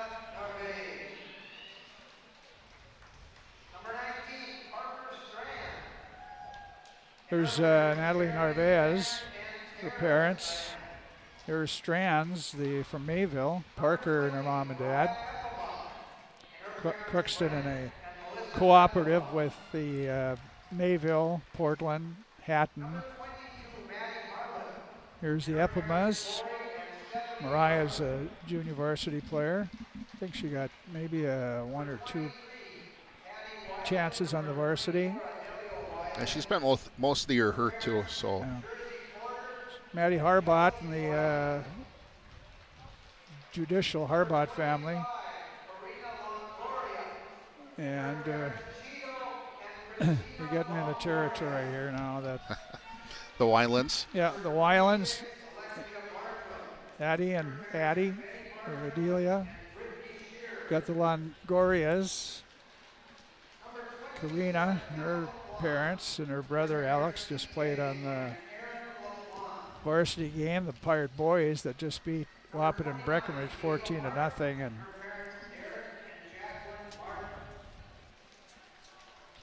Alexa Bartram is in there. Yep, Bartrams. Here's the Martins. And this is the Magsums, Kaylee. There's Julia Bunner and her dad.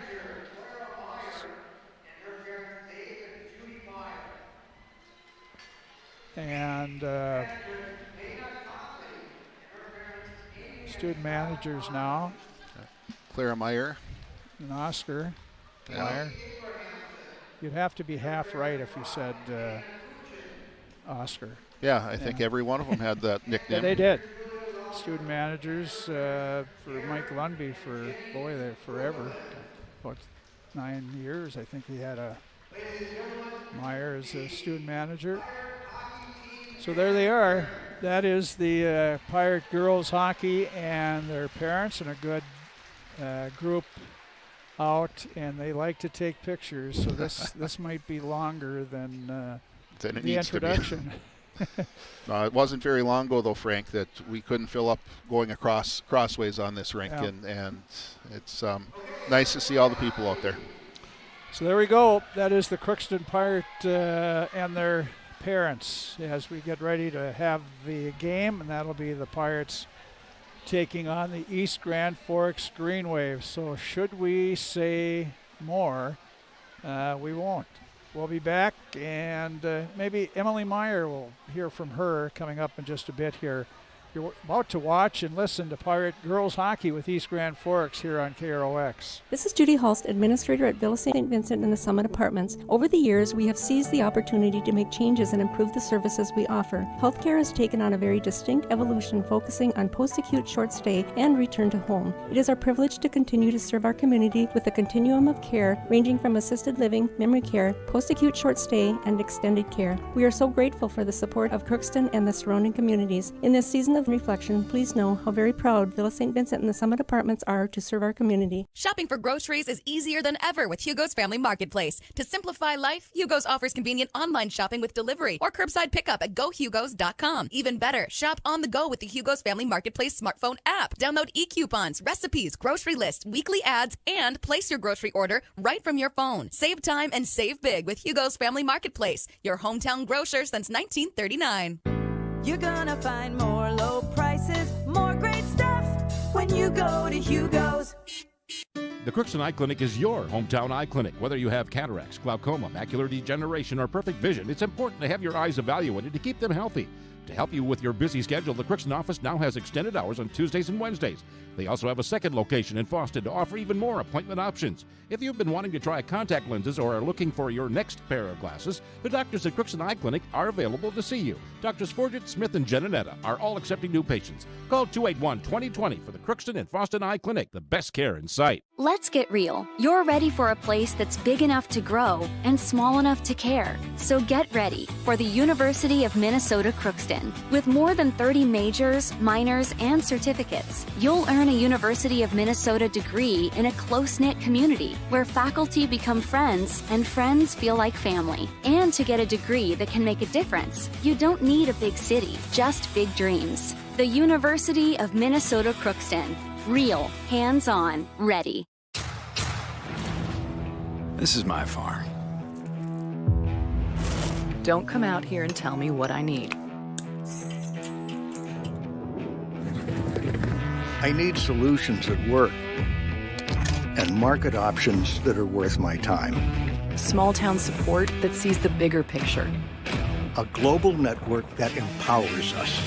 A co-op that's there for us every day.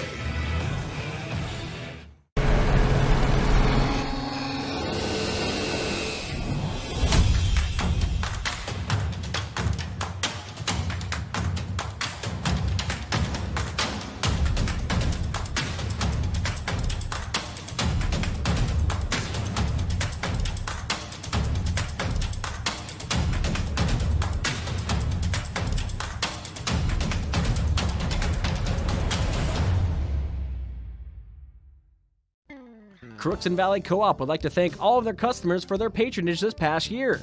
When making plans for the next growing season, look to CVC first for all of your seed needs. CVC carries Dynagrow, ProSeed, and Peterson Farm Seed, as well as SeedX Beet Seed.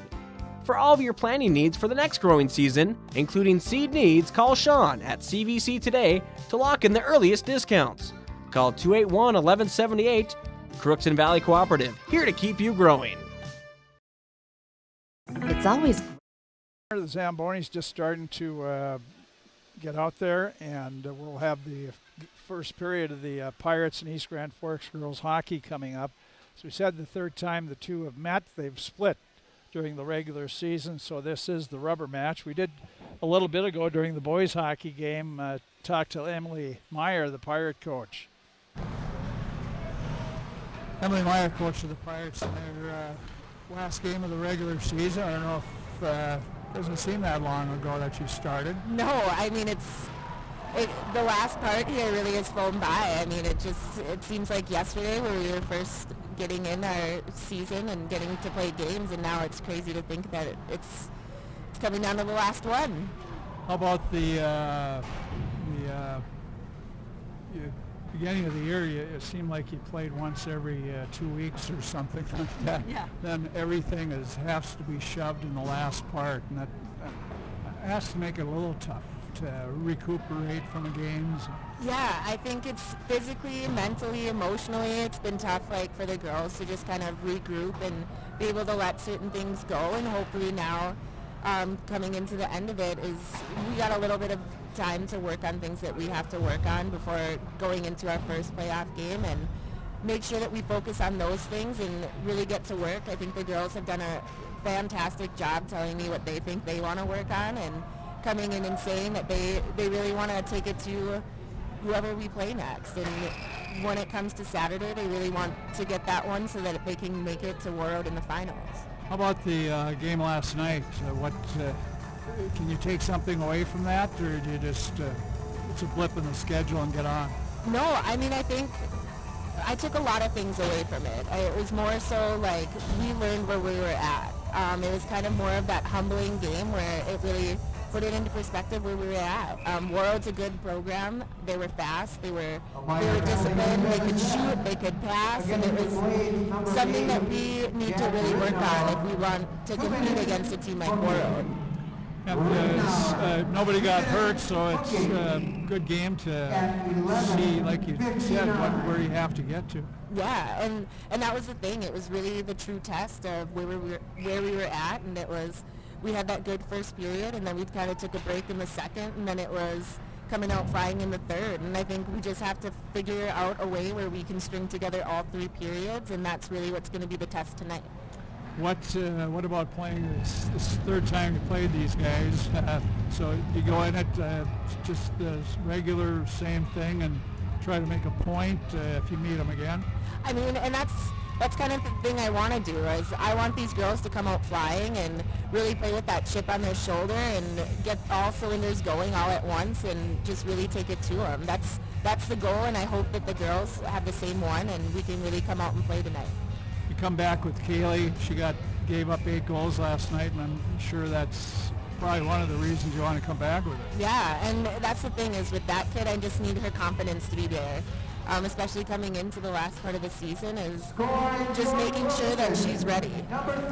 Any changes for them? Yes, I'm going to put Reese Swanson with Morgan and Brindley, and then Reckenthal with Addison and Aaliyah. And just making that change is, I think, putting Reese up with Morgan and Brindley is they'll have that speed to keep up with, and Addie and Aaliyah and Brecken, they all play very similar, and I think they'll connect a little bit better than what's been happening, and hopefully with that switch, even though it's small, that it'll light that fire, and hopefully we can produce a little bit more. Well, I've been around a long time. Every time you make a switch, somebody goes crazy. So hopefully they do it tonight. Best luck. Thank you. That's Emily Meyer, the coach of the Pirates. And Pirates are hosting East Grand Forks again. The Green Wave were seeded number 3, the Pirates number 2. So they already know where their destination is, I guess, more or less, in the section tournament coming up, which starts Thursday. East Grand Forks will host the number 6 seed, International Falls, while Thief River Falls, the number 4 seed, will host the 5 seed, Detroit Lakes. And Tim O, it would be a shock for us all if Crookston and Warroad, the 2 that get a bye right to Saturday, are not joined by East Grand Forks and the Prowlers. Yeah, Detroit Lakes and International Falls are really down this year, and Crookston has seen them both and really scored at will on both of them, and so I would expect, very easy route for through the quarterfinals into the semifinals on Saturday over in East Grand Forks. I should have mentioned before a score. The junior varsity played behind us in the gold rink here while the boys varsity game was going on, and the JV, it was won by East Grand Forks 3-2. That was exactly the same JV score it was last time they played, so it's a pretty good indication they're pretty well matched. Varsity boys game just completed before here in a doubleheader, and Crookston had no problems beating Wappet and Breckenridge. 4-goal output on the night for Nathan Kelly, and Alex Longoria had 3, so the Pirates got some good scoring. I think they had 3 players got their first goals of the year, so that was sort of neat as well. Yeah, Sam Stewart, Zach Johnson, and Thor Harbut, I believe, is the 3 that got those. So, yeah, good for them. And sometimes you just need to see the puck go in the net, and you don't want to do it, beat a team 14-0. But Pirates have had such a problem scoring goals. Hopefully that's going to lead to some more confidence for them and some more goals being scored coming down for their stretch run. Yeah, and I was here, and it doesn't take much to. Coach Hardy was not doing anything. I mean, he had players that haven't seen the ice hardly ever in the varsity game, so he was playing a lot of new people, and he tried to take it. But once you sit out there playing a first shift of varsity or whatever, it's hard to hold them back. Yeah, you can't. You gotta let those kids go and show what. I mean, they're trying to get jobs too. They're trying to get more time, and they need to go out there and prove it. And so just for the experience too. For Zach and Sam, a couple of seniors scoring their first goals of the year. That's big, and they'll take that with them the rest of their lives. Well, let's take a look at the starting lineups here for the two teams, brought to you by Napa Crookston Welding. When you need a battery, make sure it's a Legend battery from Napa Crookston Welding and Machine, and you'll be worry-free all winter long and all year long with the Legend battery. It'll make sure your vehicle starts the first time every time. They handle all your Legend battery needs. If it needs a battery, you'll find it at Napa Crookston Welding for your cars, trucks, recreational vehicles, snowmobiles, ATVs. They have it. Crookston Welding and Machine. For East Grand Forks, Brian Larson will have Ashley Corbett in goal, the senior. She's played all but one game, has a 4.5 goals against average, save percentage at 88%. Starting forward line, Kendra Emery, the senior, will be at center. Freshman Laura Pesch moved up to her left wing, and Jacelyn Brendan, a junior, on the right side. Kara Ellis, a junior, their leading scorer, 14 goals and 8 assists. Or actually, Emery's their leading scorer, 11 goals and 12 assists. Got Ellis at center between Blake Schultz, an 8th grader, and Maggie Plant, a sophomore. Madeline Petrovich, a sophomore, centers Brooke Kovar, a junior, and Sophia Lukash, a freshman, at the other wing. Defensively, they have Trinity DeHiley, a senior, with Megan Berg, an 8th grader, Claire Beck, a junior, with Madison Stocker, a sophomore, and a couple 8th graders as third set of defensemen, Ava Kleinwachter and Claire McDonald. And then London Maxner, a freshman, out there with Laura Colstow, an 8th grader, and the backup goaltenders, Britlin Rasmussen, a freshman. So that's the way the East Grand Forks Green Wave will go. Emily Meyer, assisted by Stacy Olson and Amanda Lean, will start Kaylee Magsom in goal, a junior. Kaylee's 7-3-1 record, 2.62 goals against, her save percentage at 89%. One line will be an all-sophomore line. Brinley Coleman at center between Reese Swanson, who is the leading scorer for the Pirates. Next goal is 20 goals for Reese, but 19 goals, 17 assists. At the other wing will be Morgan Nelson. Second line, or another line, will be Aaliyah Bennick, a senior, at center. Brecken Toll, a sophomore, at one wing, and Addie Fee, a freshman, at the other wing. Jenna Seaver, a junior, between senior Samantha Sanders and junior Grace Fisher. And they'll have Parker Strand out fourth line, out between Coral Brecken, a sophomore, Strand's a freshman, and Jocelyn Brecken, a senior. Defensively, the Pirates have Riley Solheim, a senior, with Kaylee Clausen, a freshman. Dylan Wallace, a senior, with Cassie Solheim, the sophomore. And J.C. Larson, the senior, is the Pirates' reserve goaltender for tonight. Pirates in white, blue breezers, some orange and white there. East Grand Forks, and pretty much solid green with white numerals and white stripes with the black breezers and helmets. That's your starting lineups for Napa Crookston Welding and Machine. We'll be back. The opening drop of the puck. Crookston and East Grand Forks. Meeting number 3 coming up next. It's always growing season here at United Valley Bank. We're focused on growth for our customers and communities, success for farms and businesses, and improvement for ourselves. Partner with us, and you'll see firsthand just how much the right hometown banking team can change your perspective. Together, there's no limit to the heights we can reach. United Valley Bank, our roots make us stronger. Member FDIC, an equal housing lender. Harvest is more than the act of reaping what you've sown. It's the culmination of months of hard effort, along with a few weeks of working 24/7 to bring the crop in. At Sesvanderhof, we're continuously working to develop sugar beet varieties that thrive despite the pressures from disease and the challenges of nature, so that you can end each harvest on a high note. Because sharing the pride of success starts with sharing the passion to achieve it. Sesvanderhof, a passion that grows. Thrive Valley Head Start Child and Family Programs offers child-centered, family-focused services in a community-based setting. The program provides health, nutrition, dental, mental health, family services, and parent engagement opportunities. Available for income-eligible children birth to 5 years old, as well as children with special needs, at-risk children, and families and pregnant women. Thrive Valley Head Start Child and Family Programs has centers in East Grand Forks, Grafton, Ada, and Crookston. For more information, visit tvoc.org.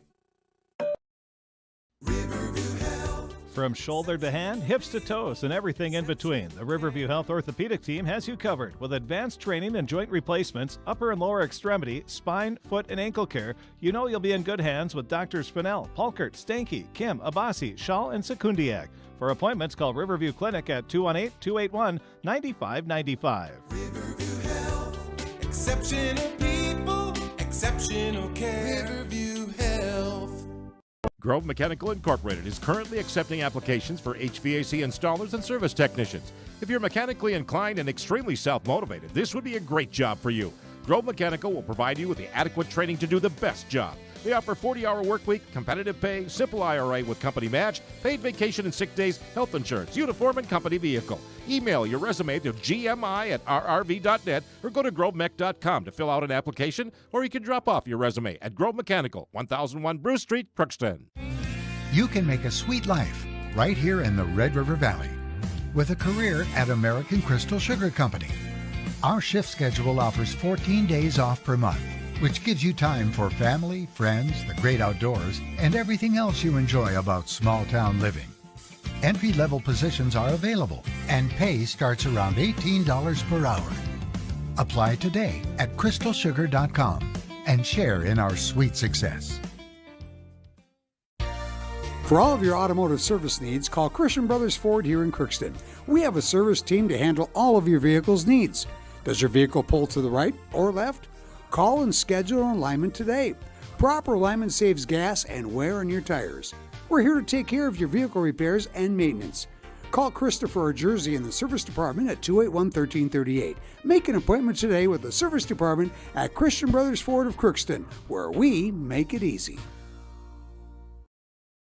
We have our national anthem well sung.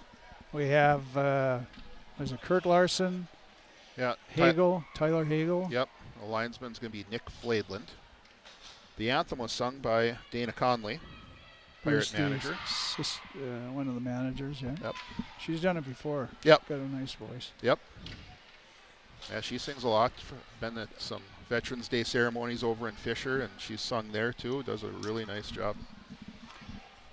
Okie dokie. Green wave are set. Pirates are meditating behind with their goaltender. Maxim. And she hopes she gets that kind of coverage when she's playing in the goal when the game starts. It's kind of fun. The four Pirate sisters were inside the net there. They can fit under there. But Clara Vignes, Pirate sisters Jenna Seaver, Shayla Brownzell, with Aaliyah Bennick, Ella Saylor with Brindley Coleman, and Isabella Saylor with Parker Strand. So nice to see four Pirate sisters out there. We have senior Leah Bennick playing her last home game of her Pirate career. Centering, the puck is dropped. It goes back to the Green Wave, and they'll break it out to center, try to knock it in the, they get it in the Crookston zone toward the net, and Wallace let it go by. Fee behind, had it taken away. The Green Wave spinning around and, still weaving around is Emery. She dumps it in deeper. Crookston, Kaylee Clausen pass does get to Fee, and Fee tipped it to center, knocked back. Here's Cassie Solheim. She has it knocked away. Pirates having trouble finding openings here. Now the pass too hard, and that'll be no icing. Green Wave could have played it, said the referee. And the Green Wave will come out. Crookston changing. Knocked in by Conley, knocked out by the Green Wave. Clausen has it taken away. Coming in for the Green Wave as Ellis takes a shot right on. Saved by Megsom. Rebound came out to the right side, and Schultz couldn't get her stick on it. Here comes Swanson back with Nelson. Try to get it back to Swanson. Knocked away by the Green Wave. Now circling around is Nelson right in the slot. Lets it go, and I don't think Corbett had a clue where it was, but I think she got a piece of it anyway. Now it's Pirates keeping it in the zone. Swanson along the boards working there, taken away by East Grand Forks. They couldn't, well, they do get it out. And they get to center ice, and Ellis pokes it back in the Crookston zone. Pirates go back. Kaylee Clausen up the boards. Green Wave have it. They go for the net, and here's a backhander, goes wide. Not too bad of a try there by the Green Wave. Here it's out to center ice. And back in the Crookston zone. Seaver lost it. The Green Wave have it. They're taking it off in the far corner. Still working with it. Kovar tried to slap at it. And Seaver there. Crookston trying to come up is Nelson, who's still out there, and that's icing call on the Pirates. Yeah, just didn't take that extra half stride there to get it across the red line and then go off for a change. So unfortunately for the Pirates, they'll give up a face-off to the left of Kaylee Megsom right now.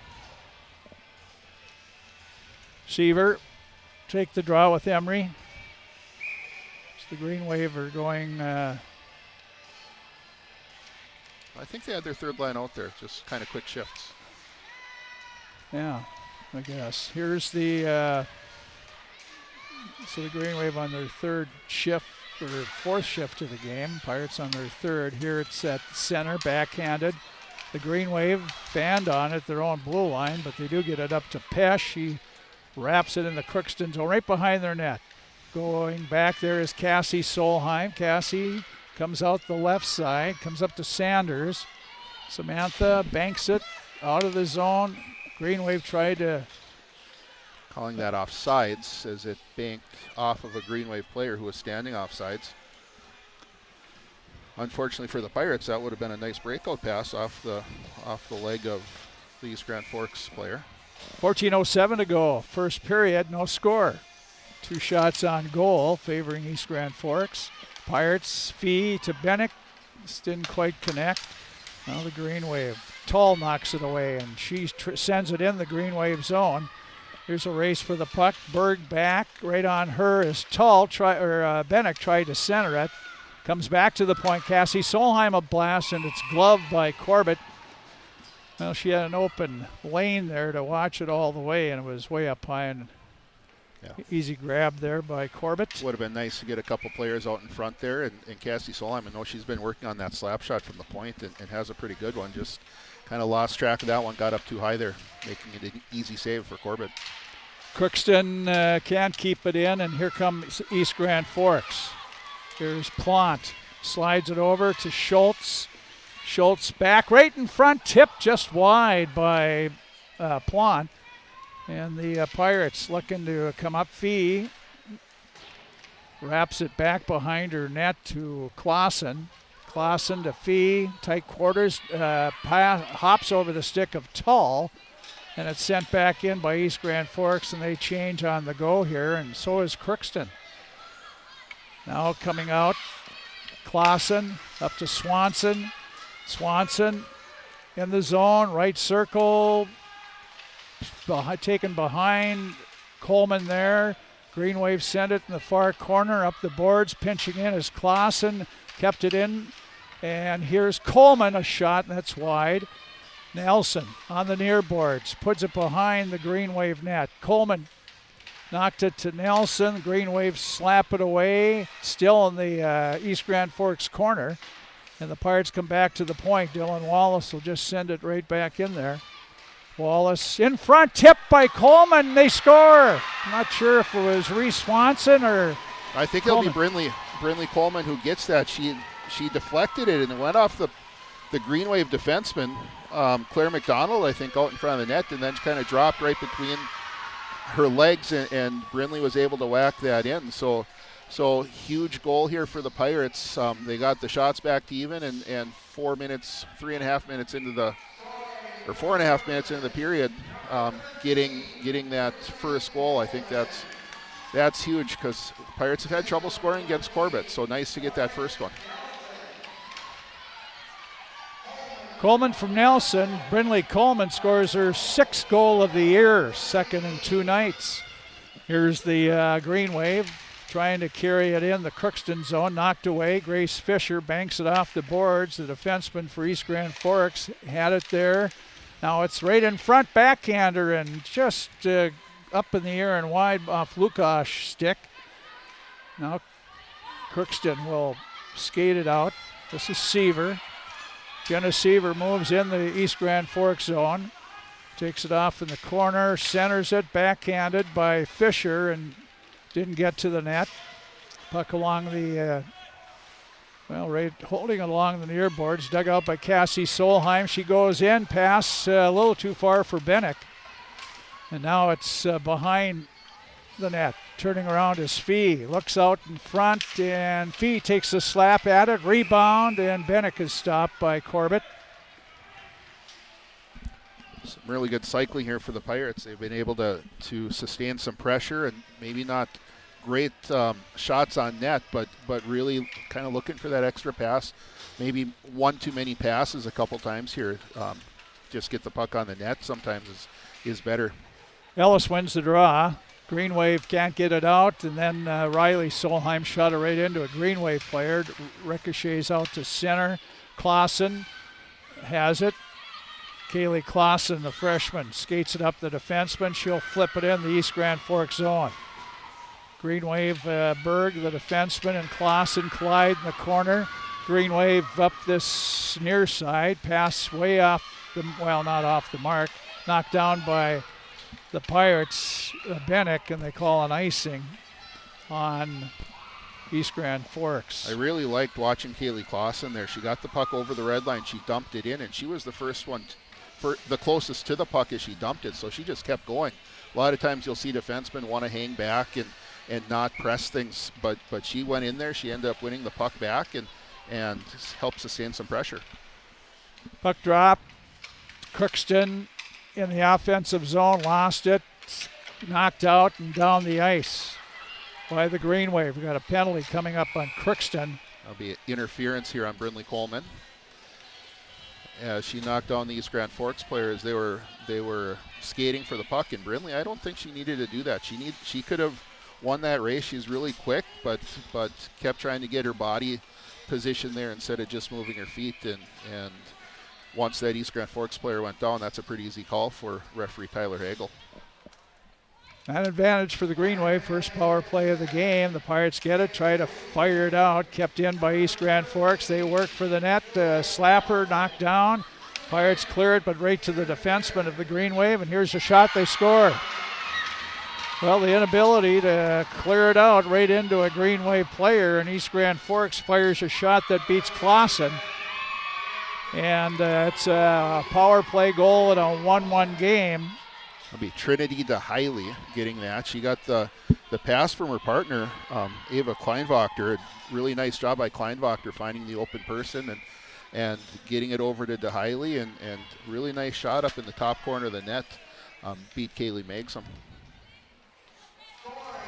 So DeHiley, the defenseman, getting the equalizer here in a power play goal. Kleinwachter does get the assist.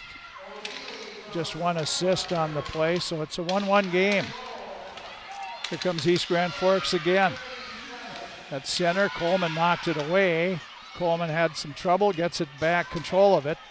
In the zone, right circle, snaps a shot wide. Comes up this near side. The Green Wave try to toss it out, and they'll ice the puck. Emphatic line change wanted. 9:35, that's the time left in the first period. It's a 1-1 hockey game. I don't know if any teams led by more than 2 goals, have they? No, I don't think so. Well, Pirates won 3-1, but is there an empty net there with that? Yeah, so I mean, they've been tight. Here the Pirates win the draw cleanly. That was won by Bennick. In the corner, Toll has some trouble. A couple Green Wave players there. Brecken still battling and trying to dig it out as Bennick. They're still battling in the corner. Toll. Bennick digging in there. 3 Green Wave players there, and the 3rd Green Wave player has the puck.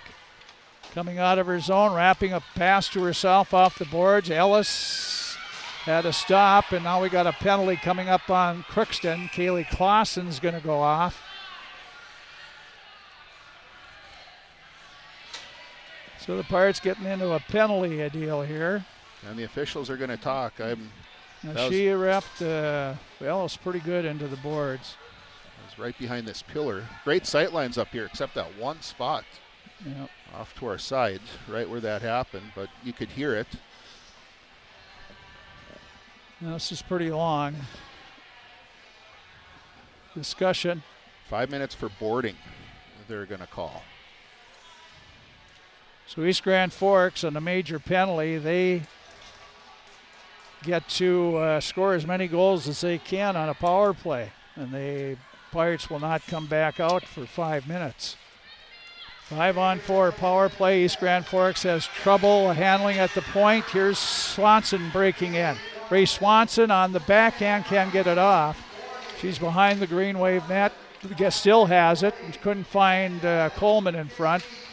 Now it's up the boards, and East Grand Forks having trouble with Coleman, who knocked it back. Here's Kleinwachter. Pass up, Farley Solheim at the blue line. It's kicked away from her, but kept in by Swanson.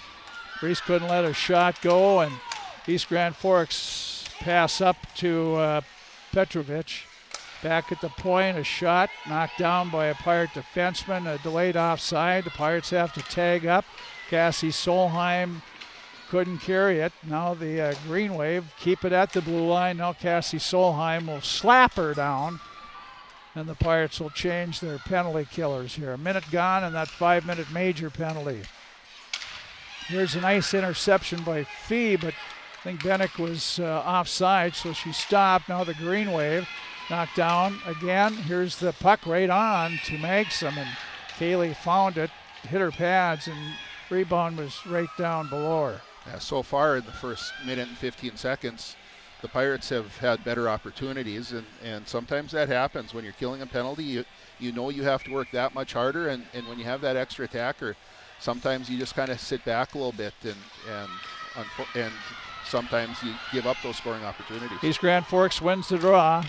Here's Fee after it, takes it away from the Green Wave, still battling back behind the Green Wave net. Fee with it, goes all the way back, but she didn't see the Green Wave player there.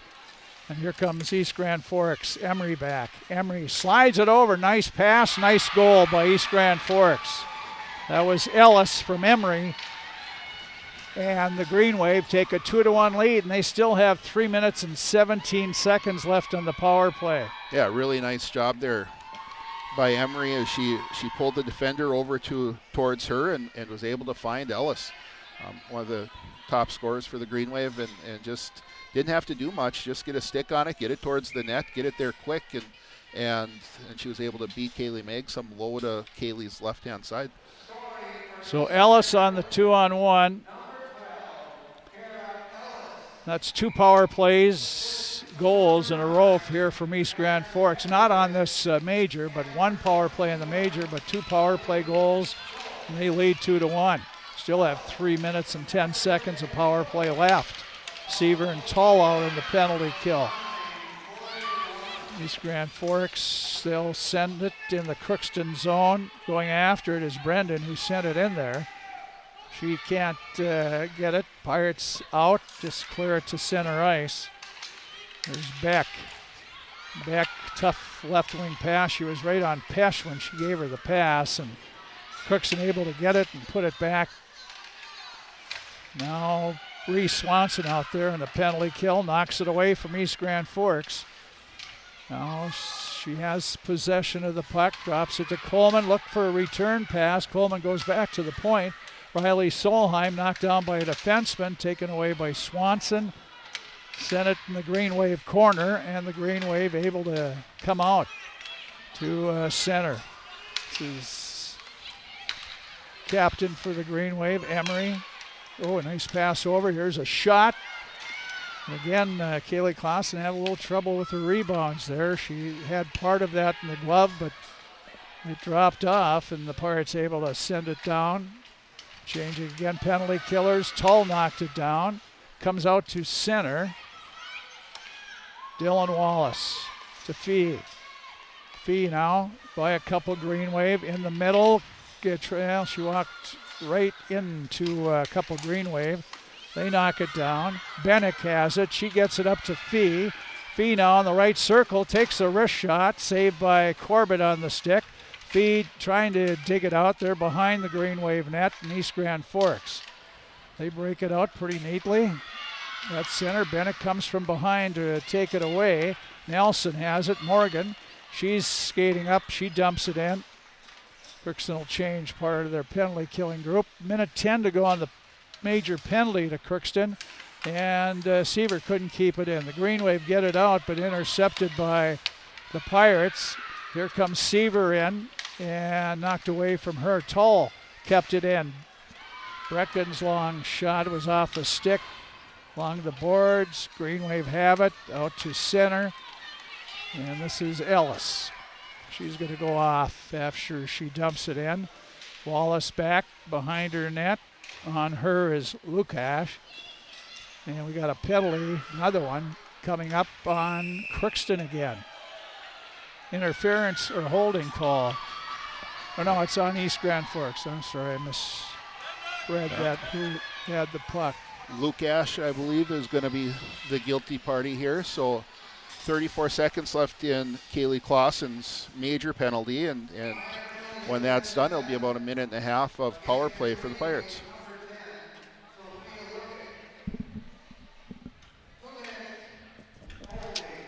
Two minutes holding for Lukash. 34 seconds, as Tim said, left to go on the Pirate penalty. Here's a shot by Swanson right on, and Corbett makes the save.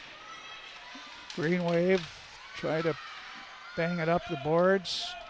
They jam it up along the far side in the East Grand Forks zone. East Grand Forks digs it out, and out they come. Out to center was Brandon, but lost it. Coming back is Coleman. Brindley trying to walk around the defenseman, half missed on a wrist shot. Now she has it back. Coleman spins, now takes the shot, and that's off a skate to the far corner. Crookston back at full strength, now have a minute 23 and a power play. Green Wave can't clear it out, kept in by Crookston. Here's a shot by Nelson, blocker saved by Corbett. And East Grand Forks. Beck trying to skate it up and out. She got it out, but it's right back at her. Now it's tipped over. There's Riley Solheim, couldn't quite get a handle on it. Bennick tried to knock it away from Ellis. They do finally. Morgan Nelson has it. Morgan Nelson up to Fee. Fee in the East Grand Forks zone has the defenseman turn. And here's a tripping call coming up on East Grand Forks. And Tull to Bennick behind the net. Bennick tried to get it to Riley Solheim, but didn't. And East Grand Forks. Claire Beck going to go for tripping here as I think her stick kind of just, I think Addie might have actually stepped on it too, which took her down, but her stick got in there underneath her feet, and easy call as Addie, I think, had her beat, had a lane to the net, and nice job by Addie keeping her feet moving and drawing that penalty. Face off, won by Bennick, back to Cassie Solheim, over to Swanson. Reese Swanson to Bennick in the high slot, and her shot deflects over. Tull back to the point to Swanson. One time, fanned on it, and the puck is sent back in the Crookston zone behind their net. Pirates regroup. There's Swanson coming out. Swanson in the Green Wave zone. Still with it is Reese looking, and pass comes to Nelson. Nelson shot, that's knocked down in front. Now it's Tull. Tull to Nelson. Nelson looks in front and off the stick of Tull. And the Pirates have to retreat again. 1:10 to go on the one-man power play now. Here's Cassie Solheim. Up to Swanson. Swanson goes right side to, they come to Nelson. Morgan shot, and Corbett right there. Corbett gives you a little, but not a lot, and usually that turns into right in the stomach. Yeah, and she's a tall kid, not bulky by any means, but when she gets out of that net, she really covers quite a bit of it, and the Pirates have always had trouble scoring on her, and yeah, like you said, it seems like it always ends up going right into her belly. Face off to the right of Corbett. 2 minutes, 8 seconds to go. First period, a 2-1 score. East Grand Forks, a couple power play goals have the lead. Here's the puck drop. It's back, Seaver, back to the point. Riley Solheim to Coleman. Her shot was picked up by the Green Wave, and they'll backhand it down. Back forward is the Pirates. And Bennick. Long pass up, Coleman off her stick. Up is DeHiley, and she knocked off by Coleman, and East Grand Forks turns around, comes back the other way. Nice catch of a pass by Emery. She's coming in, a shot. Great save by Kaylee Maxim. She came out to block her, and we'll have a penalty coming up on the Pirates for checking.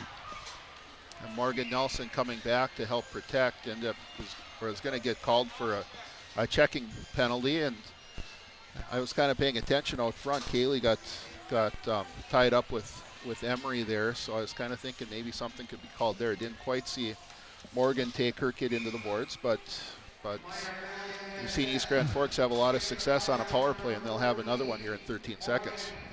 Third penalty on the Pirates, one of them a major. So this will be, if they kill this off, it'll be 7 minutes. They haven't killed them all off, though. Here's Fee battling in her own zone. Green Wave get it back.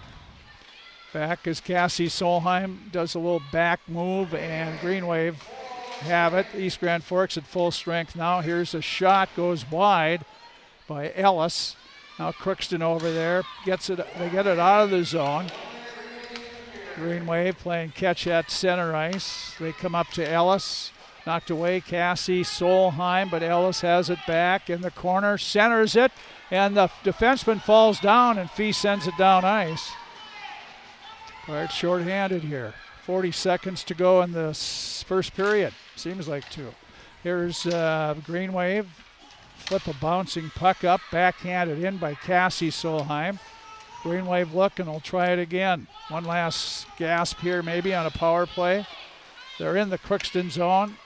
Taken away by Cassie Solheim. Got it to center. Coleman after it. Lost it, but trailing as Reese Swanson makes a move. Comes in, a shot, she scores. Reese Swanson on a shorthanded goal. And the Pirates have scored more shorthanded goals this year than power plays, and I think that's at least 3 in the last 3 games by Reese Swanson. Yeah, and just a nice job by Brindley Coleman, first of all, fighting through a check at center ice. As I think it was Ellis had her wrapped up a little bit and was able to get it over to Reese Swanson. And Reese, I thought she made it a little bit more difficult for herself. It looked like Corbett was kind of falling off to her right. Looked like there was more to shoot at on the left, but Reese went to the right, went off the pipe and went in. So huge goal there for the Pirates, shorthanded. 2-2 game, 5 seconds to go in the period. Green Wave at their own blue line, send it to center, and the buzzer goes to end the first period of play. It was a play a period of special teams and probably penalties, we should say. But I guess it all comes out in the wash. It's 2-2. Yeah, and nothing got settled that period. But I know if you're the Pirates, I don't think you're feeling great about that period of hockey. Took way too many penalties, and just were not sharp. I didn't think they're in that first period. They're going to have to go in and regroup here and try to have a better second period. But scoring that goal right there at the end of the period, that was huge.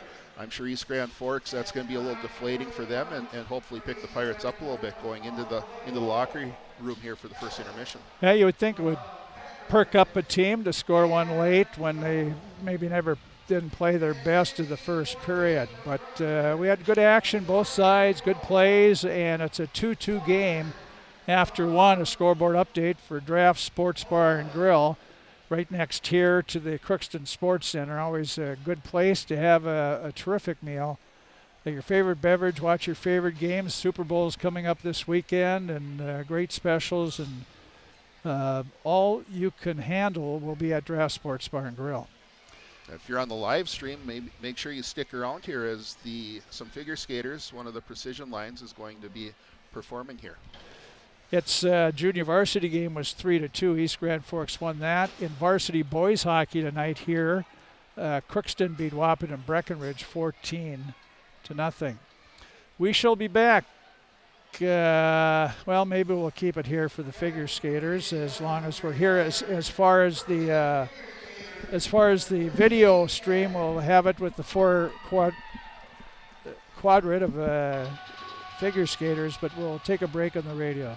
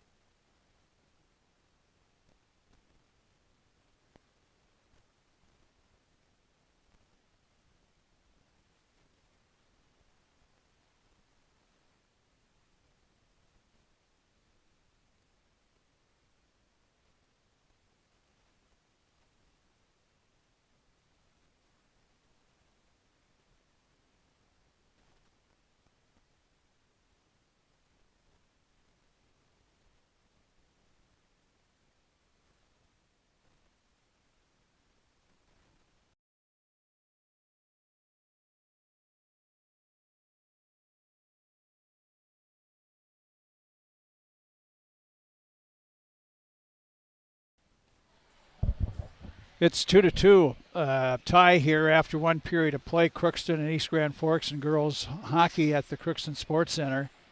Crookston scored first at 4:38 mark. Brindley Coleman scored on a rebound or a puck in front from Morgan Nelson, and Brindley able to tap it in. At 4:38, the sophomore gets her 6th goal of the season.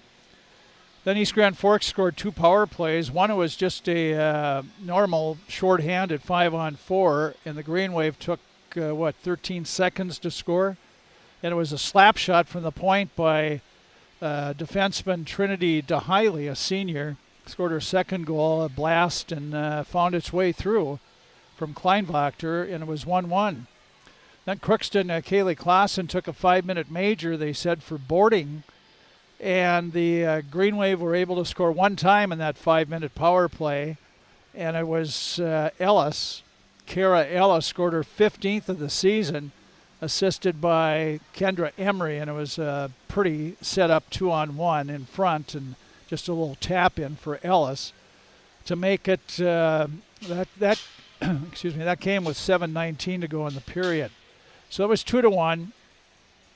Looked like it might go into the locker room that way, as Morgan Nelson took a checking penalty, and so she was off, but the Pirates came up with a shorthanded goal as Brindley Coleman tipped the puck away from the Green Wave at center ice to Reese Swanson. That's a good person to tip it to if you're a Pirate, and Reese got it, came in, got defenseman turned a bit, and then just sniped a shot on the, I think it was the blocker side of goaltender Corbett, and Reese Swanson scores her 20th goal of the season. That's sort of a good milestone for girls hockey, or any boys hockey, girls hockey, 20 goals in a season. That came with 13 seconds to go in the period, shorthanded, and the Pirates tied it up at 2-2. 9-8 shots on goal favor Crookston, 7 saves for Corbett, 6 saves for Magsom. So it was pretty even all the way through that, but shorthanded goal, we talked about that. It's sort of strange. The Pirates have the firepower they do, and they put a lot of firepower out on their power play. They just have trouble scoring power play goals. Yeah, and there's a lot of different things that go into that, Frank. It's I always just felt like back when I was coaching the first time, we had the Wheelhouse kids and Lexi Wong, and the 5 I would throw out on the ice were better than anybody else's top 4, and they just went and they scored, it seemed like, at will sometimes, but sometimes you get a power play and you just kind of hang back a little bit. You try to be too cute. Sometimes you want to set it up, and so there's times when that's not necessarily the best thing to do. East Grand Forks' 2nd power play goal, that's on a rush, a 2-on-1 rush, and you just kind of have to go play the game yet. And yeah, if it comes time to set something up, that's fine. But I think at times the Pirates try to be too cute with things and try to make the perfect play, and sometimes you just have to get that puck to the net. And sometimes stay out there too long. Yeah. Almost a lot of it, they stay out there for 2 minutes, and that you got to have 2 power play units, and they do. But anyway, that's here nor there, because they're shorthanded.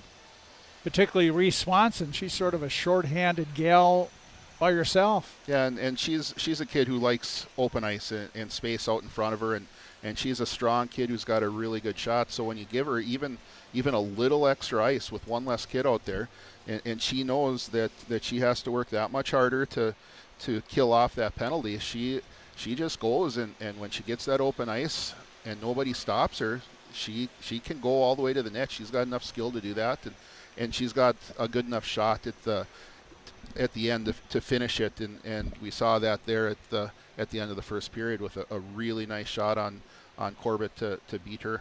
And her 20th goal of the season. And that is a little milestone for either boys or girls hockey in Minnesota high school. When you think about it, you get to play 25 games in a year, and the Pirates are at this 24, I think they end up getting to play this year, with cancellations and things, and then adding some games. But that's almost a goal a game pace, and that is when you're playing a competitive schedule. If you're scoring a goal a game on average, that's a good season for you. Yeah, Reese had one of the 2 last night against Moorhead, And that was almost, well, not quite like this. She just really blitzed a shot. They must have given her about 6 inches on the short side, and she put it right where she wanted to. Yep. So the Pirates are tied 2-2 here. The junior varsity game was won by East Grand Forks 3-2, and the Pirate boys hockey team had a varsity game here tonight just before this one here at the Sports Center, and it was Crookston winning easily over Waupun and Breckenridge 14-0.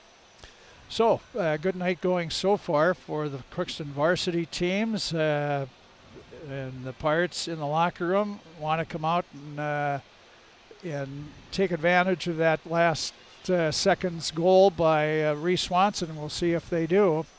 We'll take a break. Zamboni's just about done. We'll have second period coming up. Crookston girls hockey with East Grand Forks tied at 2. This is Judy Hulst, Administrator at Villa St. Vincent and the Summit Apartments. Over the years, we have seized the opportunity to make changes and improve the services we offer. Healthcare has taken on a very distinct evolution, focusing on post-acute short stay and return to home. It is our privilege to continue to serve our community with a continuum of care ranging from assisted living, memory care, post-acute short stay, and extended care. We are so grateful for the support of Crookston and the surrounding communities. In this season of reflection, please know how very proud Villa St. Vincent and the Summit Apartments are to serve our community. Shopping for groceries is easier than ever with Hugo's Family Marketplace. To simplify life, Hugo's offers convenient online shopping with delivery or curbside pickup at GoHugos.com. Even better, shop on the go with the Hugo's Family Marketplace smartphone app. Download e-coupons, recipes, grocery lists, weekly ads, and place your grocery order right from your phone. Save time and save big with Hugo's Family Marketplace, your hometown grocer since 1939. You're gonna find more low prices, more great stuff when you go to Hugo's. The Crookston Eye Clinic is your hometown eye clinic. Whether you have cataracts, glaucoma, macular degeneration, or perfect vision, it's important to have your eyes evaluated to keep them healthy. To help you with your busy schedule, the Crookston office now has extended hours on Tuesdays and Wednesdays. They also have a second location in Fosston to offer even more appointment options. If you've been wanting to try contact lenses or are looking for your next pair of glasses, the doctors at Crookston Eye Clinic are available to see you. Doctors Forget, Smith, and Genanetta are all accepting new patients. Call 281-2020 for the Crookston and Fosston Eye Clinic, the best care in sight. Let's get real. You're ready for a place that's big enough to grow and small enough to care. So get ready for the University of Minnesota Crookston. With more than 30 majors, minors, and certificates, you'll earn a University of Minnesota degree in a close-knit community where faculty become friends and friends feel like family. And to get a degree that can make a difference, you don't need a big city, just big dreams. The University of Minnesota Crookston. Real, hands-on, ready. This is my farm. Don't come out here and tell me what I need. I need solutions that work and market options that are worth my time. Small town support that sees the bigger picture. A global network that empowers us. A co-op that's there for us every day.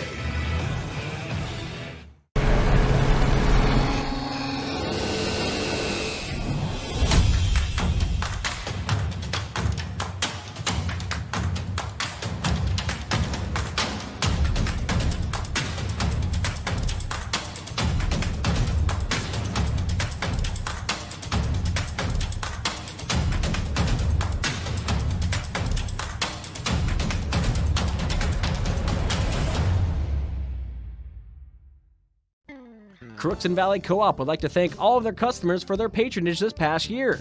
When making plans for the next growing season, look to CVC first for all of your seed needs. CVC carries Dynagrow, Pro Seed, and Peterson Farm Seed, as well as SeedX Beet Seed. For all of your planting needs for the next growing season, including seed needs, call Sean at CVC today to lock in the earliest discounts. Call 281-1178. Crookston Valley Cooperative, here to keep you growing. Still waiting the girls to come out here. The ice is ready for them. It's 2-2 after one period of play as the officials are out. There's a bunch of officials up in the stands too, and they just gave them a standing ovation as they came out. Good, pretty good student body over there, really, for part late game here. See a bunch of girls basketball players over there. The night off tonight. Yeah. I imagine some of the boys hockey players might have stuck around. And so we, as the referees are waiting for the teams, but that's the old clock up there, a minute 45 to go on it before. I forgot to run down there and knock a couple minutes off that while Kyle and Corky go for a walk. Yeah, you wouldn't want to interrupt that. So anyway, Pirates are out, as you can see. And see if they feel they have better things in store for the second period, although they had some highlights in the first. 20th goal of the year for Reese Swanson. And Riley Solheim, Brindley Coleman continues to, she had a goal last night against Moorhead, now one tonight, so. Plus the assist, so she's been in on both goals for the Pirates. Yep. She can keep that up. She's got terrific speed. And tenacity, she just goes. If she had, she sometimes is a little too jumpy for last night. She was in front of the Moorhead goalie all by herself forever. And she got, I think it was Morgan Nelson, put a perfect pass right on her stick, and you think she could pull it in. She just couldn't, and the crowd just went. But didn't bother her. She was right down the other end, but it was tough, but it was good to see her get a goal later then. Brindley's a really fun kid. She's great in the locker room, and yeah, you can even see that just in her, when she's not in her hockey equipment. She's just always on the go and has a tough time settling herself down sometimes. A lot of energy. Wish I had half of it. I was going to say that left me a long time ago. Yep. Here we go. Pirates going to our right. They will have a penalty to serve for 36 seconds with Morgan Nelson in the box for that. Here's East Grand Forks trying to score something quick here, but Pirates defenseman sort of, I got it, you got it. Cassie Solheim does able to ring the boards and send her all the way back in the East Grand Forks zone. Kleinwachter getting more playing time. Puts it out there, a defenseman for the Green Wave. And the Green Wave sort of hang in their own zone, I guess. Not by design, but by forechecking by Fee and Bennick. Here's Morgan Nelson comes out of the penalty box. The Pirates now at full strength. Fee to Nelson. Morgan coming up. She's in the Green Wave zone, still after it.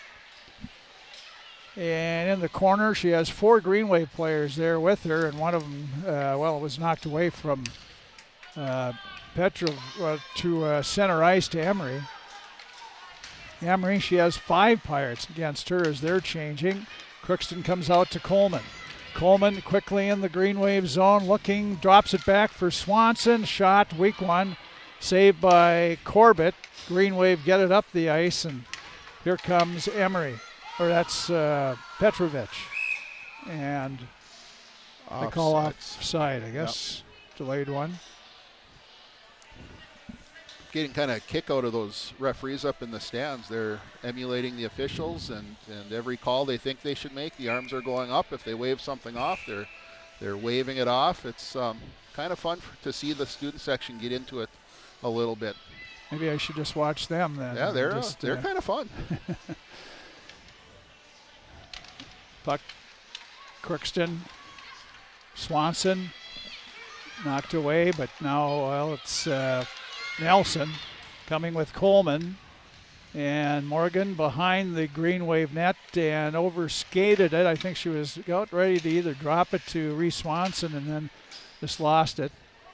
Now the Green Wave in their own zone. Turned around by the Pirates. Coleman behind her own net, stopping to get away from Swanson was Stocker. And here comes East Grand Forks. Emery, she'll bank it in the zone, goes after it. Behind the Crookston net. Emery she was rubbed off the play. Green Wave still have it back. Back to the blue line. Just dumping it in with Stocker. Comes in that slot area to Pesh. A shot right on and went off the chest and I think the lower mask of makes them. Pirates dump it in. And here comes another line out. East Grand Forks waiting a little too long in their own zone. Allowed enough time to Jenna Seaver to get there, but her backhanded pass right out to the green wave. And a nice swell of Cassie Solheim had knocked it away from Ellis once. Ellis still has it. Comes back to the point. Stalker will carry it in. And Stalker has it, still has it. Now she'll put it in the corner for Ellis to get up to it. Comes back to the point. Here's Plant, a shot right on, saved by Manxam, and holds on to it. Kaylee had a nice clear path there, and as no green wave could get out in front and ended up being a pretty easy save for her. 2-2 game. We've played 3 minutes of the second period. Face off to the right of Manxam. Green Wave win the draw cleanly. Back to the point. Kleinwachter put it toward the net. Pirates knock it away. And out they come. Pass to center off the stick of Tull. Fee has it. She's coming up the slot. A shot on, and Corbett save, no rebound. Face off to her right side. That's something we noticed with Corbett both times she's played against the Pirates. She doesn't give up a lot of rebounds, and her statistics aren't fantastic. But boy, I'd like to see her season statistics compared to what she does against Crookston, because she does a really nice job against Crookston. Face off to the right of Corbett. And they're going to chase somebody out. Looks like Emery. Oh, they she's don't. Not. She's yipping a little bit. Yeah. And I didn't think they were supposed to. Ooh, that's a penalty now. That should be a penalty. Second infraction there. Yep, and they're going to call it here. Yep. The second time I've ever seen that called. I saw it called in the boys' game against East Grand Forks years ago over at the old arena, but she's not going to go off. Not without getting a couple words in here, but yeah, she so what the rule is your first, and she's still wanting to talk. Your first infraction, you get kicked out of the face-off circle. And I actually thought that they had changed that rule, so you just get warned, you stay in, but you get warned. And then the second one is a delay of game penalty, and she's, yep. Delay of game, they call it. Probably give her another one for complaining so long. Face off to the right side. Rumor, I guess, throughout Crookston girls hockey was Emery quit the team last week, so that's certainly not true. Puck back in the Crookston zone. The Pirates have trouble in their own zone, falling down behind the net. Now it comes out to Fee in her own zone. Fee, pass too far for Tull, comes back, and Addie knocks it down again, gets control of it, comes in the zone now. A little slight pass to Bennick, and Aaliyah flipped it toward the net. If Aaliyah would have kept skating there, she would have been in all alone. She kind of gave up on it a little bit as Addie was skating away from her, not thinking she was going to get the puck, but you always have to be ready for that, and that would have been a great opportunity there for Aaliyah. Unfortunately, she was just able to get a stick on it and steer it towards the net, not get a very good shot. Coleman wins the draw. They got their power play unit out there. Here's a backhanded in by Riley Solheim, lets a shot go. Just about killed Brindley Coleman with it, but the puck comes, Morgan Nelson gets it back to Swanson, comes to Coleman. She'll go to Morgan Nelson, back to Swanson, can't keep it in. The Pirates will have to come out, regroup, tag up, they do. Now Swanson can move it up, and she's going to. Reese in the zone, over to Seaver. Seaver back to the point, but it's East Grand Forks player there and tips it back to the Pirate blue line. Swanson goes right on her as Ellis. Have to be careful of Ellis, and Reese gets it to center. Nelson coming in. She'll take a long shot off the stick of Berg. And now Crookston behind the Green Wave net. Come up. Here's Coleman behind. Coleman she could have probably come around, stuffed it there, but the Green Wave get over there and knock it back. Getting there first will be Plant. She has Riley Solheim on her. Plant puts it in front, a shot right on by Schultz. And Maxim had to make a save. Both teams at full strength now.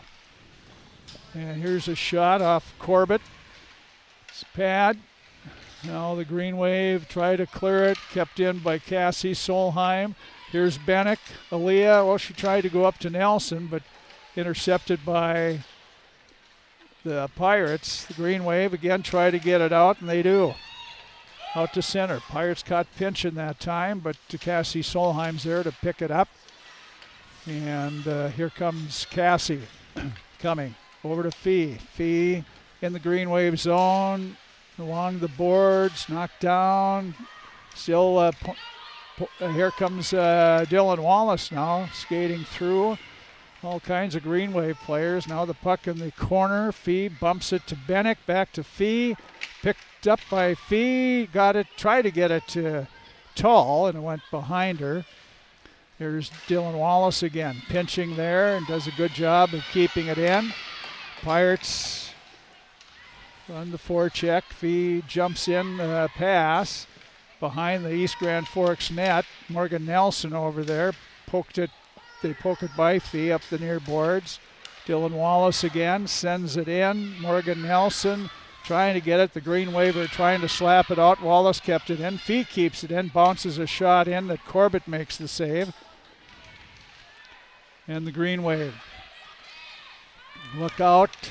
Seaver had it. That was Wallace rather, knocked away.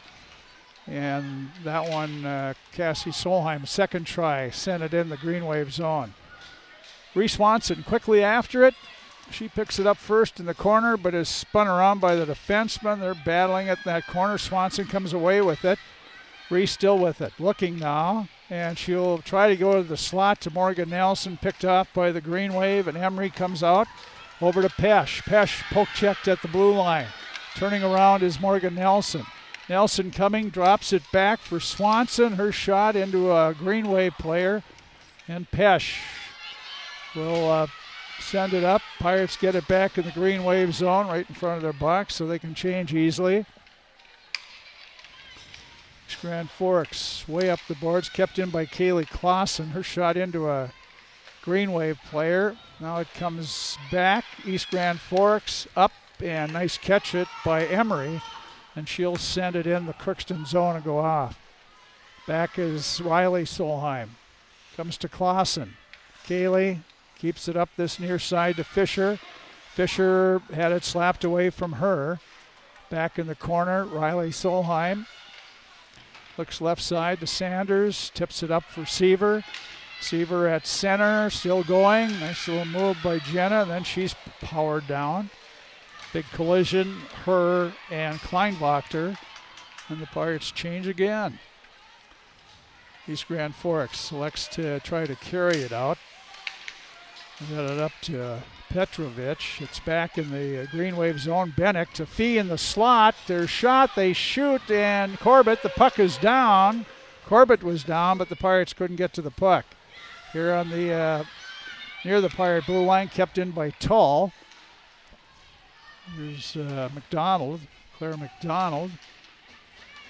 And East Grand Forks now. Nice little move to get out to center ice at the Crookston blue line. This is Ellis. Crookston rides her off. Now pass out. Too far for Bennick. Fee will pick it up.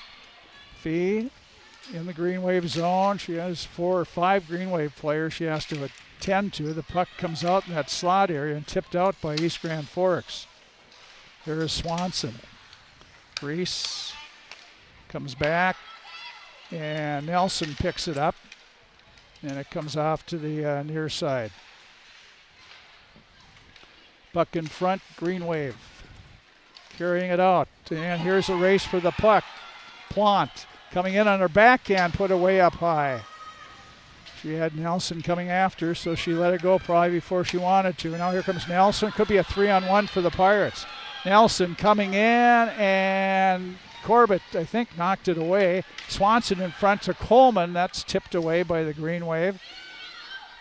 And East Grand Forks tries to get it out. Kept in. Here's the Pirates now. In front, a hard pass by Swanson. The Pirates couldn't get it. Keeping it in is Clausen. She battles in the corner. Comes up the boards, and East Grand Forks, that's Ellis. She'll put a pass to herself off the board. She's coming in, right in. Shot and save and cleared by Bennick. The puck was right in the blue area, right behind Magsom, and Bennick was able to clear it out of there. Now Clausen to Bennick, right back to the point, to East Grand Forks point. Now it's put toward the Crookston net, and the Pirates have called for icing. Well, pretty close call there. Yeah, great pressure by the Pirates here the last 5 minutes or so. Just East Grand Forks had a tough time getting the puck out of the zone. I really like how the Pirate defensemen are keeping the puck in at the blue line, pinching up and supporting each other, covering for each other, and really nice sequence of plays down in the Green Wave zone there for Crookston. Pretty much two lines, third line out there every about third shift. Or that would make sense, wouldn't it? Yes. No, every third time around, let's put it that way. Here's the puck, right side, a shot taken by Emery. It was on. Save. Now carrying it out is Clausen. Got it to center ice. Here's Sanders, too far for Seaver. And East Grand Forks back in the corner, up the near boards. And we got a penalty coming up on Fisher, I believe. Or maybe, I'm not sure. Here's there might be two of them. Green Wave fall down. The whistle came for an offsides. They're going to call Grace Fisher for a checking. Possibly could have called Reese Swanson for a trip too. They're coming through center ice. So Pirates are kind of lucky that it was only the one penalty that ended up being called here. Is 5:27 left in the second period. Going to have to kill off this penalty, and they've had a tough time doing that so far, giving up 2 power play goals. Grace Fisher in the box, for checking. Pirates have given up 2 power play goals, and East Grand Forks has tied the Pirates here 2-2. Or we should make that other way around. Here's the puck picked off by Coleman. She goes to Swanson. Swanson coming in, just put it up in front of her. And Reese bounced it up to Corbett, who thanked her lucky stars. That's all it was. Yeah, you don't want to see Reese Swanson coming down on you right now when she's killing a penalty. East Grand Forks wins the draw, and they will come out with it. Up to Ellis. Ellis pass off the skate of Cassie Solheim. Now Coleman trying to, Swanson kept it in. There's Reese, right circle, shot right into a Green Wave player. Tull knocked it away, trying to keep it in. Brecken, now it's East Grand Forks. Dylan Wallace there to knock it away. Comes up to Fee at her own blue line. Addie got it to the Green Wave blue line. And the Green Wave turn around, but Cassie Solheim there, but the Green Wave just knock it away from her. Cassie battling in there. The puck comes loose, tipped up, and trying to carry it up is Dylan Wallace. Tried to drag it around one. Green Wave did not. Back comes Plant. She's run into by Fee and taken down. Fee takes it back behind her net, stops, looks up, finds that opening, and puts it down on net. Corbett has to make the stick save and puts it off to her right side. Here's having some trouble in her own zone, but gets control of the puck back. Fee knocked it away, but Green Wave have it. Plant coming in. Vern Wallace will go into it in the corner. Plant still with it. Centers it. Nelson there, and Morgan turns and fires. Green Wave back for it. 15 seconds to go on the power play for the Green Wave. Puck up this near side, and it's Tull. Tull comes up and right up the slot. Morgan Nelson a shot, and Corbett the stick save. Now they'll do it again. Bounce it. Clausen kept it in, comes over, and Seaver just a little off balance. Couldn't get a shot away. Pirates at full strength. Here's Clausen, a shot. That's right into a Green Wave player. Dumps it in again. It's in front. Green Wave knock it in the corner. And Tall. She centers it, and it goes by the net. And East Grand Forks trying to get it up. Coleman knocked away by the Green Wave, and that'll be icing on East Grand Forks. We're down to 2:54 to go in the game. It's in the second period, it's 2-2. Tie between Crookston and East Grand Forks. Both teams are at full strength. And even though there haven't been any goals scored here in the period, it's been a much better period for the Pirates. Much more impressed with their play so far. Coleman, the draw to Swanson. Her shot off a stick of Ellis off in the corner. Morgan Nelson hammers it behind her net. Coleman off her stick. East Grand Forks Schultz. Her pass, Morgan Nelson intercepts, and the puck was off the stick of Coleman and goes wide. And Swanson almost had a chance. Pirates trying to keep it into the point, but backhanded out. Center ice, Kaylee Clausen there, turns around, knocked away by the Green Wave. Here's Ellis. Plant drops it behind to Schultz. They come back to the point. Here's a wrist shot right on. Maxim makes the save. That's off the stick of DeHiley, who scored one from there. Now the Pirates, Riley Solheim couldn't get it to Coleman. Clausen there. She'll send it up this near side for Nelson. Couldn't get it out. Kept in. Oh, and there's an interference call coming up on Reese Swanson. That got there just a half a second too early as that puck was coming across. And in that situation, Reese has to go around the girl. She can't go through her to get to that puck. And so the Pirates, barring East Grand Forks scoring a goal, are going to be shorthanded here the rest of the second period. Interference in Swanson. Pirates have been in the penalty box a lot.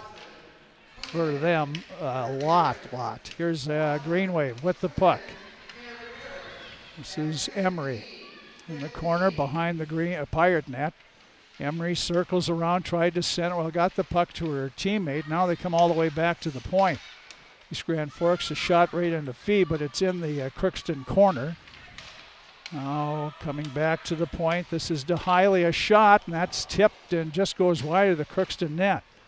East Grand Forks playing with it behind the Pirate net. Here's a shot up high and off the glove of Maxim. Now back. Here's a shot that was tipped, I think, and it goes back in the far corner. East Grand Forks. Schultz behind Ellis. Tried to get it in front. Fee tried to tip it out. Could not do it. Under a minute to go in the period. East Grand Forks will finish it off on a power play unless they score. And there's a shot right on.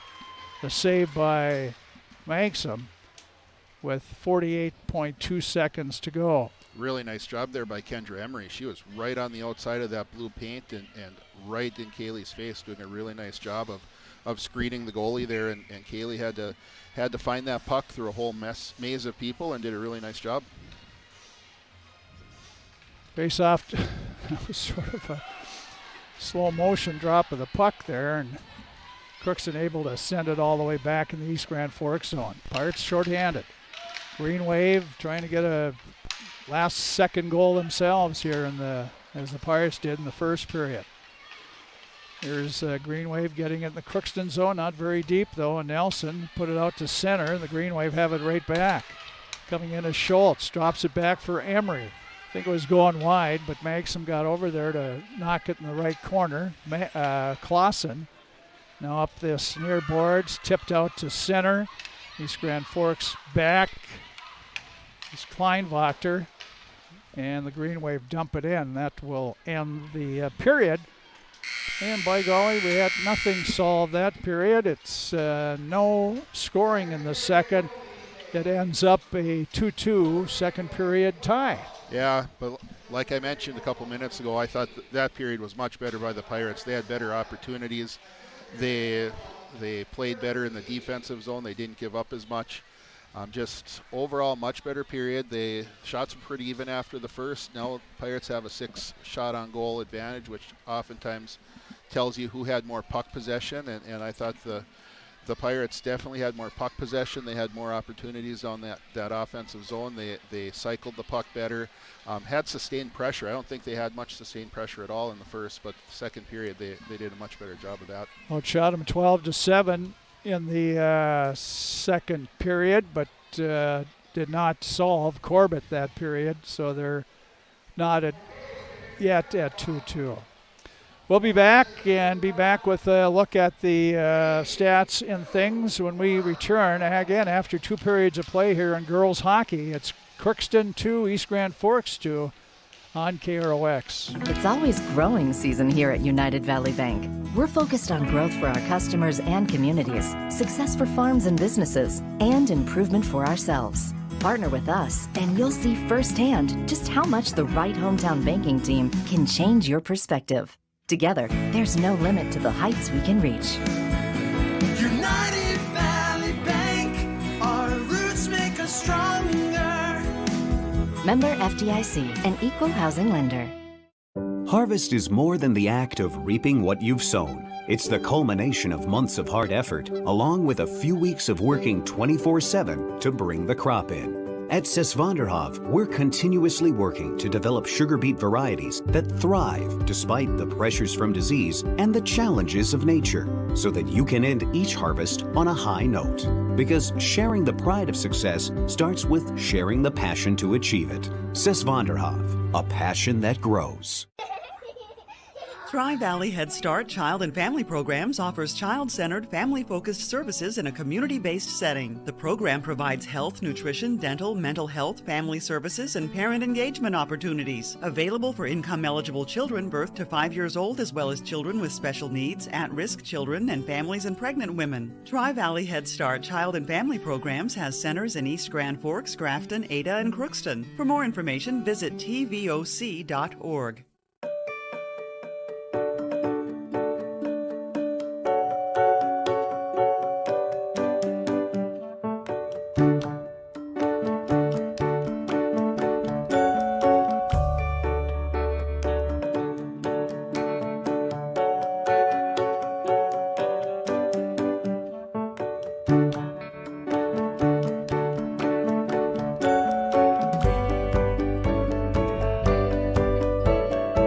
Mechanical Incorporated is currently accepting applications for HVAC installers and service technicians. If you're mechanically inclined and extremely self-motivated, this would be a great job for you.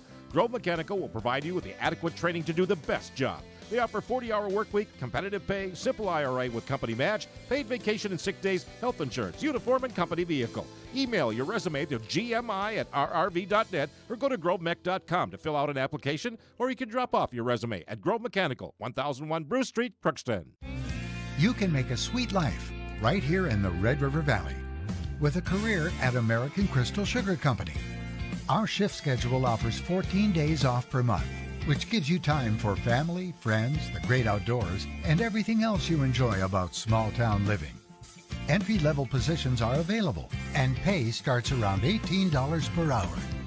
Apply today at crystalsugar.com and share in our sweet success.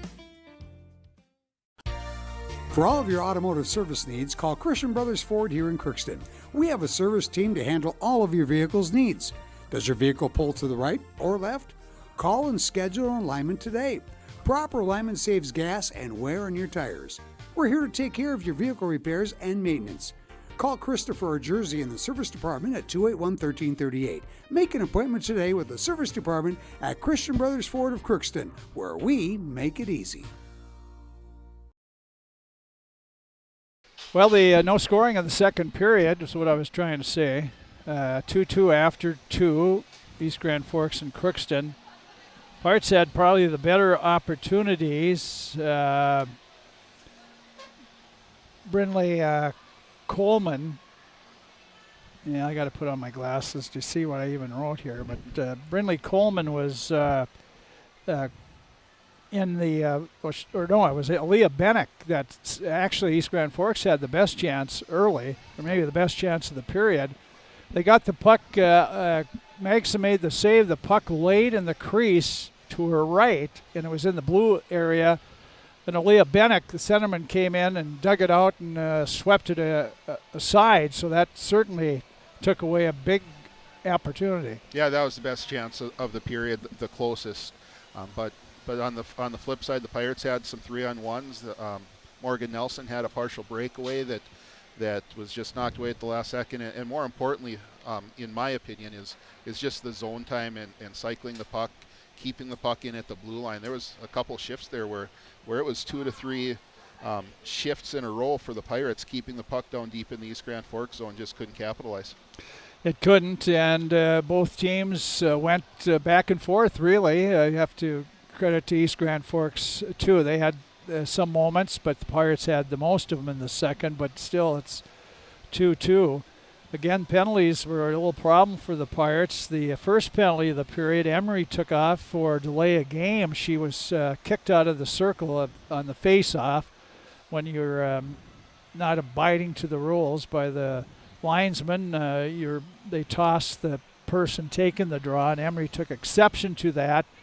Then she went and stood where she normally stood, and then she didn't like that, and she came to stand about way up the... Yeah, she kind of went over to her wing position, and then she took off early to get out to the point, and taking off early made that the second infraction of a face-off, and that is a penalty. And she took the delay of game penalty, but the Green Wave skated that off, and then the Pirates took almost 2 back-to-backers. Grace Fisher went off for a trip, and then Reese Swanson went off for interference. And Reese will still have 15 seconds to serve when we start the third period.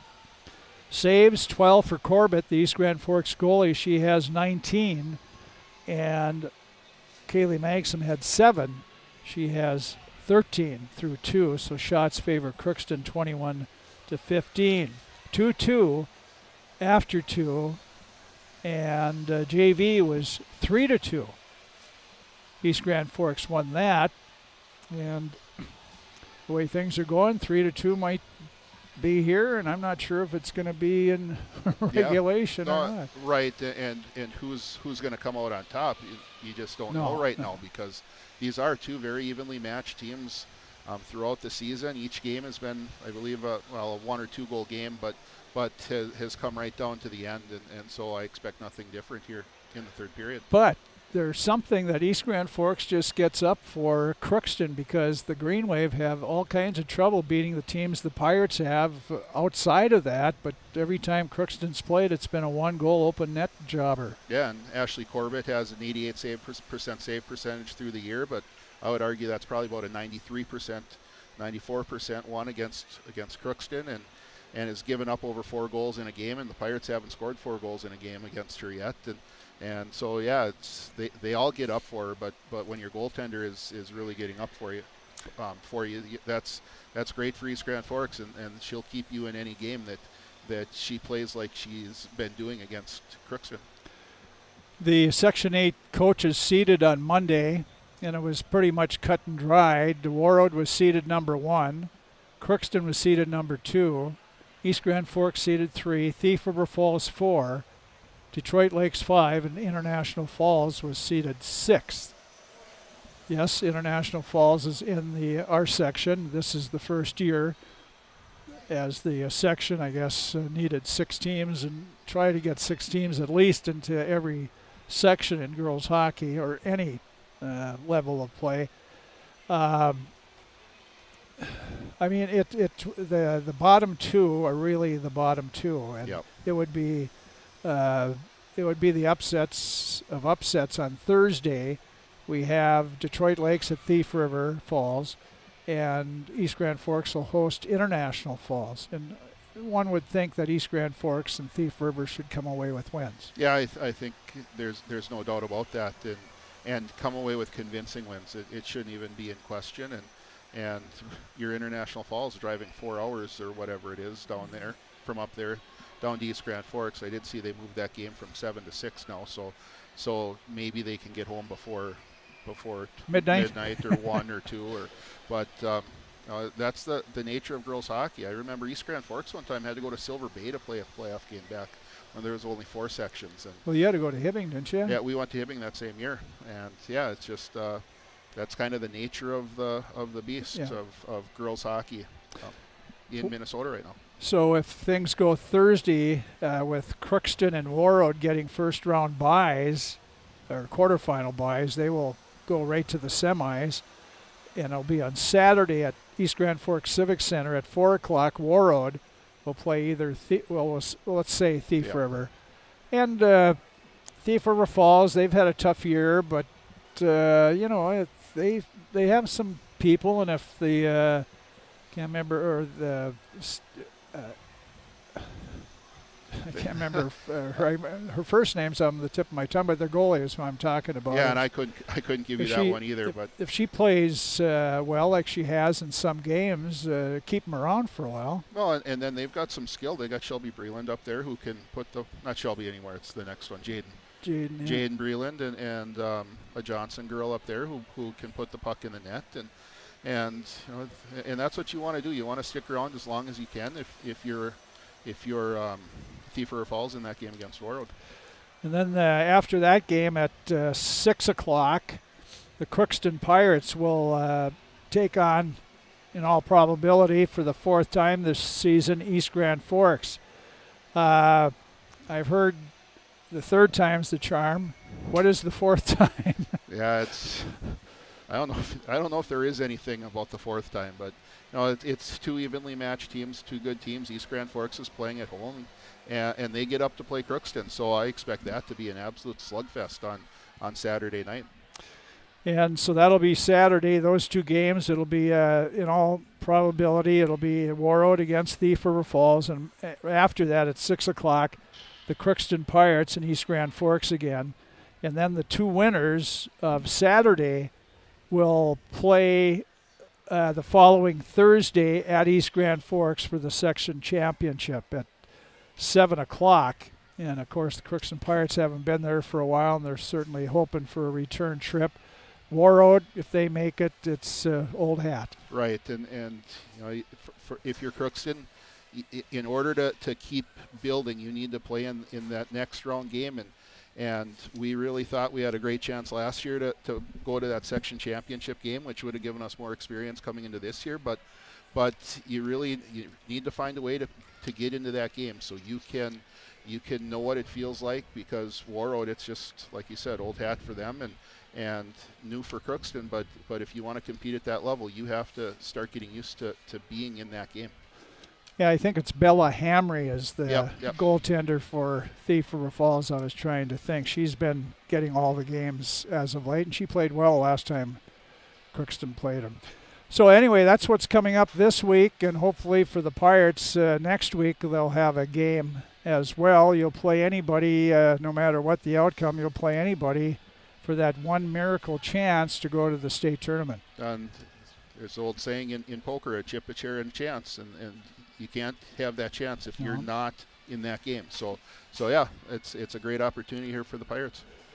And that hopefully we're bringing it to you on Thursday from East Grand Forks. We know we're going to be at East Grand Forks Saturday, and we'll start from there. And that'll be we'll be on about 5:20, and we are. Management has decided we are going to have it on radio, of course, at 5:20, and also we're going to video stream it from East Grand Forks, and that'll be a first from out of town this year, I think. Boys basketball tonight. The Crookston Pirates were beaten by a pretty good game, beaten by Park Rapids 71-59 here in town. Park made it a sweep. They won the JV and C squad game. Wrestling, the Pirates were at DGF for a triangular. They beat Barnesville 45-30, but Dilworth, Glendon, Felton had them 48-23. And in boys hockey, the Pirates 14-0 win over Wappet and Breckenridge earlier here tonight. And after in JV girls hockey, East Grand Forks beat Crookston 3-2. And here, after 2 periods of play, it's Crookston and East Grand Forks tied at 2, which means the third period is coming up next on KROX.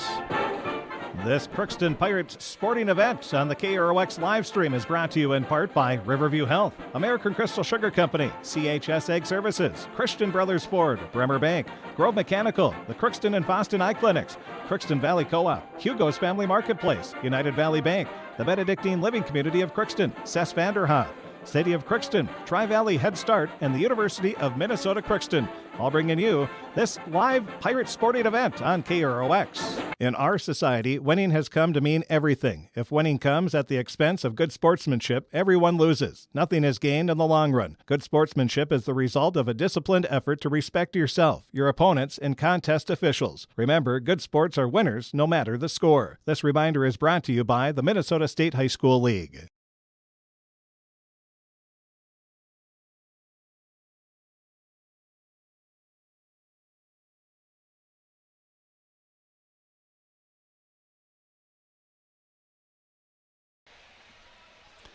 And waiting for the green wave, a little longer stay with Coach Larson here in between this period. Here they come. They got a 15-second power play, so maybe they're working on their 15-second power plays, reminding them what that means. And it means the same thing as a 2-minute power play. I see Addie Fees getting tuned up by Mr. Luke Biermeyer, chiropractor and team physician. We'll have to call Dr. Canton. Since Canton's here, we better call him the team physician tonight. Yeah.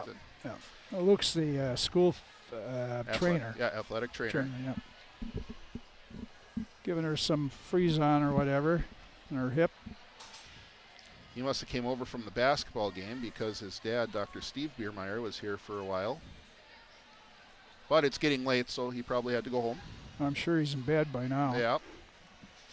And hopefully listening. Pirates will go to our left this third period. Still conversing with Coach Meyer.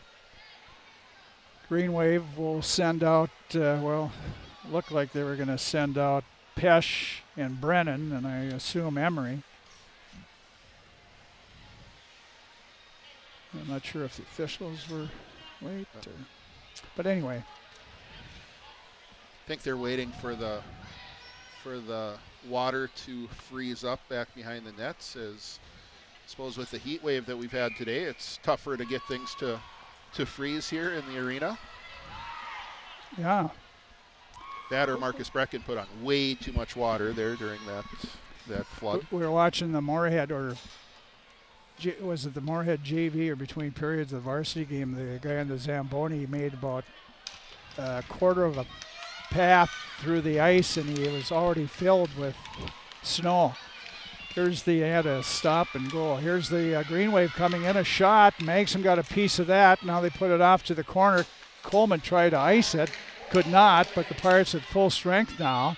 Swanson out there, and she almost stole the puck. Here's turning around, a shot off the glove of Magson. Shot was taken by the Green Wave. Here's Morgan Nelson back in her zone. Both teams at full strength, just about a minute into the third period. Reese Swanson works her way in. Ellis tried to challenge her, but Swanson's swinging around. Here's the Swanson circle. And she didn't quite. She made half circle that time. And the Green Wave lose the puck off a stick. That gave Nelson the puck. Morgan trying to go right for the net. Knocked away to Swanson. And he comes back the other way. Bennick's going to get there first, coming off the bench in a streak. And here comes East Grand Forks back. This is Ellis back. She drops, or the puck drop back anyway to Stocker. She sends it in the Crookston zone. Now it's Bennick up the boards for Swanson. Swanson now, that's to Bennick. and she sends it in the zone. Pirates tall shot, and that flipped up in the air, and it's gloved by Corbett.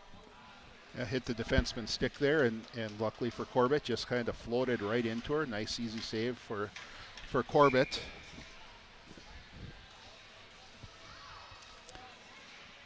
Bennett takes the face off. The Green Wave tried to tip it away. Tall knocked it, but right into a Green Wave. Comes back out center ice at the blue line. Green Wave knock it back to the Crookston, in the Crookston zone. Back is Bennett. Aaliyah turns, looks, and couldn't get the pass away. The Green Wave have it back in the Crookston zone. Trying to backhand it in. They do. Ellis knocked off the play. Fee goes back for it now, and she backs right into the Green Wave player. Addie still had it, and then knocked away by Ellis. Ellis now a shot, and that goes wide through the front of Magsom. It's behind the Crookston net. Clausen. And up the boards, kept in on the point. Here's a shot, knocked down in front. Clausen again, up the side. Fee will be able to get it this time and has a little room to work. Fee still with it, cuts to the middle, and then checked from behind by Petrovic. Puck is off sticks and not a play. The Pirates got caught out on a long shift there and couldn't get off, and nice opportunity there for East Grand Forks, but luckily for the Pirates, they were able to finally get that puck out. Addie did a nice job gaining the red line, getting it down deep, and getting fresh troops out there. Puck controlled by East Grand Forks. Out to center. They deflect it back in the Crookston zone. Dylan Wallace going back for it. Has to be careful there. Emery was there. Now back to the point. The Green Wave shot way off the mark. Along the near boards, on the point, gets up to Emery. She one-timed it on, and a save by Magsom. Here's a jam up in the corner, tip behind the Crookston net. Emery again there. She is going to control it back at the blue line, trying to muscle through a bunch. A bunch of bodies go down. Fisher and Sieber go down, get up slowly. Crookston able to get the puck in the Green Wave net. Now coming back, East Grand Forks trying to anyway. And, well, it's Coleman that takes it away, comes in, drops it back. Morgan Nelson, a shot off the blocker of Corbett. On the point, Riley Solheim can't keep it in. It's knocked in by Wallace again. Parts turn and tag up and head back in. Here comes the Green Wave. Back check, Reese Swanson, causing problems there, but the Green Wave knocked away, and here's Coleman, Swanson, 2-on-1 over to Coleman. She comes back to the blue line, though, goes across to Clausen, and she's checked from behind by Ellis as she was getting ready to shoot. Green Wave will keep punching along the boards, and now they'll get it out to Plant. Plant pass along, hit Fee. Green Wave trailing, though. They'll send it in the Crookston zone. Clausen up for Swanson, up to Fee, and Fee now has a one-on-one. Fee coming against one defenseman, cuts to the middle, goes to the forehand, and a weak shot that got on goaltender Corbett, who made the save. Yeah, it's tough to come in on, if you're a right-handed shot, on the right-hand side and cut to the middle. You end up on your backhand, and it's tough to get a good quality shot off there. And there we saw Addie do a nice job getting some open space, but just couldn't get a nice hard shot off on net. Pirates win the draw. Tola shot. Bennett gets the rebound, or never got to the net. She got the puck as it knocked down in front of her. Now it's behind the Green Wave net. Well, now it's Emery, or not Emery, it's Petrovic knocking the stick out of Fee's hand and then grabbing it. Here's Fee in the Green Wave zone, dumps it behind. Getting there first is Tall. Bennett from behind, in front. Fee, well, she couldn't get to it, and Corbett grabs it before anybody else could. And one thing East Grand Forks does extremely well, they really pack in around the goalie and make it difficult to get pucks through or to get to loose pucks that are sitting out there. And Corbett did a nice job there as her defenders kept Pirates away from her, just grabbing that puck and getting the whistle. Coleman on the face-off, dug it out, but then tried to get it in front, then lost it. And the Green Wave no, they do get it out.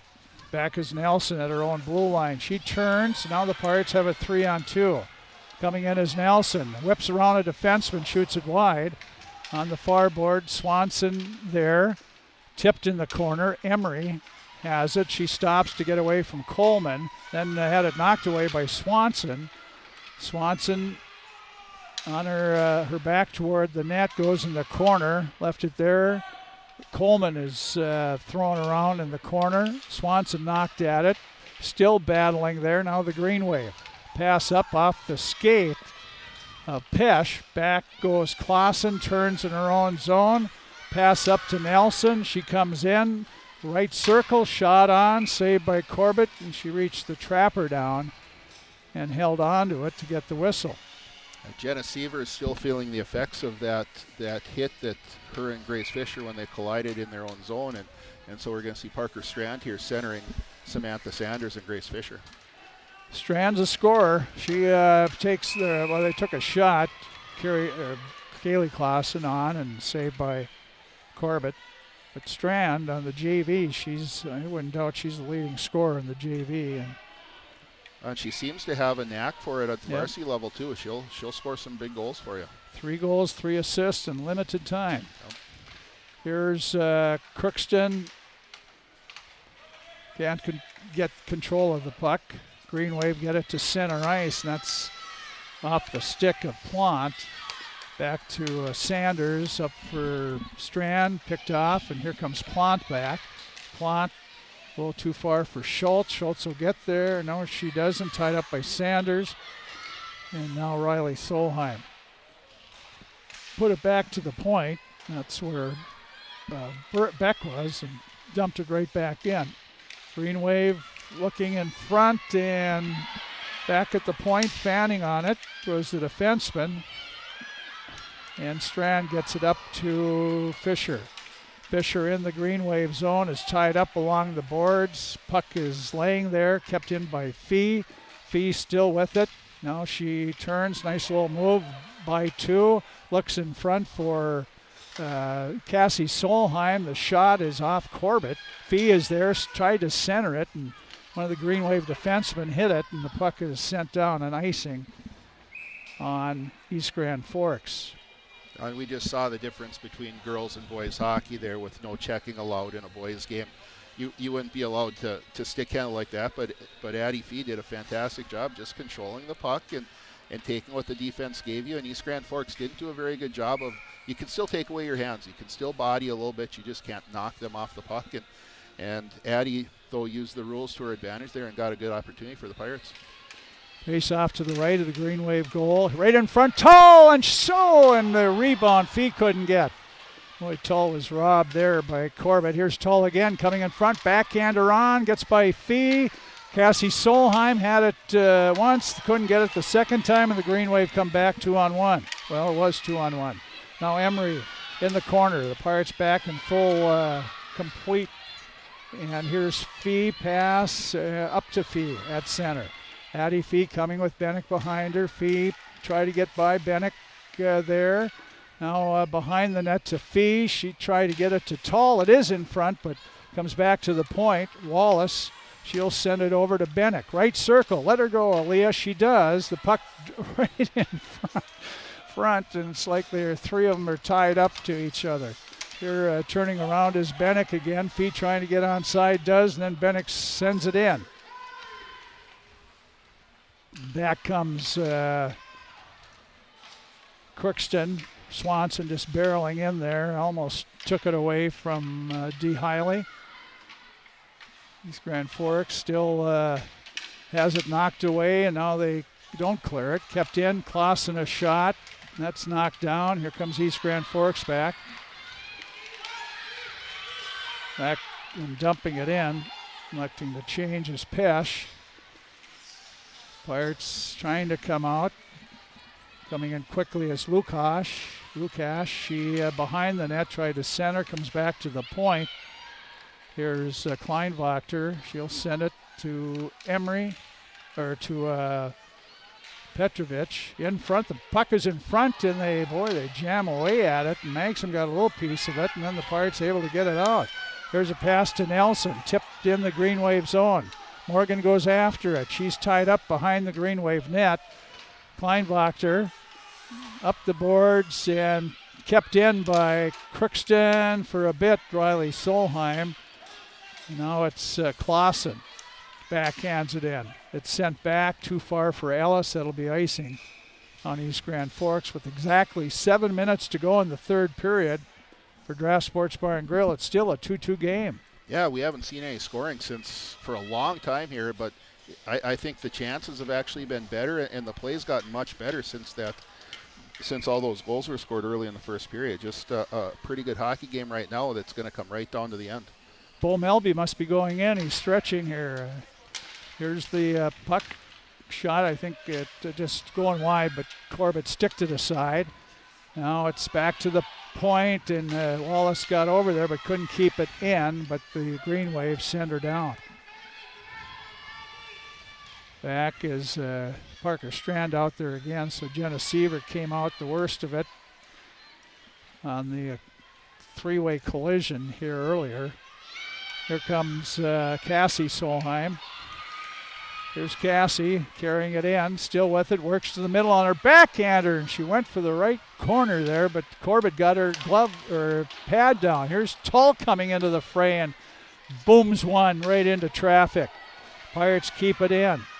Both teams trying to find the open net or open person. Here's Plant. Fee has it. Fee coming in against two defensemen. Now she's looking, drops it back too far for Bennick. And turning the other way is Ellis. And Pesh coming in, but Pirates get the puck. Can they get it up? Tull. No, it's Green Wave knocked away by Tull back in the Green Wave zone. This is Stocker. She does come right out in front. Gets it out in the neutral zone area and then sends it in the Crookston zone where Clausen tried to knock it away, and here's Nelson out there, and she keeps it in. Now nobody's really getting control of it. Here's Morgan Nelson now, tips it. She comes 2-on-1 with Fee. Nelson takes the shot wide. And here's kept in by Clausen. Kaylee Clausen freshman getting full starts here for 2 games. And I'm sure she likes the pace of play a little better tonight than she did last night. And she's playing well too. I'm pretty impressed with her right now. The Pirates got it. That was Coleman got it right to the side of the net there, and Corbett spotted it and reached down and gloved it. Yeah, back to Kaylee Clausen. She's mostly played on the JV and gotten spot duty in the varsity game, but with Ashlyn Bailey going down, has gotten a lot of play here the last couple games, and I'm really impressed. She's not afraid to shoot the puck. She's not afraid to mix it up, stick her nose in there, and that's really good for the Pirates. Here's a shot by Crookston. Just Wallace goes a little wide. Now it's Swanson being hounded there. Now the puck is drug out by Brendan. Up, and here comes East Grand Forks on Plant on her backhander. Couldn't get it away. Comes out the other side, and Magson put it behind her net. Pirates ring at the boards to Nelson. Nelson looking with Swanson up, and they misread each other, and the puck's in the East Grand Forks zone off and all the way to center ice. Boy, Pirates are lucky they don't get a call here, but they don't.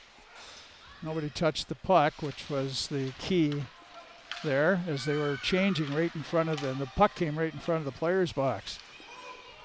Here's the Green Wave now. Out. Carrying it in is Plant, but put it up too far and it rolled on goaltender Kaylee Clausen. Makes them. Or Kaylee makes them. Too many Kayleys. Yeah, I know, they got too many Kayleys and too many. Yeah, I know, they got too many Kayleys and too many of this. 3:43 left though here in the third period. We're basically, I think, in overtime now, sudden death overtime. The next goal, I think, is going to win. Puck drop. Here's a shot. Oh, and they right on the goal line. Riley Solheim knocked that off after it hit the pipe. That was, I think it was Pesh that hit the pipe down, and boy, that looked very close. And as Tim said, Riley Solheim cleared it. I think that was right on the line. Oh, yep. Here's Fee coming in now and takes a little flip shot. Crookston, well, East Grand Forks behind Lynette Kleinwachter, gets it up to center. Here's Emery, and she had to sidestep a check. Here comes Strand. She flips it in the zone. Bennick will chase Kleinwachter. And East Grand Forks up the near boards, carries it back. Bennick has it. Bennick poked away from her. Wallace comes to Tall up in that high slot, but she couldn't. She came back for it and didn't have much room to muscle the puck away. And here's an offside on East Grand Forks. And Blake Schultz on that far side. She was sneaking in early, and referee Kurt Larson was right on that line and kind of not sure who was carrying that puck in. I think it was Ellis carrying that puck in, and she just didn't go right across the blue line. She kind of went a little horizontal there and forced Blake Schultz offside. Puck dropped. Here's Brecken Tall. She was being stick-checked and more by Plant.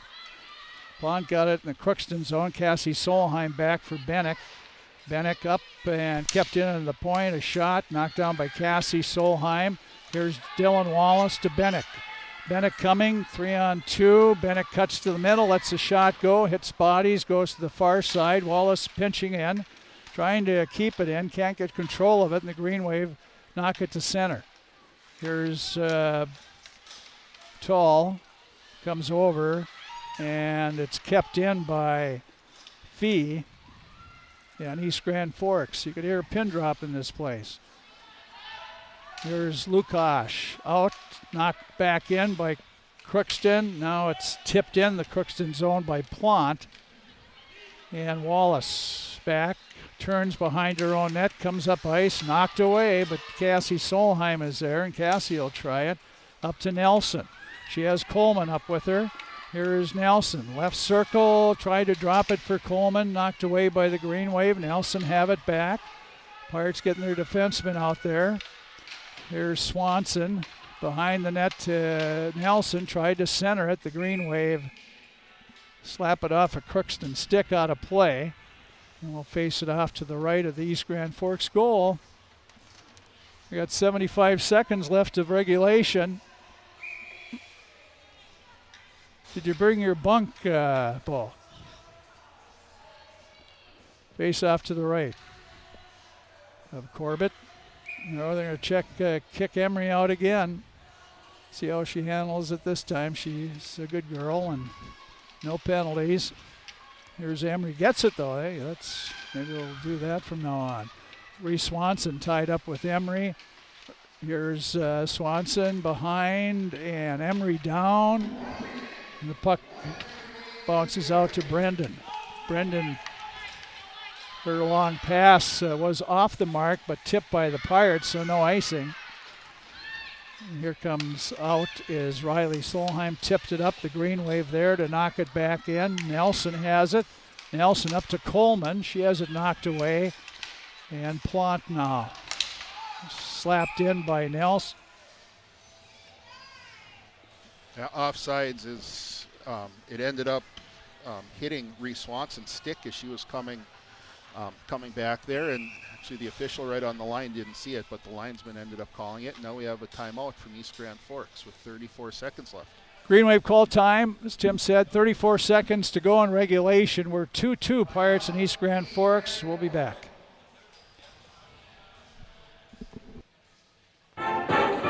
This Crookston Pirates sporting event on the KROX live stream is brought to you in part by Riverview Health, American Crystal Sugar Company, CHS Egg Services, Christian Brothers Ford, Bremer Bank, Grove Mechanical, the Crookston and Fosston Eye Clinics, Crookston Valley Co-op, Hugo's Family Marketplace, United Valley Bank, the Benedictine Living Community of Crookston, Cess Vanderhoff, City of Crookston, Tri-Valley Head Start, and the University of Minnesota Crookston, all bringing you this live Pirate sporting event on KROX. 4 seconds to go in the third period of a 2-2 hockey game. Crookston and East Grand Forks. The Green Wave used their timeout. And we'll see what Coach Larson has planned here. Both teams are at full strength. And try to keep the puck in the other team's end, I'm sure, is one of them. It's tough to score from there. Crookston has Bennick, Tull, and Fee. Green Wave have Ellis. I don't see, I thought Emery would be out there, but I don't see her. Pirates get the draw to Cassie Solheim. She over to Fee. Fee is hit on the play, knocked down. Bennick trailing, has it, looking for Tull in front. Now comes back to the point, Riley Solheim. Riley sends it toward net. It's off Bennick. Fee tries to track it. Well, she tried to track it down on the boards. Here's a shot, slap shot, knocked away. Tull after it, and the Green Wave trying to get it out. Can't do it. Now they do. That'll end the regulation part of the game.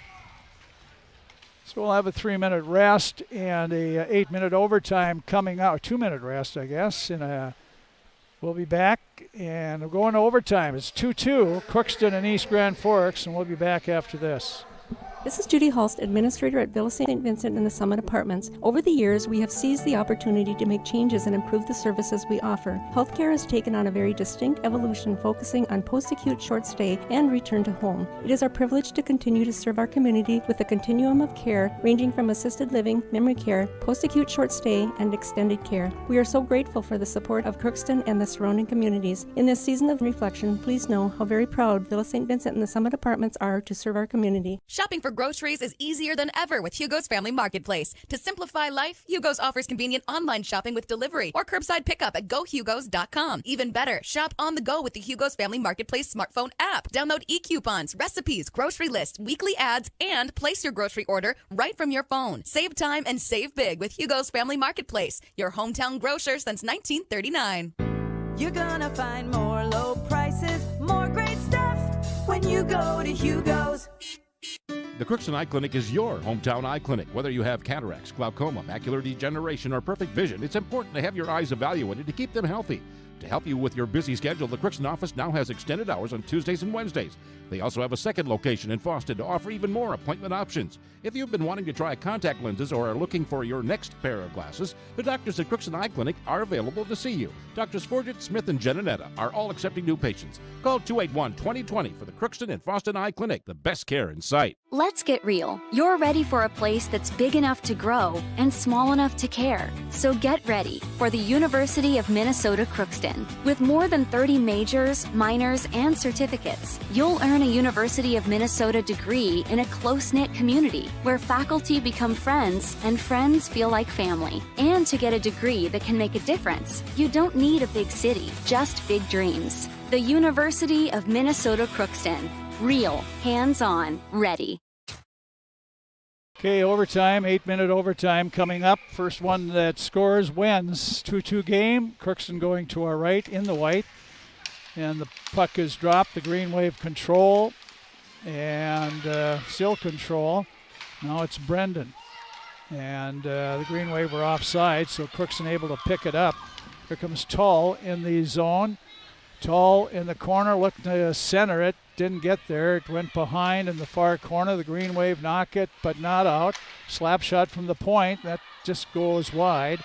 Fee after it in the corner. Backhanded it. Get by Bennick on the far boards. The Green Wave try to flip it out. Tull, good job to knock it down. It's still there along the boards. And the Green Wave flip it along the boards. Kept in on the point. Cassie Solheim. She walks in. Here's a shot. That's up high, way wide. On the boards now. Fee takes off one green wave, allows Wallace to punch it in the corner to Coleman. Coleman comes back. The green wave had it, lost it. Now they get it off the glass out to center ice. And Swanson with it now as it poked away, knocked it back in deeper. But Heil is there up to Emery, and she knocked it up to Pesh, who's taken down. Reese Swanson kind of ran her over there. No call, though, on the play. Here's back on the Pirates get it at their own blue line. Coleman to Nelson. Nelson waits for it and then looks, takes a shot, gloved by Corbett. Yeah, that's a case right there. I wish Morgan would have kept that lower, perhaps had a rebound, but we've talked before, Corbett's pretty good on those rebounds. Might not have been anything there, but at least a better chance. Face off to the left of Corbett. Green Wave dump it in their own corner. Nelson gets there. She's tied up now by Kleinwachter. And here comes East Grand Forks trying to come out. The puck is almost taken away by Coleman. Still now Kleinwachter along the board. Swanson has it. Turns, fires up high and wide. Over the Green Wave, that's Plant. Taken away by Nelson. Comes out to Coleman. Turns, fires wide. And the Green Wave. Now look up ice. Puck is up. And here comes back Schultz. Round one defenseman hits the side of the Crookston net. Clausen with it. Fanned on a pass. Now she does. And that's Green Wave have it. In front. Tipped away. Comes to Fee. Fee has trouble finding the puck. Now she turns around at her own blue line. Looks up to Bennick at center. Aaliyah Bennick coming in with help. Here's Fee up the slot. A shot right on. Stick save by goaltender Corbett. Now in front again. The puck is there. Bennick slaps at it just wide. Crookston putting on some good pressure here. The Green Wave have it. Turning and having some problems is Lukash. But she gets it to Brendan. Taken away by the Pirates. Pass up to Fee. Fee now at center ice. She'll dump it in, go off. Here's East Grand Forks back. Pirates going with two lines now, as is East Grand Forks. Green Wave come out to center ice. Here it's dumped in by Brendan, close to icing. Behind her own net is Wallace. Pings it up the boards here. And the Pirates, Coleman can't find the puck. The Green Wave do. And here they come back in. And again, Petrovich was smacked by the Pirates there. And one of the Green Wave is having trouble getting off the ice. That's Ellis. Now Crookston behind their own net. Coming up. There's Swanson to Nelson. Long pass. Coleman catches up with it. Turns around. Looks. Morgan Nelson poked away from her. The Green Wave can't get it out. Now they'll skate it out. This is Plant. Puts it toward net. Sticked aside by Maxim. Here behind is Cassie Solheim. She'll put it off the boards up to Morgan Nelson. Morgan, long shot, and Coleman, or Corbett sticks that aside. Green Wave try to slap it out, and they do get it out. Riley Solheim turns, nice little move, comes in now. Here's Riley, top of the right circle. The shot goes wide, comes out, and the Green Wave have some room and do get it to center. Here's Kaylee Clausen, sends it back in. Crookston will go after it. Defenseman Ohio. To Kleinwachter, back to DeHiley, and up, kept in for a second by Crookston, and still kept in. Fee with it, and she couldn't get around. Good job by Kleinwachter to tie her up, and she paid for it. Here comes Crookston out. Fee has a chance if she's coming with Bennick, and just about offside. Fee can't get control of that puck. Boy, the Green Wave almost got caught changing lines there. Now it's tipped up to center. Pirates changing. Puck back at their net. Maxim makes the save and elects to hold on. Now that'd be Just thinking that'd be the appropriates of appropriates. They tied, I guess. Yeah, no, I was thinking the same thing there. But Pirates don't want that, and certainly East Grand Forks doesn't. They'll face it off. They still have 2:36 to fight it out here to see if somebody can get one.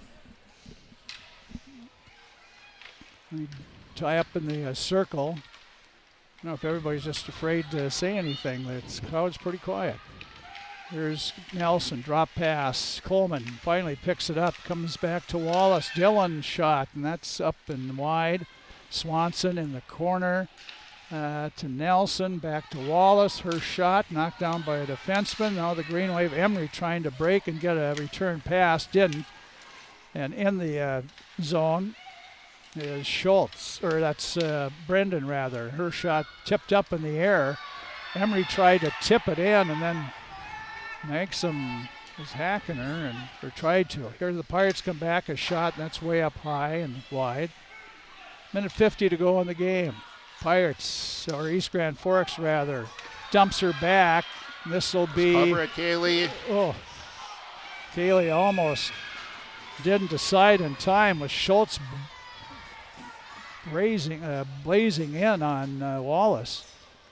Well, that's just inexperience there. Kaylee Maxim, we've talked about it numerous times, hasn't been playing hockey that long and goalie that long, but just indecision there and hung back too long, and that's a case she needs to just take control as Crookston takes their timeout with 1:39 left. Pirates use their timeout, 2-2, minute 39 to go in overtime, and we'll just keep it here. Pirates have, let me see what the saves are, 36 to 21. So Crookston has 5 and 2 for East Grand Forks in the OT, I think, if I figured that right. Corbett's played well. Maxim's played well. Both have given up 2 goals. And Maxim, 2 goals scored against her were power plays. 1 scored against Corbett was a shorthanded goal. This is all back in the first period, folks. Last score we had was with 13 seconds to go in the first period. So we played 34 plus 7, so about 41 and some seconds of play with no score. Oh, and the pace of play has actually picked up since that first period, and it's been a much better hockey game since that first period. So yeah, it's been very entertaining here at the Crookston Sports Center tonight. Pirates will come out with Bennick, Tull, and Fee. They've had some chances here in the overtime. But they're in their own zone this time on the face-off. Coach Larson's loading up that line with Ellis and Emery out there.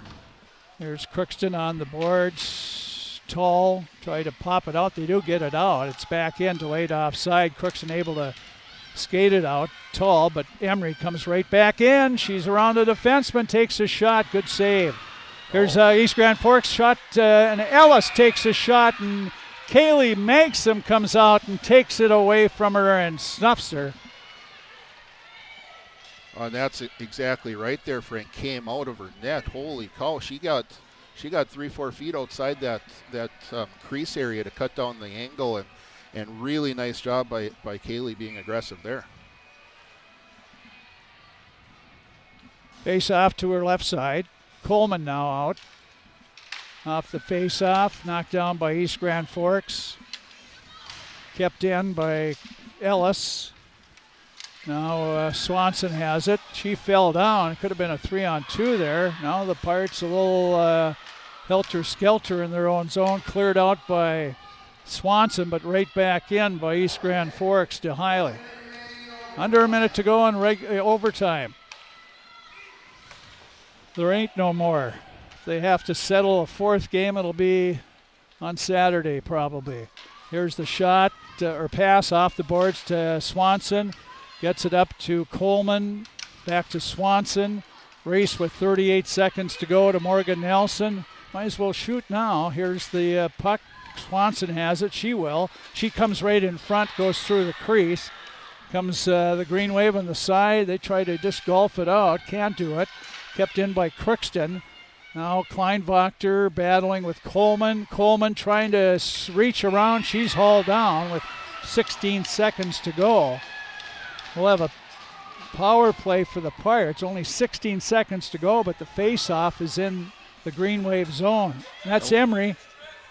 Once again, she doesn't like the call, but that took away a scoring chance there as the Pirates were getting to the net, and great opportunity there for the Pirates. Just didn't Emery didn't really have much of a choice. Ooh, oh my!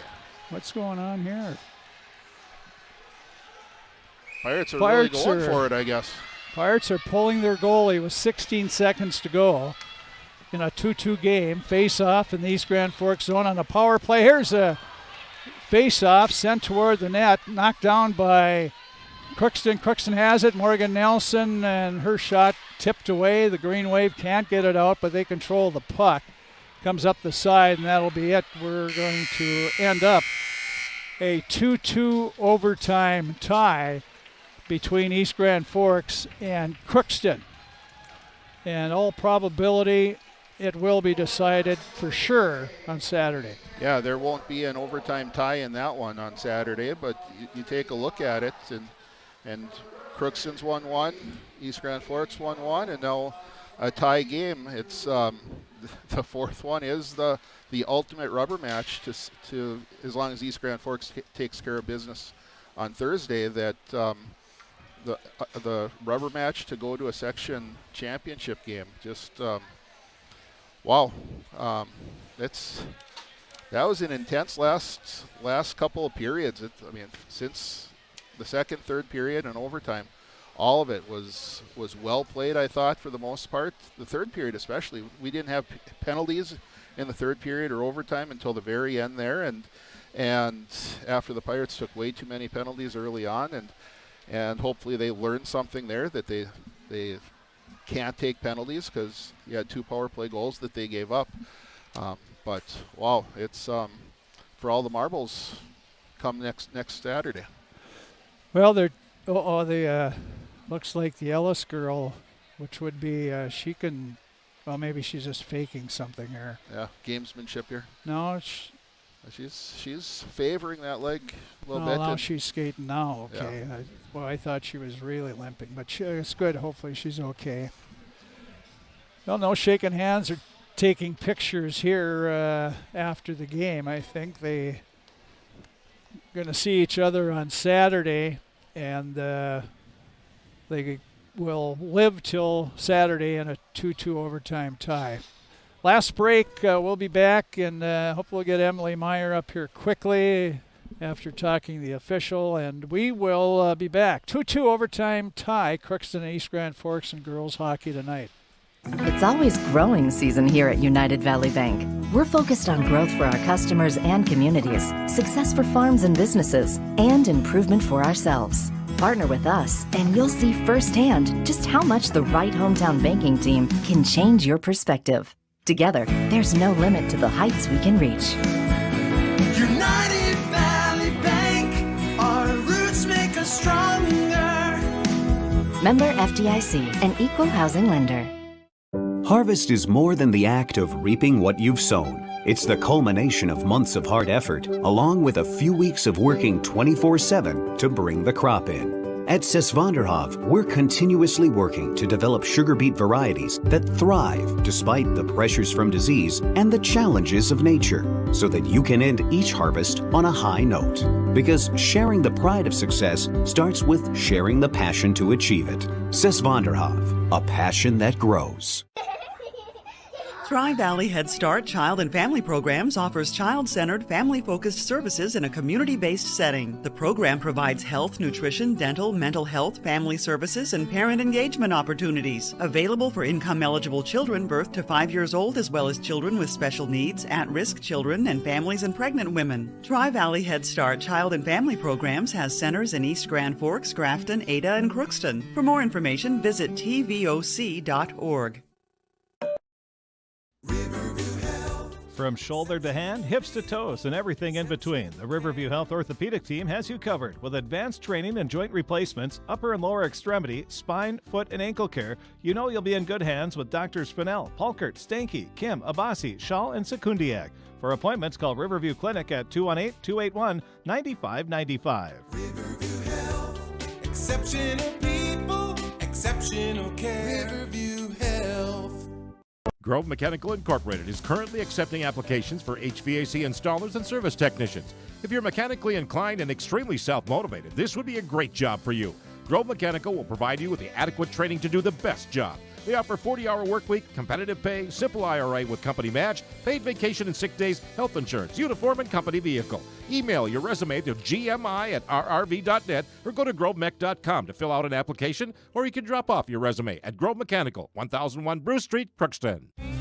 You can make a sweet life right here in the Red River Valley with a career at American Crystal Sugar Company. Our shift schedule offers 14 days off per month, which gives you time for family, friends, the great outdoors, and everything else you enjoy about small-town living. Entry-level positions are available, and pay starts around $18 per hour.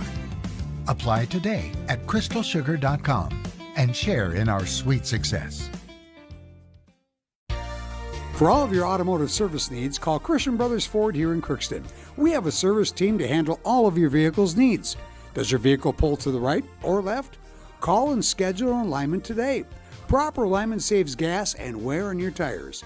We're here to take care of your vehicle repairs and maintenance. Call Christopher or Jersey in the service department at 281-1338. Make an appointment today with the service department at Christian Brothers Ford of Crookston, where we make it easy. Well, we'll spin right back here in the press box where the Crookston Sports Center, where the Crookston Pirates tie East Grand Forks. Two teams split during the regular season and before tonight's game, and then they end up in a tie. So it's 1-1 against each other. And don't forsake Green Wave and East Grand Crookston fans. They will probably meet Saturday at East Grand Forks in a semifinal of the Section 8 tournament, in all probability, to settle everything out here. Pirates are 14-8. That's their second tie of the year. East Grand Forks, their first tie of the year. They're 6-13-1.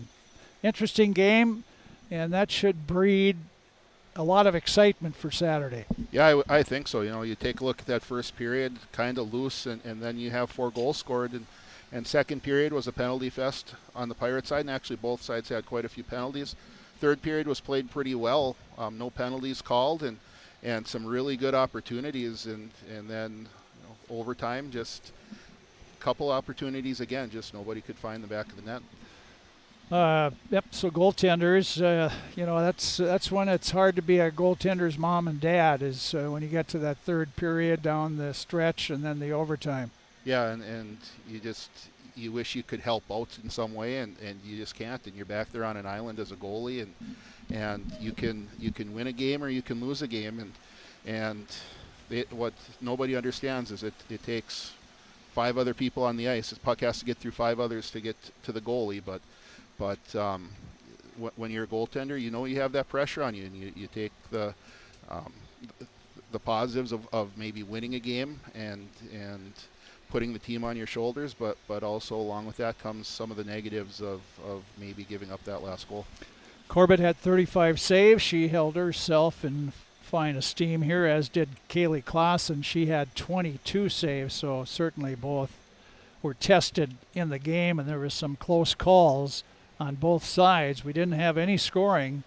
There was 13 seconds left to go in the first period when Reese Swanson scored a shorthanded goal, and then we had no more scoring for 8 plus 34, which 42 minutes of no scoring. So not that both teams didn't try. Crookston is off now till Saturday for sure in the semifinals, and they'll play at 6 o'clock at East Grand Forks. Against East Grand Forks are International Falls, who play Thursday at East Grand Forks at 6 o'clock in a quarterfinal game. And then Thief River Falls will host Detroit Lakes at 7 o'clock at the Ralph in the other quarterfinal game. Number 1 seed Warroad awaits the Thief River Detroit Lakes winner, and then the Pirates will await the East Grand Forks International Falls winner. We see no upsets till we get to at least the semifinals. No, exactly, and then you're going to have, well, the East Grand Forks Crookston matchup is setting up for a classic, and Warroad, we know they're in a class by themselves, but you know, you never know, and Thief River Falls is in a position this year where they've never really been having to play Warroad early on in the tournament. They've had a lot of success lately, but having all that success, they know what it's like to play in high pressure situations. So I don't think they're going to come in intimidated at all against Warroad, but no, there's always a chance as long as you're playing the game. That's why they play them. Yep. So the Pirates just have a few days here, and I'm sure some way they've been playing games here the last 2 weeks, I'm sure it'll be a sort of gingerly practices probably. Yeah, not a lot of contact, a lot of flow to them, probably just get the feet moving again, and yeah, just try to make sure everybody stays healthy and in the best shape possible going into Saturday. Yeah, tomorrow's church night, so they usually get out early anyway, and then Thursday they'll probably try to get out early to go over and watch East. I don't know. Yeah. Maybe you're sick of watching East Side, but I think No, somebody's going to go watch them. Yeah, they've got tape on them. They know everything that they're doing. Okay, we will take one final break and be back hopefully with Coach Meyer right after this. It's always growing season here at United Valley Bank. We're focused on growth for our customers and communities, success for farms and businesses, and improvement for ourselves. Partner with us, and you'll see firsthand just how much the right hometown banking team can change your perspective. Together, there's no limit to the heights we can reach. United Valley Bank, our roots make us stronger. Member FDIC, an equal housing lender. Harvest is more than the act of reaping what you've sown. It's the culmination of months of hard effort, along with a few weeks of working 24/7 to bring the crop in. At Sesvanderhof, we're continuously working to develop sugar beet varieties that thrive despite the pressures from disease and the challenges of nature, so that you can end each harvest on a high note. Because sharing the pride of success starts with sharing the passion to achieve it. Sesvanderhof, a passion that grows. Tri-Valley Head Start Child and Family Programs offers child-centered, family-focused services in a community-based setting. The program provides health, nutrition, dental, mental health, family services, and parent engagement opportunities. Available for income-eligible children birth to 5 years old, as well as children with special needs, at-risk children, and families and pregnant women. Tri-Valley Head Start Child and Family Programs has centers in East Grand Forks, Grafton, Ada, and Crookston. For more information, visit tvoc.org. From shoulder to hand, hips to toes, and everything in between, the Riverview Health Orthopedic Team has you covered with advanced training and joint replacements, upper and lower extremity, spine, foot, and ankle care. You know you'll be in good hands with Drs. Spinell, Palkert, Stanky, Kim, Abasi, Schall, and Sekundiak. For appointments, call Riverview Clinic at 218-281-9595. Riverview Health, exceptional people, exceptional care. Riverview Health. Grove Mechanical Incorporated is currently accepting applications for HVAC installers and service technicians. If you're mechanically inclined and extremely self-motivated, this would be a great job for you. Grove Mechanical will provide you with the adequate training to do the best job. They offer 40-hour work week, competitive pay, simple IRA with company match, paid vacation and sick days, health insurance, uniform, and company vehicle. Email your resume to gmi@rrv.net or go to grovemech.com to fill out an application, or you can drop off your resume at Grove Mechanical, 1001 Bruce Street, Crookston. You can make a sweet life right here in the Red River Valley with a career at American Crystal Sugar Company. Our shift schedule offers 14 days off per month, which gives you time for family, friends, the great outdoors, and everything else you enjoy about small-town living. Entry-level positions are available, and pay starts around $18 per hour. Apply today at crystalsugar.com and share in our sweet success. For all of your automotive service needs, call Christian Brothers Ford here in Crookston. We have a service team to handle all of your vehicle's needs. Does your vehicle pull to the right or left? Call and schedule an alignment today. Proper alignment saves gas and wear on your tires. We're here to take care of your vehicle repairs and maintenance. Call Christopher or Jersey in the service department at 281-1338. Make an appointment today with the service department at Christian Brothers Ford of Crookston, where we make it easy. Okay, back lonely we are here back at the Crookston Sports Center. The Pirates end up a 1-1 overtime tie with East Grand Forks. All the scoring was in the first period. It was 2-2 after one. Nobody scored in the second, third, or the 8-minute overtime. And that's the way we'll leave her. So I think that'll be about it. Yeah. Coach Meyer's still down in the locker room with her troops there, so we'll let her tend to business.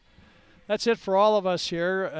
Bo Melby's been a workman day, worked all day at KROX early this morning. He's been here for both the varsity hockey games and producing it on the video and the radio, and we appreciate his help. For Tim Moe and Bo, all of us, again, the final here tonight, it was Crookston Girls 2, East Grand Forks 2 in girls hockey, an overtime tie. Have a good rest of the evening.